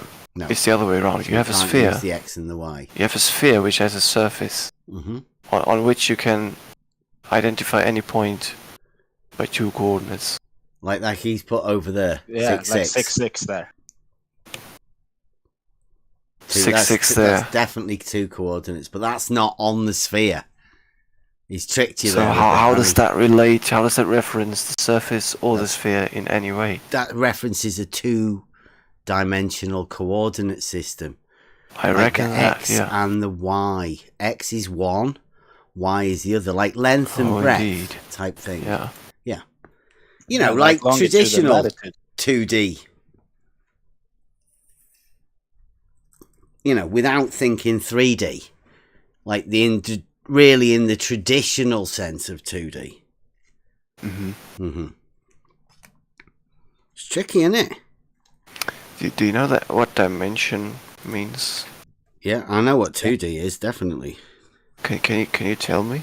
Length times breadth. Like length is 1 dimension and breadth it would be the other one. So that'd be 1 dimension and then 2 dimensions. So like X and Y, X and Z, and Y and Z, they'd be like 2-dimensional planes. And then in order to add the 3rd dimension in, you add the other one, the other perpendicular. I got my missus to do some cards the other day to try and explain the X, Y, and Z axis and how the planes worked. It's fascinating, really. You know, like when Yeah. So if you've only got 2 of them, in maths, a definition is defined. A definition is defined. A dimension. Sorry, I'm getting tired. Definition is defined as the number of degrees of freedom, how you can move through space. If you have 1 degree, you only move in one quantity, right? Along the length of a line, for example. That's why a line is one-dimensional. Yep. And if you have 2 dimensions, you have 2 degrees of freedom. Yep, that's a plane. Exactly. And then you get 3 dimensions, you have 3 degrees of freedom. Solids. Reality. Now, Now, Book 11, my favorite how many degrees of book freedom? of Euclid. I love it. How many degrees of freedom does a point have that is moving across the surface of a sphere? A moving point. Yeah, let's how just many say degrees of freedom? It's got to have 3. 3. 3? Which are those? Along which axis, basically? It would be the X, Y, and the Z, obviously. No. Yeah. It can only move. No, you have to use all 3. So can it like jump? Off the surface? Can it leave the surface? No. So where's the 3rd degree of freedom?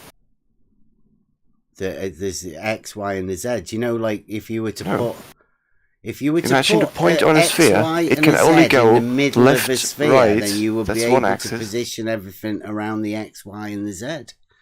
Obviously. Yeah, you can position a point in 3D space, but we are talking about a point on the surface of a sphere, and you can only move along 2 axes there. What are the 2 Basically, axes, left then? and right, that's 1 degree of freedom, and back and forth, that's the 2nd degree. Oh. That's why it's a forwards and 2-dimensional backwards, left surface. and right. So that's how you do your latitude and longitude. Exactly. Which is the forwards and backwards latitude or longitude?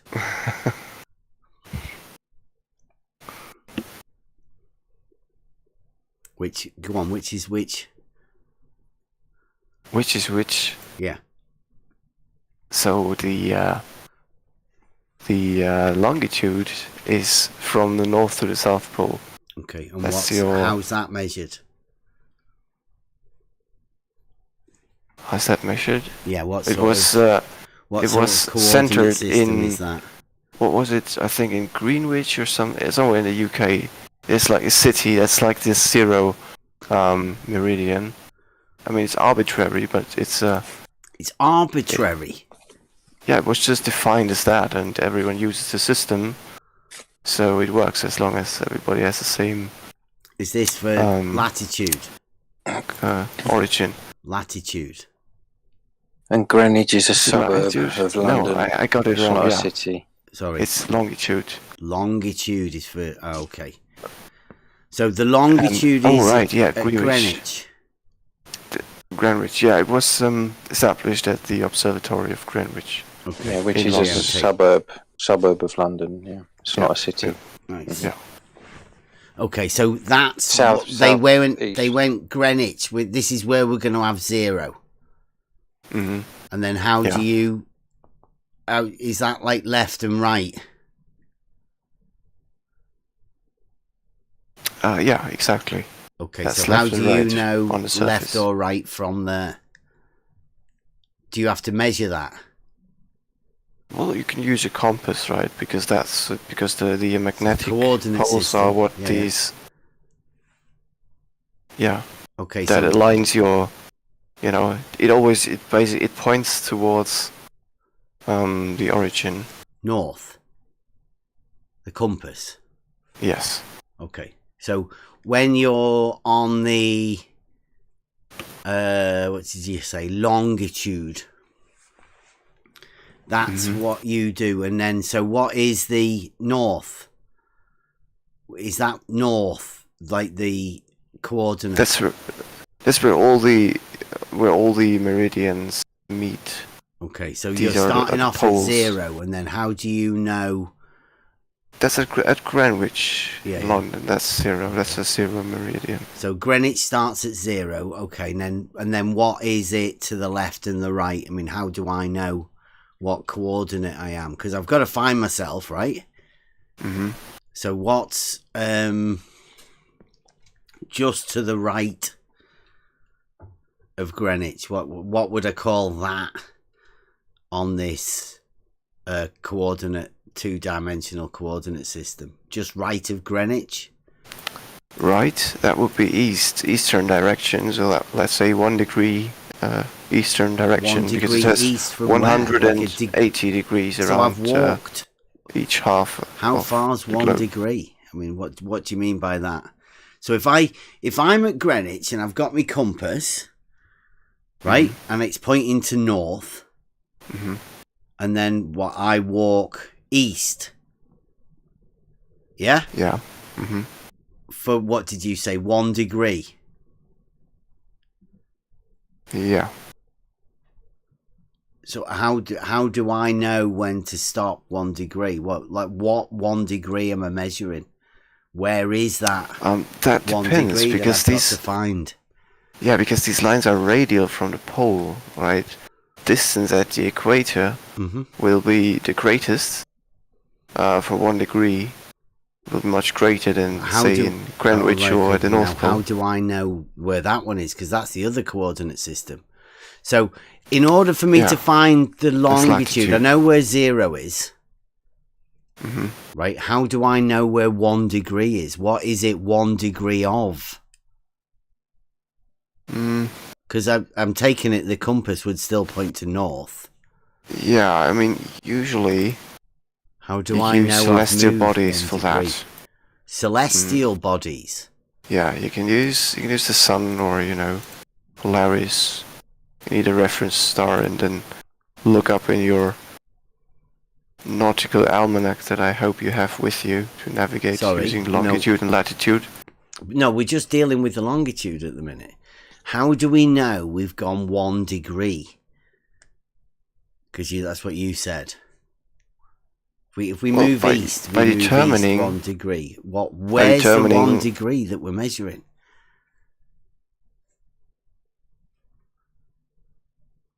The 1 degree? You mean like the unit? As I said, it's not a linear distance. It changes. You said you can give us 2D coordinate system. We are still only dealing with 1 coordinate so far. I know. Even 1 degree. So where's the problem? You've just said 1 degree. How do I measure it? Where am I measuring 1 degree from? I've moved away from Greenwich, so I know I'm not at 0. But I need to know where I am in relation to Greenwich. I know Greenwich is at 0. But if I'm not at Greenwich, how do I know where I am?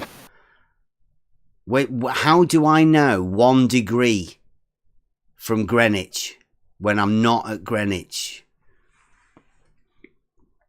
It depends on how you want to navigate. How am I measuring it? Are we in the 18th century? Do you only have a sextant and an almanac, or do you have I've got an almanac, a magic book. Book. I've wanted somebody. Have you done any of this? Bible with you?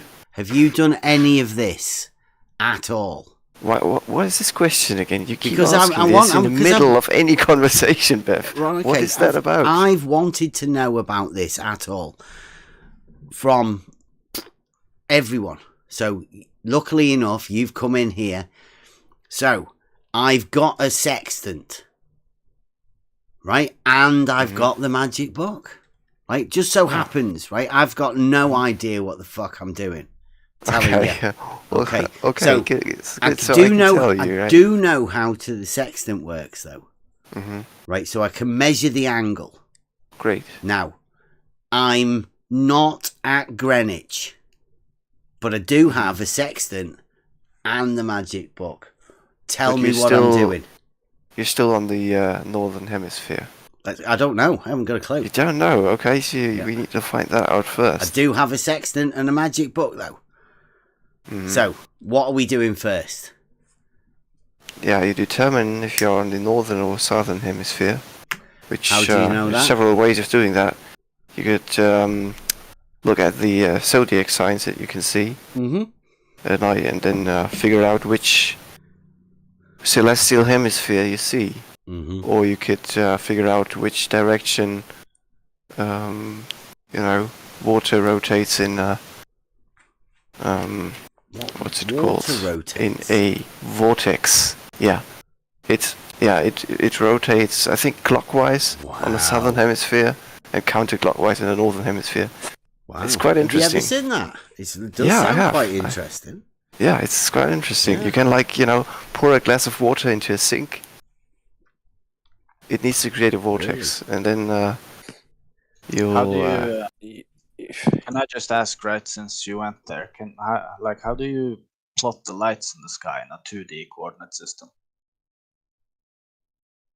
Okay, that was just to find out whether he was in the north or the south, right? That's totally different.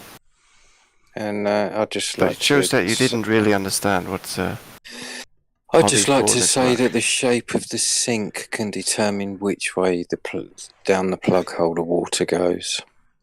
Yeah, he's cleverly getting distracted because we've got a sextant.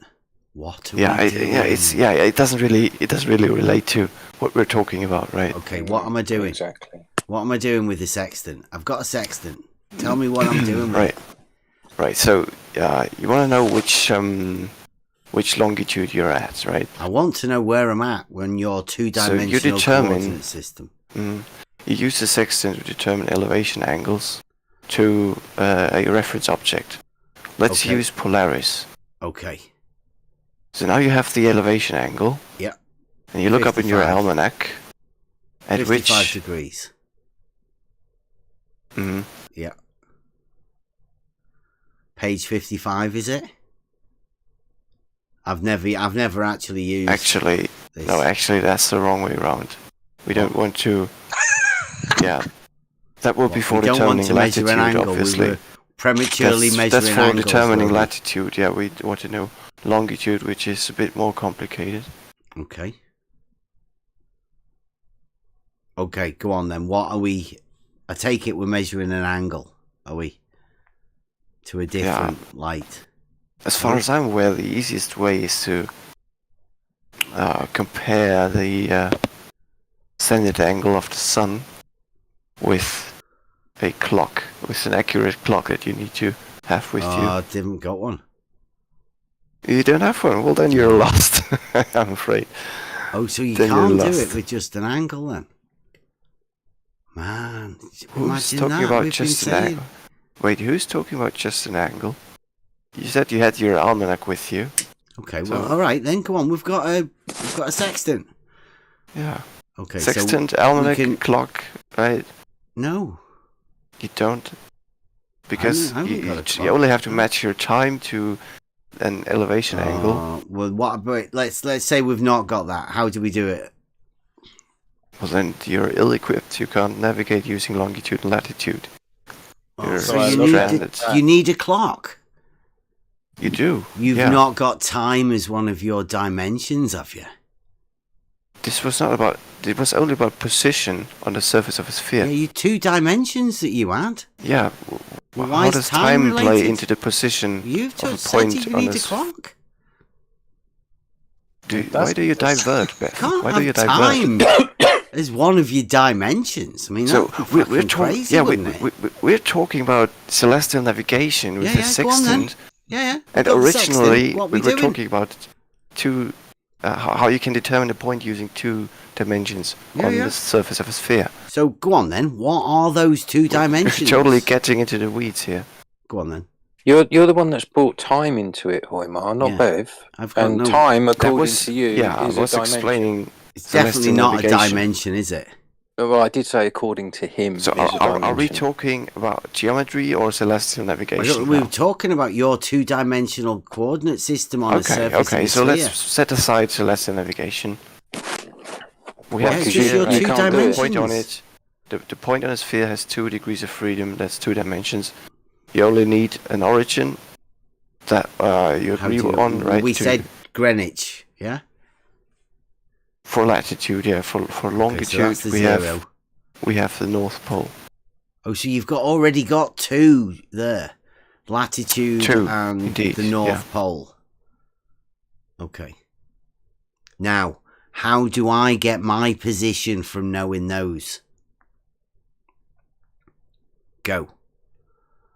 I've got my sextant and I'm ready. How you get your position from knowing longitude and latitude? Well, then you know it already. Your two-dimensional coordinate system, yeah. Well, then you know your position already. What? I don't. No, that's what we're trying to find out. Okay, so how would you go about that? Okay, let's say we do know our position. What would the coordinates be? And how would we, verify that we are actually there? Let's go with that, right? Give you a bit of a hand. Verify? I mean, if we determined our location using, give us GPS an example of what the coordination navigation would be. Just give us a rough idea. Okay, let's say you are at you're at a latitude. I need to see I don't mix them up again. You're at a latitude of 66 degrees, 43 arc minutes and 12 arc seconds. Okay, 66 degrees. Yeah, I get that. Yeah, and the longitude of 10 degrees east. Okay, so we've got 2 degrees. Right, now I've got my sextant, which is an angle measuring device. Right, now how do I verify these angles with my sextant?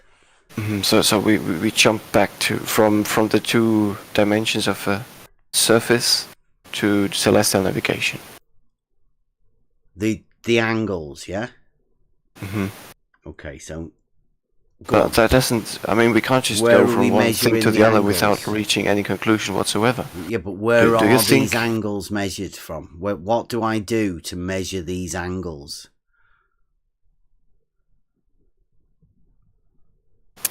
I don't want to go down that route just yet. Well, I would like to put myself on a two-dimension suffice? Do you agree that 2 dimensions suffice to determine a position? A plane on the surface of a sphere? Like an X and Y is a 2-dimensional. X. Yeah. Let's say X is longitude and Y is latitude. Like a grid system. Because I'm in the UK, I'm much better with the X and the Y. Yep. Yeah, I mean, you can put a grid system on a sphere, like a right? Cartesian sort of. I mean, this is what your grid system mapped to a sphere looks like. Do you see how that is analogous to a 2-dimensional coordinate system? Nah. I mean, it's exactly the same, basically. No. You see that bit where your angles are measured? That's nowhere near your 2-dimensional bit, is it?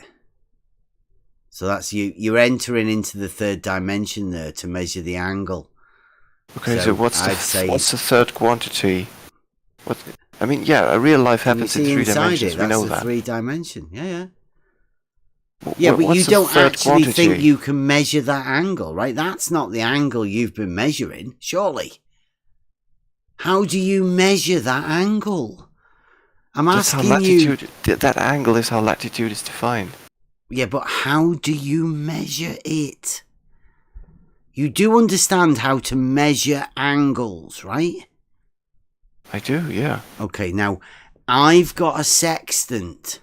How do I measure the angle to be able to locate myself on the sphere? Right, just to put a point, that's all I'm after, is to put a point on the sphere so I know where it is. Now, how do I measure the angle? Because I take it, right, when you're imagining yourself on the surface of this sphere, you're not on the inside of it, are you? I'm not, no. No, so you can't measure those angles that are there. So don't even imagine that you think you can get those angles measured with your sextant. Because you're on the wrong side.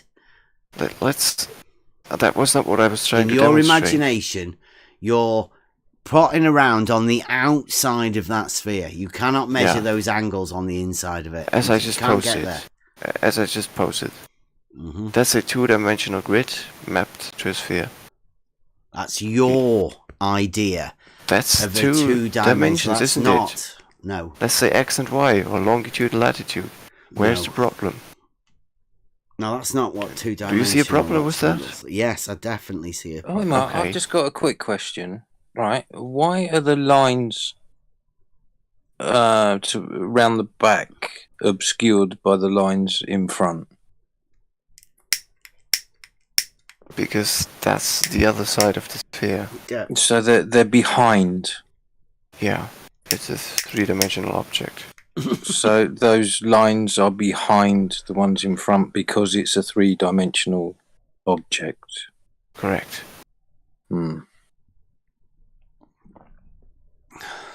So those grid lines are in 3 dimensions.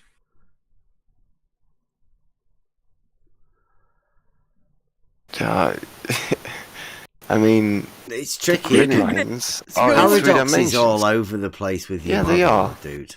Yeah. They are. What we're discussing is not actually a model. Just to get that straight, it's geometry. Those grid lines are in 3 dimensions. Yeah, they're behind. You can't see the ones behind because they are behind. Is a 3-dimensional shape, right? You keep going and hiding in this imaginary place, but we are talking about reality. Don't forget about that. You can't live in your imagination. I know that's where your model exists, and that's where you go to geometry in imagination. But we are talking about reality. And that's obviously 3D, isn't it? I agree. Okay. So that wasn't in stop contention. Talking about 2D. Unless you are willing to admit you're not talking about reality, you're just purely talking about a geometric model that only exists in your mind. And then we'd all agree with you, right? We know that's what we're talking about when we talk to people like you when you come in here. You're talking about your model, and we know that. But we're not. We're talking about reality, where all horizontals are parallel, where elevations are measured on a vertical datum. X, Y, Z, 2 dimensionals, plane. X, Y, Z. Surely you know what the Cartesian coordinate system is. You must have heard of it. For sure, yeah. So you do not agree with this statement, Bev? Would the X and the Y be perpendicular to each other? Yeah, and the Z as well. All 3.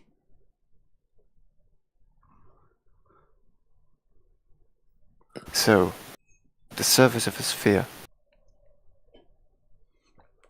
What? How many dimensions? How many does a surface do exist you in? imagine? It's all this is in not your about imagination. These definitions are not subjective. Yeah, we've just said everything in reality is 3D, right? You agree to that, don't you? I do. Okay, so in reality, a sphere is a ball, and it is 3D. Correct. A sphere is a 3D object. Okay, I mean, any other concepts you want to hold, you hold in your imagination. Nowhere else. So when I'm talking about in reality, perpendicular, vertical, and horizontal planes, that's imaginary then, isn't it? What, vertical and horizontal? Yeah, that's just a geometric definition, right? According reality, to your own logic right now. What logic? Of saying that these geometric definitions are purely imaginary. No, I'm saying your idea and concepts of 2-dimensional surfaces of objects that exist in reality in 3D, that you have admitted everything in reality is 3D. When we're talking about a sphere now, in reality, we're talking about 3D. Now, if you want to imagine a 2-dimensional concept of something, then that's in your imagination. It isn't, Joe. So, but let's for a second assume you're correct. we need 3 dimensions to define a point on the surface of a sphere, right? What would the 3rd dimension be?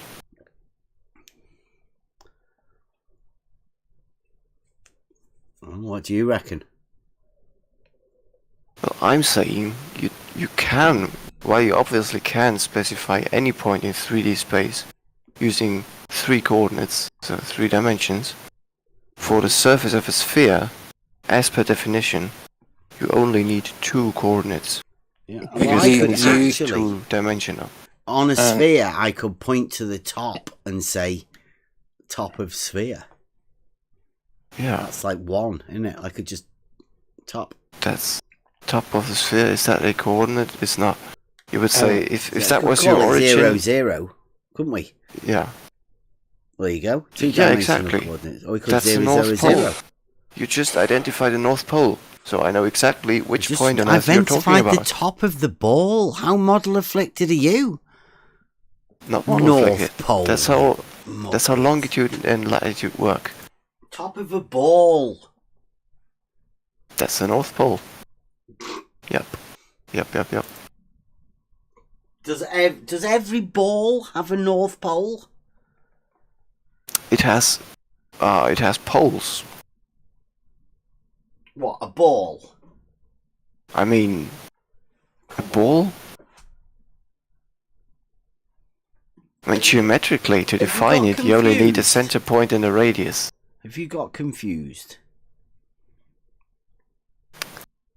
So, do we get anywhere with this?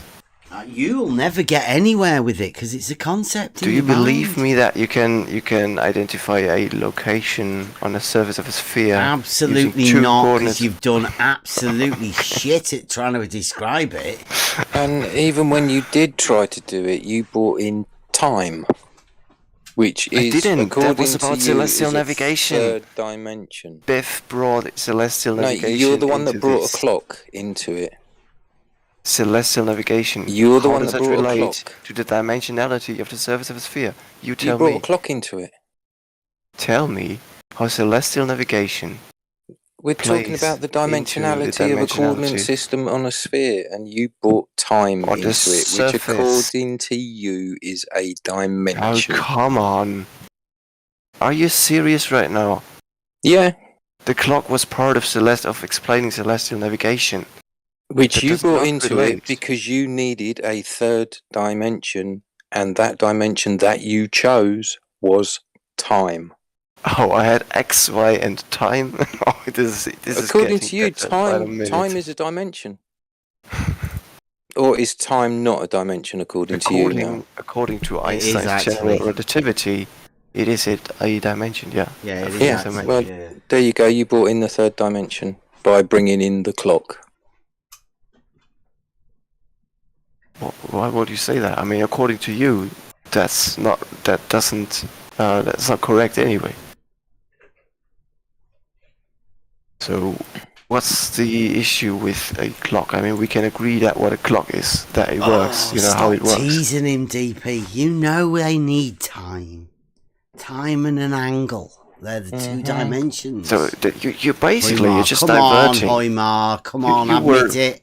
Come on. You were only diverting. Admit it. Time's one of your dimensions that you need. That's pretty dishonest. Come on. Actually. Time and an angle. A sphere in geometry exists without time completely. Oh yeah, absolutely does. Yeah. But to find the position on the surface of that No. In order for you to find longitude and latitude, what you need, Hoymar, is an angle and time. They're your 2 dimensions. I know it's hard for you to admit, but that's actually what you're trying to deal with.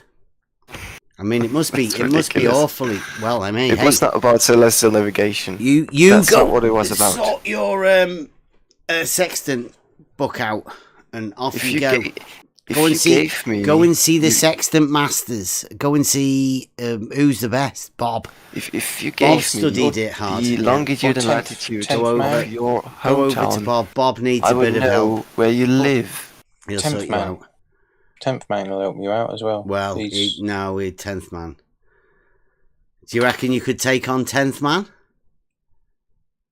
I don't know who you are referring to. See, there you go. Go and ask Bob then. Bob, sort out Bob. Bob might be able to train you like a Karate Kid with the Sextant. You could get your little tangent planes of water out and you could be bouncing angles out with Bob.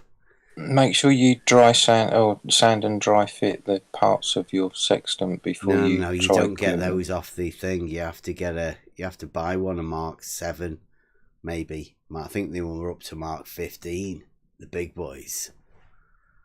Be careful with your scalpel as well. Okay. Here's a little task for you before I sign off for today. I give you 2 coordinates. Homework. Yeah. Longitude and latitude. And you tell me 4 o'clock what place on 35 degrees. 4:30 in the afternoon. Okay. 35 degrees. Off you go. Where am I? Yeah, that's geocaching, right? You know, geocaching at 4:30. Yeah. Yeah, nice one, Hoymar. Okay, tell me where I am. And don't be doxing anybody. You at home, maybe? Yeah. I'm on the sofa in the back room. I like your sofa. It's comfy, Bev. Yeah. It's a good sofa. Yeah, so as I wrote in the chat, I gave you the coordinates. Tell me where I am. You're at home. Yeah. By your PC, I'm guessing. That's an assumption. I gave you the coordinates. Yeah. So now it's your task. You can take your time. I'll wait. Yeah. Wherever you are or go is where you are. Job done. Yep. You are where you are. I'm sure it's a lovely place as well. Hope it's not too windy. It was. Well, it's getting better. Your left is your left. Hey, and I bet you've got a north as well, haven't you? Yeah, and don't forget that forwards is 180 degrees opposed from backwards. And north is up. North is up. On the map. Always up. Right. Always up on the map. Yeah, right. So that's your task, right? Look in the chat. Task 2 coordinates. finder. Tell me the Task location master. on Earth. If you On can a complete Friday that, night, Friday night task night. Hey, you demonstrated how you can have 2 next coordinates. week, don't forget to call us back. Great. So your homework for this week, everybody who's listening. Nice talking to you. Hoymars, okay, thank you very much. Coming in, Hoymar. Just making sure the YouTube chat, everybody's on the task. Hoymar's given us some numbers, and he wants us. It's like a Where's Wally type thing, isn't it? But like, I might just cheat. Copy and paste that into Google. What do Hoymar's numbers mean? Oh, come on, DP. That's cheap. Yeah, why not? Are you telling us you got them from somewhere else? Where did you actually measure them? What did you? It's just where did you measure these angles then? How go on? I'm keen to know what to do with me sextant. Like where do I measure me angles? You should know. You've been dealing with this for years. You should know. Not with exactly the how sextants. to No, do the with sextant's like new to me. I mean, I know what an angle is and how to measure an angle. But it's just. You told me before multiple times that a sextant only measures an angle.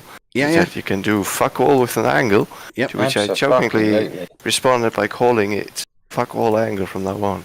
Yeah. Go on then. So I can go outside and I can measure an angle. What do I do with it? Tell us. What do I do with that angle? Like where those 2 angles that you've given us? Where did you measure them? You need more information. You need time, and you need the object you're looking at. So you can do fuck all with an angle then, right? With only an angle? Mm-hmm. Yeah, that's not much use. Mm-hmm. I mean, it's an information. You know the elevation angle where you are right now to that object, but with an angle. Do you understand it now? You can do fuck all with an angle. You've got an angle. That's not actually what you meant. Yeah, it is. You said the same. It's exactly what we meant. For the what can you do? Method. What can you do with an angle? Go. Which just you give me an angle like just 30 degrees. Mm-hmm. That's it. Like no further information. What can you do with it? So with that just an angle. Yeah. Well, fuck all, right? Well done. So the statement holds true. T-shirt logic. You can do fuck all with an angle. But who would disagree, though? I mean, who would disagree with this kind of childish premise? You'd be surprised. Yeah, you would be surprised. Right. Yeah. Try Brenda, Rumpus, George. Well, I mean, he knows already. I mean, what can you do with an angle? I've got a sextant. I'm measuring an angle. What can I do with it? I mean, actually, Where's Wally picked you up on that kind of premise and said, how do you, what's the question? How do you measure level with just the level or something like that? I don't. Yeah, I'd forget about it as well. So what can you do with an angle? Like, go on, let us in on it. When you get... Did you now start the recording, Biff, or why do you ask me the same question twice? It's live. I want you to answer it. What can we do when we've got a sextant? I just answered. Scroll back by like 30 seconds. Okay. So a sextant's no good then, really? Is that a serious question or? Yeah, it's a really serious question. Because it just measures angles, doesn't it? So I assume you know what a sextant is, but you've never used it. It's an angle measuring device. Mm-hmm. So you have an angle. What it is used for? Measuring angles. Which context? Measuring angles. Mm-hmm. Yeah, minding your P's and Q's. Well, the context, right? Mm-hmm. Which context is it used in? Exactly what a sextant does. Measures angles. Yeah, I can. Yeah, in which context is it used? Like it's just one part of the whole, right? The context of measuring an angle. Oh, sextants are always only used to measure angles. Yep. Which we could also call fuck all angles. Yeah, you wouldn't use one as a hammer because then it wouldn't be much good for measuring angles. Okay. So sextants actually are a toy just to measure angles, or? It's a tool. Oh, a tool. So what do you use the tool for? Measuring angles. Well, but you can't do anything with just an angle. So why even have a sextant? I don't have a sextant. You tell us. I don't have one either. That's what I was saying. I was telling you. I was asking you. Oi, Ma, I was asking you right at the beginning. Like, how averse are you? How could you let us know? Nobody's been able to answer, and you've done exactly the same as everybody else so far. Like, because a sextant measures angles, and as we know, you can do fuck all with an angle. So, I mean... Go on, tell us the next part of the process. There's a bit we're missing somewhere. Just let us in on it. The process in which the sextant is used, it's called celestial navigations. And sailors have done it for hundreds of years. You need a sextant. Don't need a history lesson. To determine your time, either by a clock or some other means. And you need a nautical almanac, which tells you at which position on Earth and at which time which celestial object will be at which elevation angle. So you can map these. You can map elevation angles and time to a celestial object. That gives you. Can I finish my point? With a magic book. And then you know your position on Earth. With a magic book. Which, by the way, only works because Earth is a sphere. A magic book. And not a flat plane. And you have a magic book. You know the distance to the light in the sky. Because no distance, just elevation angles. So you don't. Oh, in the magic book, that was determined over the years. Where is Polaris at which latitude and so on. So that's the easiest one. So you don't have the distance to the lights in the sky. Who's talking about distance apart from you? I've never seen this book. Right, so you've never seen it? No, right. Okay. So let's say we're out there. I've got an angle. 33 degrees, right? This is off the top of my head. Of course. Of course. Top of your game, you are there. Kind of... Right. So okay, we've just measured an angle. Now, I've got to look. I mean, hang on, Bev. Sorry. How many degrees are you, Hoymar? Sorry, what? How many degrees are you? Bev's 33, top of his game. How many degrees are you? Oh, I didn't aspire to these levels yet. Okay. It's not a level, it's just an angle measurement. Yeah, so absolutely is. I've measured an angle. Now, do I have to know the light? Mangle. A mangle. I've measured me mangle or wangle. Is it a wangle? A wanker. A wangle. It depends on. Yeah. You need to know what you're.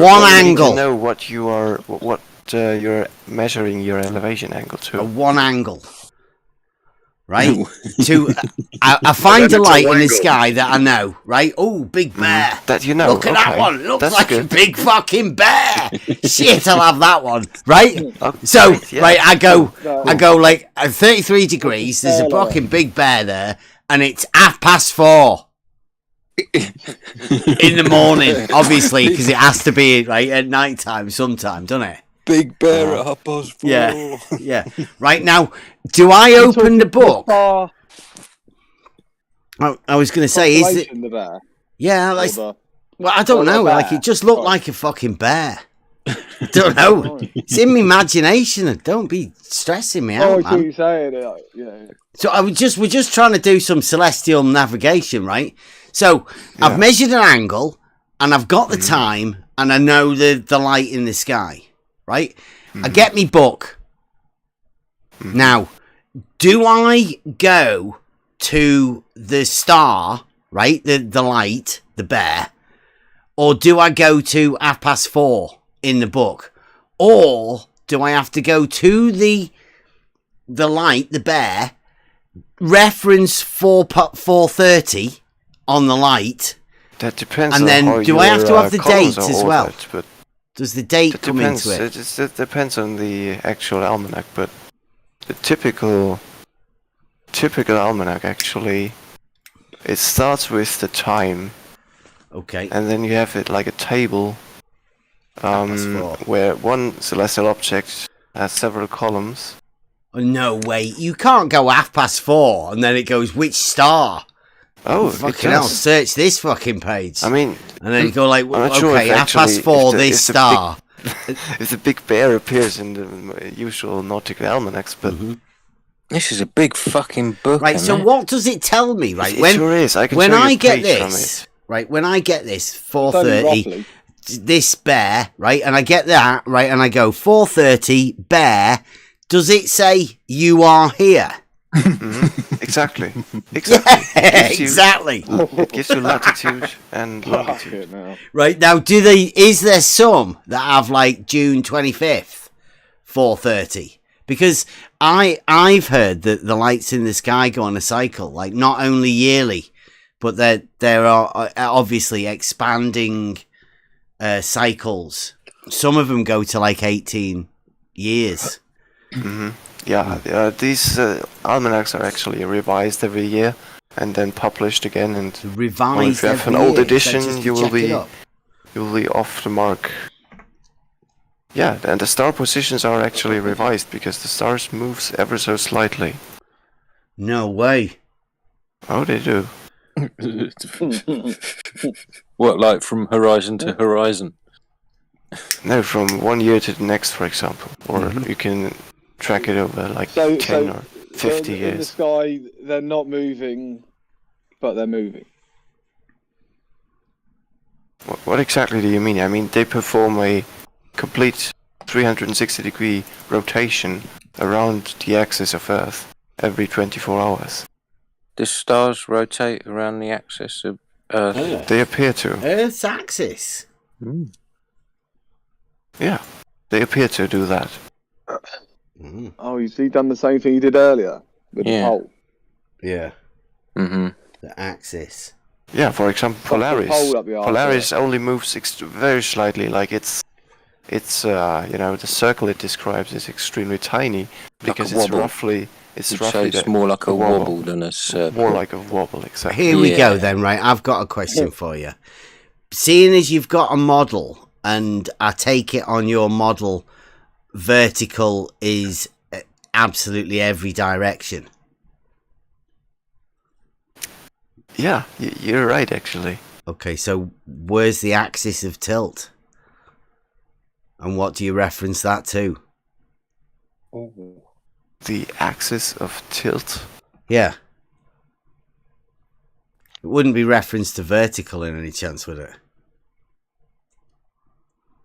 You mean the tilt of Earth, like the 13 degrees or whatever it was? Yeah, where do you measure that 13 degrees from? I don't think that's what you meant, actually. That's just the axis of Earth that's like tilted.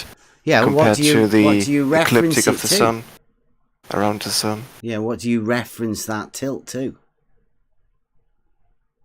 Well, the tilt I'm talking about, you reference to the plane of the orbit that Earth describes around the sun, because it's slightly tilted. Sure. That causes seasons. A tilted plane. Because then the tilted from what? Angle of what's it called? Angle of the inclination of the sun rays will change over the year, and that causes. Tilt from what? Seasons.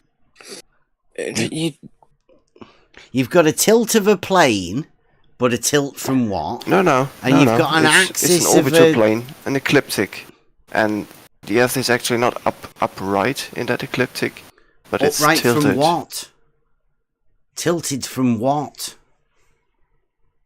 From an axis perpendicular to that orbital plane. An orbital plane? Yeah, like... Which was mapped how? What do you mean mapped? Well, to establish it's a plane, it would have to have been... I'm going to use the word mapped, because you would need to map out that plane. I mean, we... to establish that plane we know is the distance. there. We know the distance between Earth and the Sun, how it changes ever so slightly. And that gives us an elliptical orbit. And that orbit lies in a plane, like, every circle. Which was established how? By measuring the distance to the Sun. Measuring the distance to the Sun gives you a plane. No, it gives you a distance over the year. The line. Is that you can calculate? You can then calculate the ellipse that Earth describes around the Sun. It hasn't been measured. It's just the calculated rough guess. Yeah, you just asked to say a rough guess. No, it's a precise calculation. Oh, a precise calculation. Oh, for sure. It changes, doesn't it? It has changed. You mean what changed? What exactly? Yeah, they've had to fix it now. Anyway, don't want to they've get in there. They've had to fix it now. It's right now, is it? Yeah. They can't move it now. Anyway, that's right, innit? They've sent a thing over there, a probe. Yeah. To the Sun. You want to send a probe to the Sun? Well, they've already done it, haven't they? They have, yeah, but if there you go. So they can't change the distance now because they've sent a probe there, right? They're stuck to it. There's no way they could go, oh shit, 106. Sorry, fucking hell. Well, I assume. I don't know. I think they sent several probes by now, yeah, and the actual figure doesn't change all that much anymore because it has been measured to a high degree of accuracy some years ago. Keep saying measured. Have they melted yet? How they would do that? I could look that up. There are several methods. I'm too tired to get into that now as well. Yeah. It'd be tricky Googling that sort of stuff. For sure, yeah. It'll definitely be there, though, right? Arthur C. Clarke or someone will have wrote some shit about it. Don't worry. Oh, man. Yeah. Mm-hmm.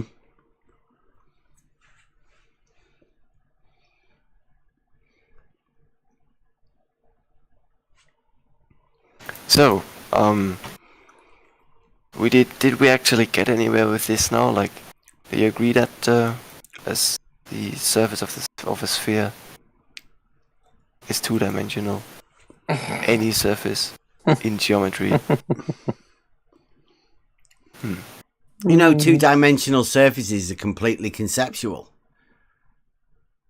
And we said we deal in reality constantly. All the time. Yeah, it's conceptual to a certain degree, for sure.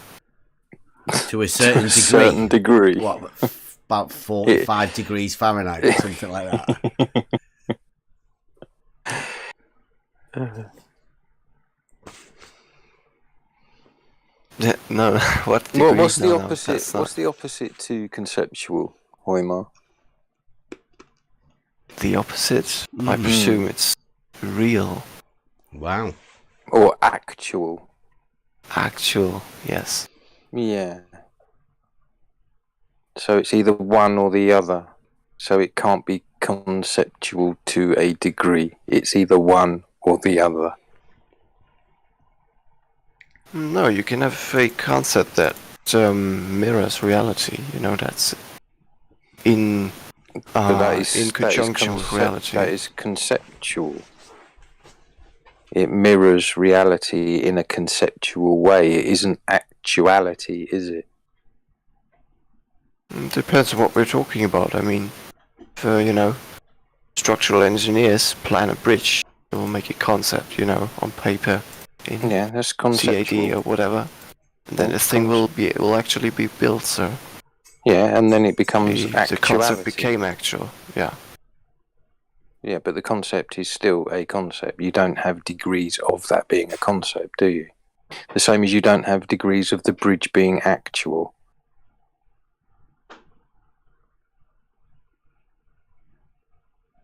No, it's... I guess it's either this or that, yeah. Mm-hmm. Okay.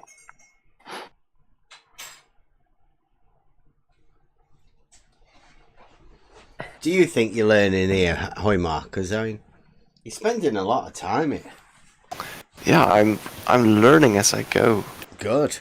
You're quite curious bunch. So we're teaching you quite a lot, are we, about the ways of your model? Is it a bit of a rigorous training ground for you, though, Hoimar? It's something like that for sure. Yeah. Yeah, because you were a bit green when you first came in, weren't you? yeah, probably. I mean, to some degree, I also enjoy it, honestly. It's, it's not just a training ground. Well, you wouldn't come back if you didn't enjoy it, right? Yeah. Yeah. Yeah, it's not as if somebody's paying you to come here or forcing you to come here. This is actually, I'm taking this out of my free time, so... Yeah. I sometimes wonder why you don't get the link between geometry and reality. Well, there is a link. Yeah, there's a link for sure. But just making certain assertions about reality coming from the definitions of geometry, from certain definitions only. No. It's coming from a water level. Established it's not actually plane, doesn't it?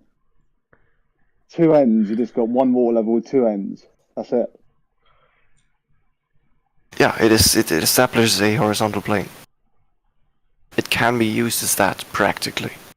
Correct. Yeah. And for what length? What distance? Rather short distance. If we talk about, when its description is that it's more accurate over longer distances than the conventional tools. At water level? I mean, it really depends. What scale What order of magnitude are we talking about? 1-to-1 scale, I'd say. Yep. That's always the best scale for us. No, you know, what are we talking? 10 meters, 100 meters, a few kilometers? As far as you want. So, no, when I'm you sure said scale, scale, Hoymar, 100 meters. When you said scale, did you mean size? I meant order of magnitude. Well, scale would be 1-to-1. It's a ratio, right? Scale. So did you mean Not necessarily. size? Scale can also mean, you know, extent, magnitude, scope, and so on. Yeah, but when you're thinking of scale for maps and mapping in or surveying, right? Scale 1-to-1 is reality scale, and then you change it 1-to-2, right? You know what a scale model is like. You know what scale models are. I do, yeah, but we can't just use, you know, definitions interchangeably. That's what scale means, though. It's a ratio, isn't it, of real life to what the scale of the model is. It's a relationship, right? 1 to something. That's what, when I say and when I hear scale, I just want to, like, because we're communicating with people and we need to learn how to communicate. So when you said scale of the water level and DP said 1-to-1. Oh, I said at which scale is it used? What scale are we talking about? 1-to-1, yes. Because I can reality assure you, scale, at certain scales, you will lose that. You will lose that ability to establish a horizontal plane of reference. We are dealing in reality, so the scale is always 1-to-1, right? You realise that, do you?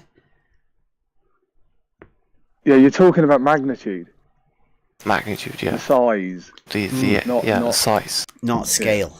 Yeah. Mm-hmm. Not scale, yeah. So it's just it's a language barrier, right? But I'm learning how to communicate. It is. Yeah. Yeah. So how big you meant to say? How big is the water level? Now, have you got a table there in front of you that says there's a certain distance that horizontal water levels are okay for, and then anything past that there's a no-no, right? There's like a size thing for water levels, right? Is there? When you say it depends on the size of it, you must have something there in front of you that says these are okay and this is too much. No, not allowed, right? Manufacturers design things or anything like that? Well, it depends on what you use the level for. If you only want to measure an elevation distance, the water level, yes, elevation difference, then it doesn't matter. The distance doesn't actually matter. It's only limited by the physical. So for elevation purposes, a water level is, for all needs, infinite.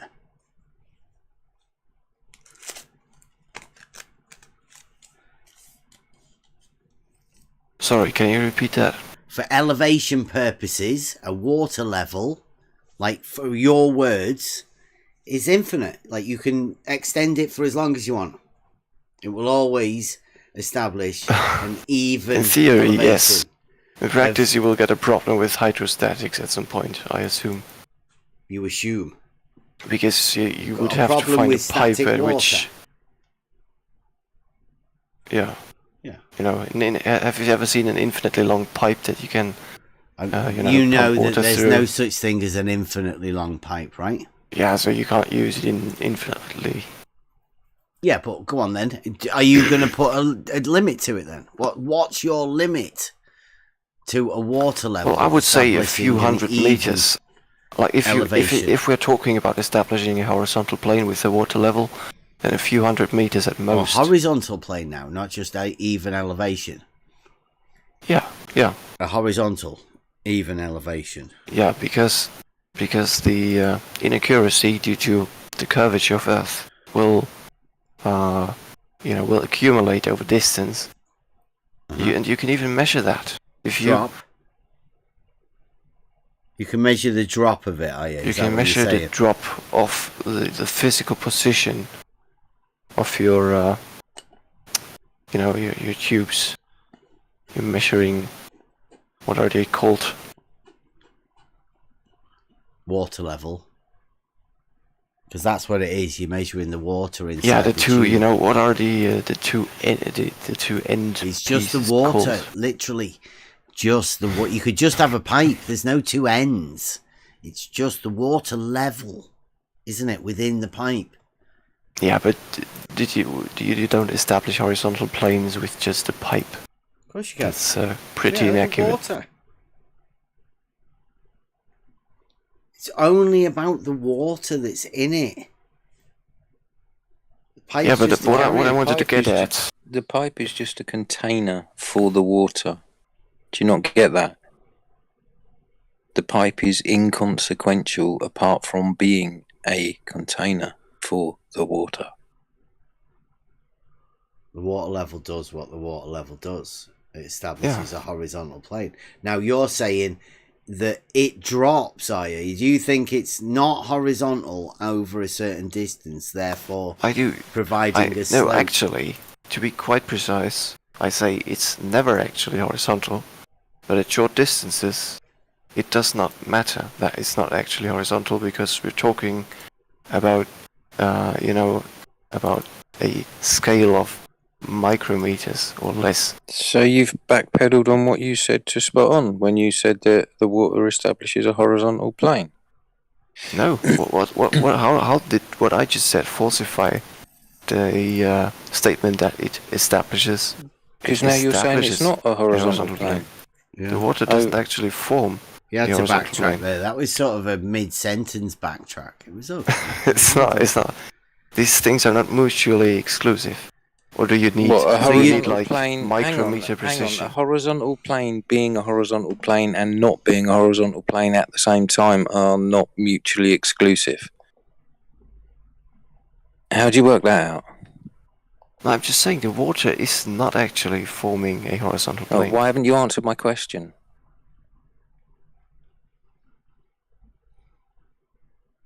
Because that's not what I said. You misrepresented what I said. No, I didn't misrepresent what you said at all. It was virtually verbatim.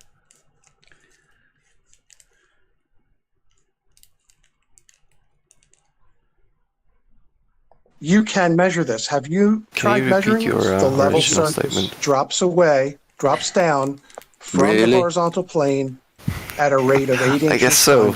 I did not say that the level is not horizontal. When he says water is level... When Spot-On said to you about a water level forming a horizontal plane, you agreed with him. And now you have just said that that horizontal plane is not a horizontal plane.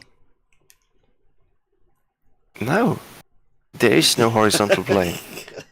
So, in the water level, physically. It's not a horizontal plane. There you go. He's give up the horizontal plane. Well done. No, you can still establish one with it. Whoa. As long as you don't need extreme precision or too large distances. You can establish a horizontal plane with a tool that, according to you, doesn't establish a horizontal plane. It establishes a horizontal plane, but it doesn't physically. Water demonstratively does not physically form a horizontal plane. It does or it doesn't. Oh, it doesn't. That's not what happens. Now. It doesn't. It doesn't. It doesn't. But does it? Just assume, well, it looks that way. So it just looks like it. The absolute truth is that it is that way. Which is... the absolute truth, it is that way. Yeah, it looks that way because it is that way. No, you see something, so you see, it looks horizontal. I'm glad you cleared that absolutely is that. It's definitely as clear as mud now. Yeah. Yep. We're going to have to go back through the live stream and clip this bit out, Bev. This is just fucking class. I mean, you know that, right? You know that water doesn't form a horizontal plane. No, it does form a horizontal plane. Yeah, always. We know that it does. It demonstrably doesn't. Tested it. You know, we've demonstrated an overwhelming that it amount of definitely evidence does. That it does not. How have you demonstrated that it doesn't, Hoymar? How I personally have demonstrated that it doesn't. How has anybody demonstrated that it doesn't? Yeah. You can measure it. How do you do that? From your horizontal. That's not measuring, is it? You have 2 points. That's looking. Okay, you have 2 points of equal elevation, and you see how one of them in the distance. You're at the first point. So you're not measuring anything. You can measure the angle. You're wandering off into optics now. Elevation angle. You can measure that. Which is optics. You're viewing. It's always optics. We're always viewing, regardless of 100 meters or 100 kilometers. You would have to tell me what falsifies this angle. So you have to go to large distances to view your curved water, yeah? Whereas what do you mean by large? I mean, you can view that, a few kilometers. You were saying it establishes a horizontal plane or doesn't establish a horizontal plane. Can be used to do that, yeah. It can be used to do that. Oh, it can definitely, again, be used to do that. Because that doesn't falsify that the water may or may not actually The water curve. forms a horizontal plane locally. Slope. No, but it does not. It does not. No, it's a slope. It's gone with the blue slope, aren't you? Or are you going with the hump? Which one?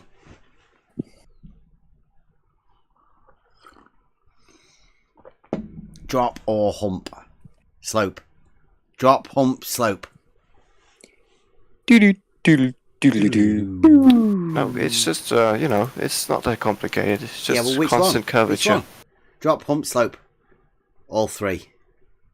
Curve. Ooh, arc. So not slope?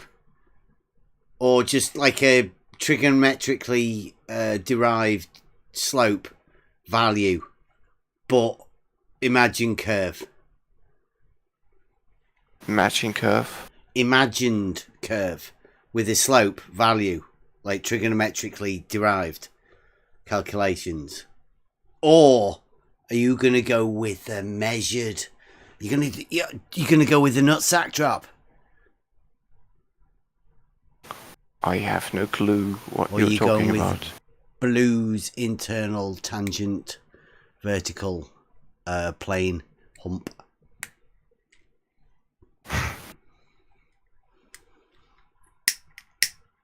You're using these terms. I'm not sure. I'm making them up. They what to me. Absolutely. You've never heard of the nutsack drop? I can get you a clip with Paid Nasty Shield thinks it's one of the globe proofs. It's nearly as good as the sextant as being a globe proof. Because did you know you can't use a sextant without a globe? Apparently. You can measure angles without a globe. But they won't make sense whatsoever. No. They will not make sense if you're moving on a flat plane. It only works on a globe, the sextant. It's one of the proofs of a globe. It's only usable reasonably on a globe. Yeah, again, if we were moving on a flat plane, if we were moving on a flat plane, then the sextant could not use a linear scale. Do we do that? Are you doing extreme sextant, like on a train and stuff like that? On a train? Yeah. When did you last use a sextant on a train? Well, you said moving. If you were moving, I've never. Yeah, like in celestial navigation, like your little on a ship. Bag. Yeah. Can you get on a bike? That's moving, isn't it? I reckon Sean Hawkins would be doing that on his mountain bike.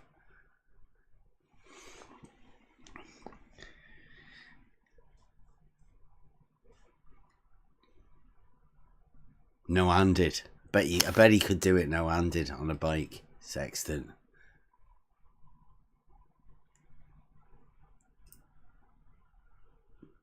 You get Rookier. Rookier could do it on his boat whilst driving. But that would be the most. I think he could get left lane to do it in his truck.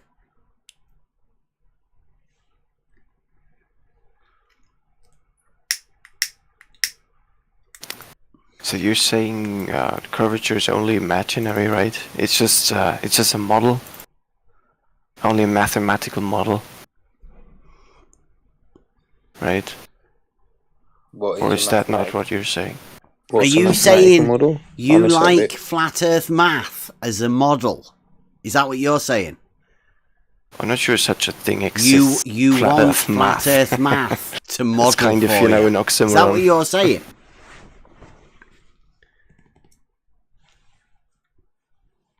Is that what you're saying? I was asking you a question. Yeah, and I was just asking you, is that what you were saying, that you wanted flat Earth math to model for you? Stingrays, man. You just claimed that curvature is only imaginary. It's just, it only exists in a model. Right? Like all curvature. Yeah, there's no such thing as curvature No, at all. the notion that said. the surface of Earth curves, you know, that a level water surface is actually describing a curve. This notion you claimed was only imaginary and only exists within mathematical models. Is a horizontal plane of reference. Okay, so no any curvature, that imaginary. You think there is imaginary to that water level. Yes, it's horizontal. Okay, so what do you say to the evidence that we have for curvature actually existing? What curvature? Curvature of level water surfaces. Wow, or even, you claiming there's a curvature? On solid land, like, so we have salt flats where we can observe and measure curvature. How much water is there? Oh, no water. It's a dried salt lake let's go to with, water a highway on it, for curvature example. Of the water, right? Surely, if you say there is measured curvature of the water level, then you would expect that you would definitely be able to come up with some measured curvature of the water level. Shouldn't you? Yeah, for sure. Nice. So when we say a water level is a tool for establishing a horizontal plane of reference, and that we can prove that, I mean, it's obvious. And even an auto level is a tool for establishing a horizontal plane of reference.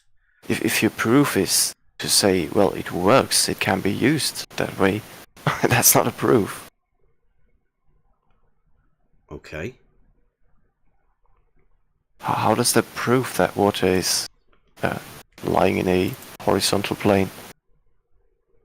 How does what prove it? That you can use a water level to establish a horizontal plane of reference. How does that prove that water level is in a horizontal plane? Because you're doing it to do the job that it does. Okay. So the fact that it does the job proves that it is actually a tool for doing that very job. It's fantastic the way things work you like would that. definitely notice if it wasn't lying in a horizontal plane, the water itself. I'd say you would definitely notice if there was a slope to the water level, yeah, because that's how water flows. So how strong would the slope have to be for you to notice it? Let's say the curve. I'm talking about the curve, horizontal, not the slope. Then you would notice it. But how strong? Like, what kind of? The thickness of a euro. The thickness of a euro. The thickness of a euro? That's several millimeters, isn't it? 50,000th of a 50 millionth of an inch, something like that. 50 millionth of an inch? I think so. Something around that. You would notice that? Yeah, you could. Yeah, I reckon you could. Yeah. With what kind of device? A tube, or what do you have for that? Micrometer, obviously. Very accurate one. Yeah. Used in industry, you know. Did you use such a thing? They're used in industry. Micrometer? No, I've never. Well, I have used a micrometer, but never one on a water level setup like that. No. You guys are getting really precise. Yeah. Yeah. Well, I mean, like, we're like guys for hire now, right? There might be like a need for these sort of things to be established. I mean, we already do them. So, can you give me like an exemplary distance where you're using such a micrometer? A micrometer? Yeah. Why? Just like how far would you need to tell that it wasn't horizontal? Like, what would you, if you could measure to that sort of a degree, how far away do you imagine you would have to be? Calculate. How far would you calculate we have to be away before we could tell whether it was horizontal or not? If we could measure to a 50 millionth of a... And then you let us know how far away we could go and how long it could be before it would stop being horizontal. Well, I'm saying it's never actually horizontal, but you don't notice this kind of deviation because it's on the order of less than a micrometer. It's less than or if we look at the you like to post the Ruhith numbers, right? So it's dark order, yeah. Okay.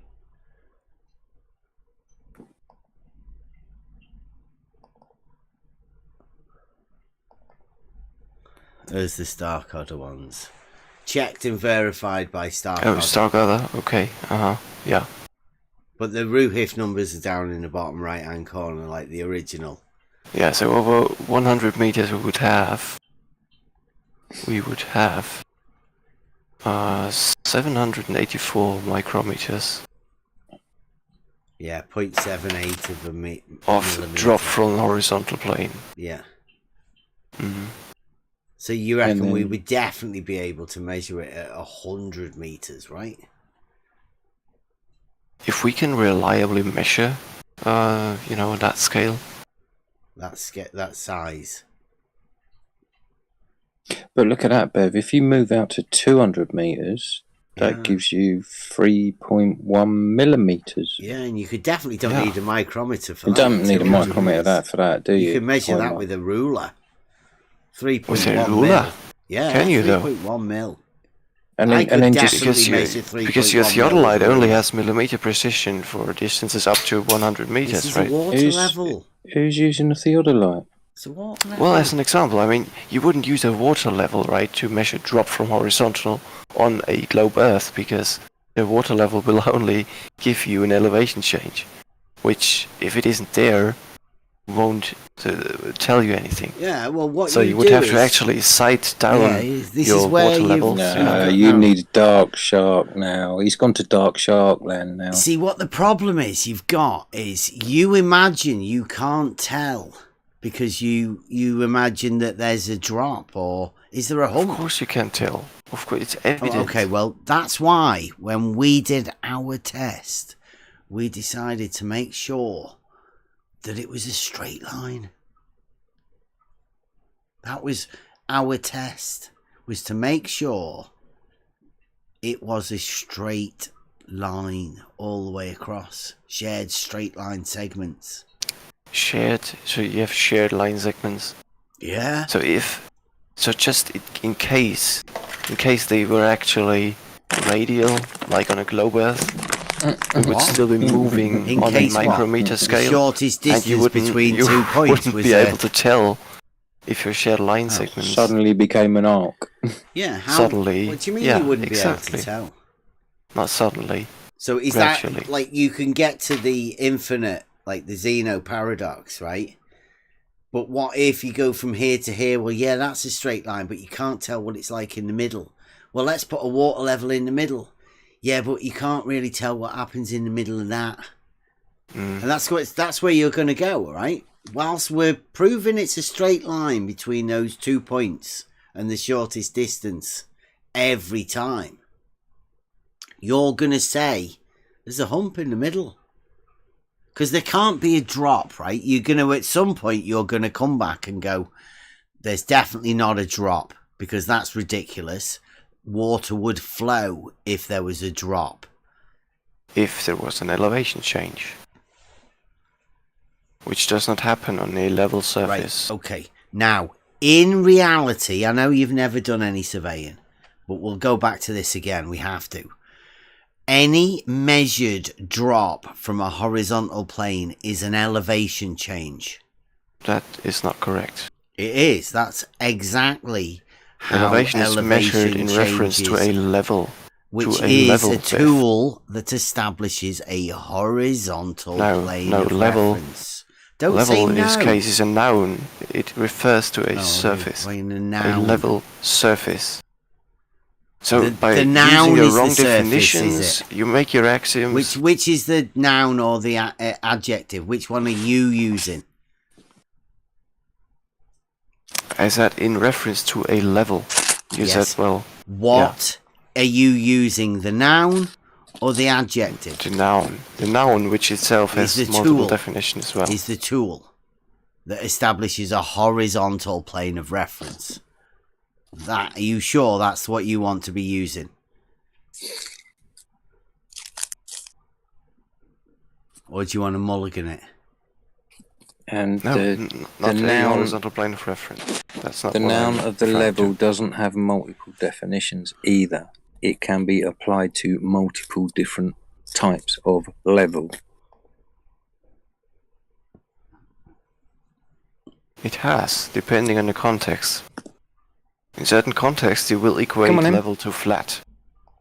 Come on in others, you won't. You will say level means perpendicular to the direction of gravity. Come on in, give us an example of your... My last two sentences. I can give you loads. I can give you loads. A horizontal condition, especially equilibrium of fluid marked by a horizontal surface of even altitude. A water level. Water seeks its own level. Horizontal condition. Is that the noun level that we're talking about? The water level? That you want to imagine some sort of level a drop. as used in surveying. That's what I was talking about. Yeah, well, this is surveying. This is surveying. I know you've never done any, and I know you've only got people that have probably lied to you that they were surveyors that you've been talking to. But they lie to me. Are they also in the? If they've told you, think unless they are you've in made the this up yourself. 33rd degree, or have you made this up yourself, or have you imagined that this is what must happen on a model? No, I haven't made it up myself. So somebody's told you this, then, right? I'm citing definitions from a surveying book, somebody has which is told arguably you a this. higher authority than you, Bev. Mm-hmm. Somebody's told you this, then, right? And you haven't cited anything yet. And empirical evidence confirms it.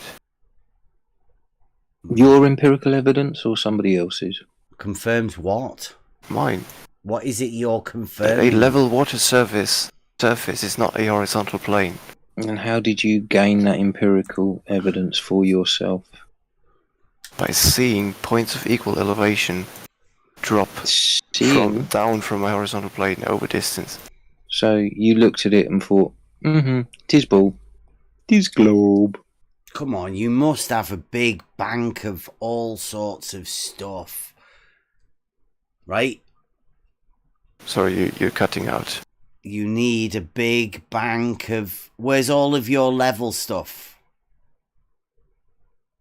My level stuff? Yeah, have you got McToons? He must have like a big page of them somewhere. You should be able to give us loads of them.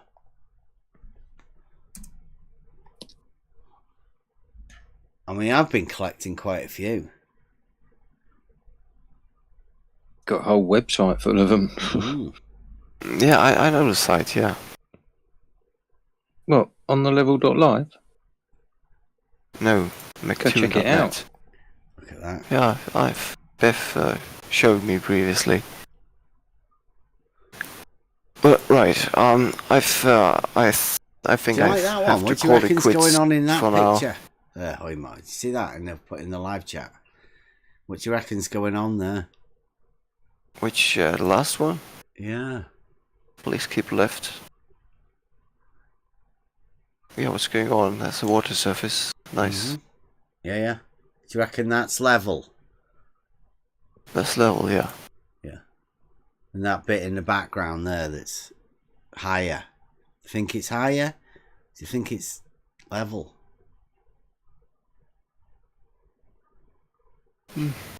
Not sure. Could be flowing water. I don't know what the actual elevation looks like there, but... It's a canal. Or it's just, just like a canal going towards, left, and that's what it looks like from the perspective. Yeah. So... that bottom one goes to locks just to the left-hand side, and that top one goes to a deadlock. There's no, there's no lock there, actually. So it's just, they're both the same level. All that water is exactly the same horizontal level. It's good, though, isn't it? Hey, you assert that. You assert that. It's like a reverse sound. Yeah, I know you do. You can repeat that as often as you want, but it doesn't change anything about reality. I mean, you can't bend the direction of gravity, right? Which gives water its shape. Yeah, you can't bend that horizontal water level in the canal. It's just going to be horizontal all the way across. Oh. Gravity gives the vertical direction. And they're perpendicular to that surface all the way along that canal. Perpendicular to all these vertical directions. Yeah, if you we had can a canal, establish independent horizontal planes, all the way correct? Along, all of that. Right, but we have to come to an end now. Oh, shame. I'll have to sign off for today and finish the shift. Come back some later time. Yeah. Yeah. So nice talking to you. See you guys. Catch you later. Thank you. It's been cool. It was quite an eventful evening. Always good to have a chat with people, isn't it? Yeah. What do you reckon to that picture? Do you like it? It's cool, isn't it? It's a bit of an optical confusion going on there. Yeah. Yeah, I just got where they're saying deadlock comes from. If you reach a deadlock. Yeah. Yeah, you can't go anywhere. Fucked. Yeah.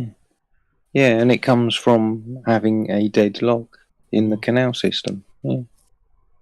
Yeah, I think there was 2 locks there at some point, and they just got rid of one of them.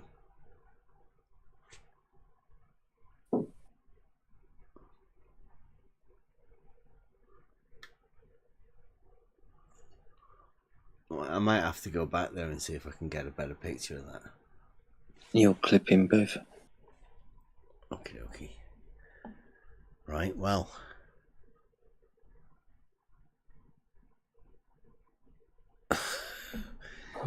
We got somebody in the chat deleting messages, or? When life gives you... Oh, is that Laurie back again? Lowry. Are we still live? Oh no, it's Mark. I'm just about to call it a night because it's 2 o'clock. Can I address right the hand before we sign off? Yeah. Like, what's he been doing? Well, he has an obsession with the point. Yeah. What's the point of that obsession? Point? He's point obsessed. So he seems to think that I think the point equals God.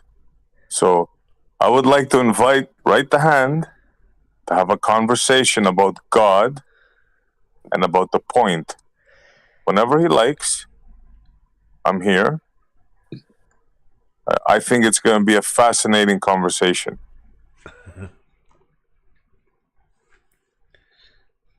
Okie dokie. Well, it's UFC weekend again tomorrow, isn't it? So I don't know. We might, hopefully, if Right the Hand wants to come around, we'll do that. Hopefully tomorrow, but UFC night. so we might not be around for that. What time UFC tomorrow? I don't know. I've not even had a look. Not checked. Not checked yet. We've still got that one from the other week to watch as well. Spot on really needs to sort his mic out. Anybody else got anything to say before I clicky endy? And I need to go and get some kip. Interesting conversations this evening. Yes. I just want to say hello. Oh, hi, Mark. I'm going to go. So, thanks a lot. See you probably not tomorrow, maybe Sunday. We'll be back. No, Bev.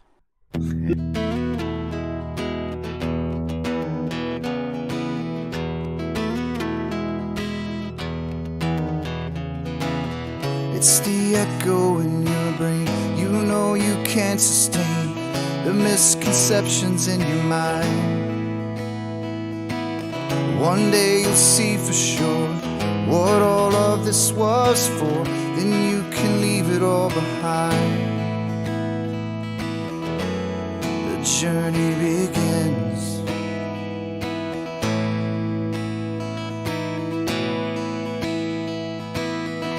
I am the one, yeah, that will show the proof.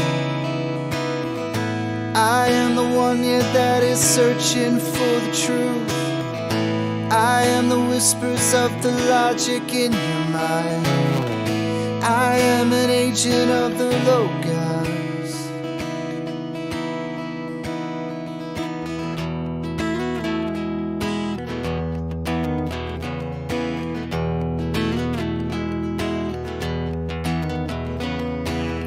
In the beginning was found this thing that cannot speak. It's how we all truly learn. It's only ever attained when one lets go of fear. So don't let wisdom pass you by. The journey begins.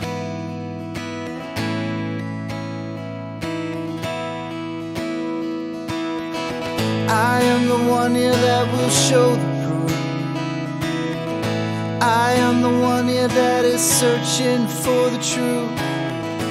I am the whispers of the logic in your mind. I am an agent of the Logos.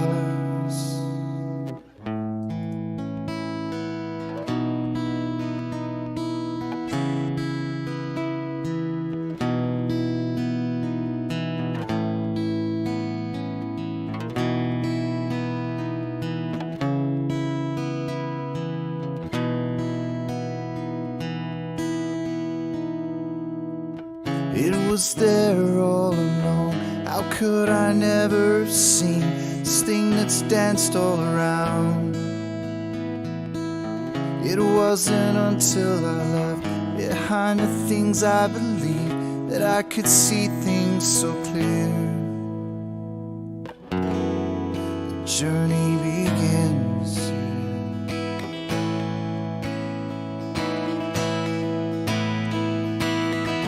Become the one here that will show the proof. Become the one here that is searching for the truth. Become the whispers of the logic in their minds. Become an agent of the Logos. Become an agent of the Logos. We are the agents of the Logos.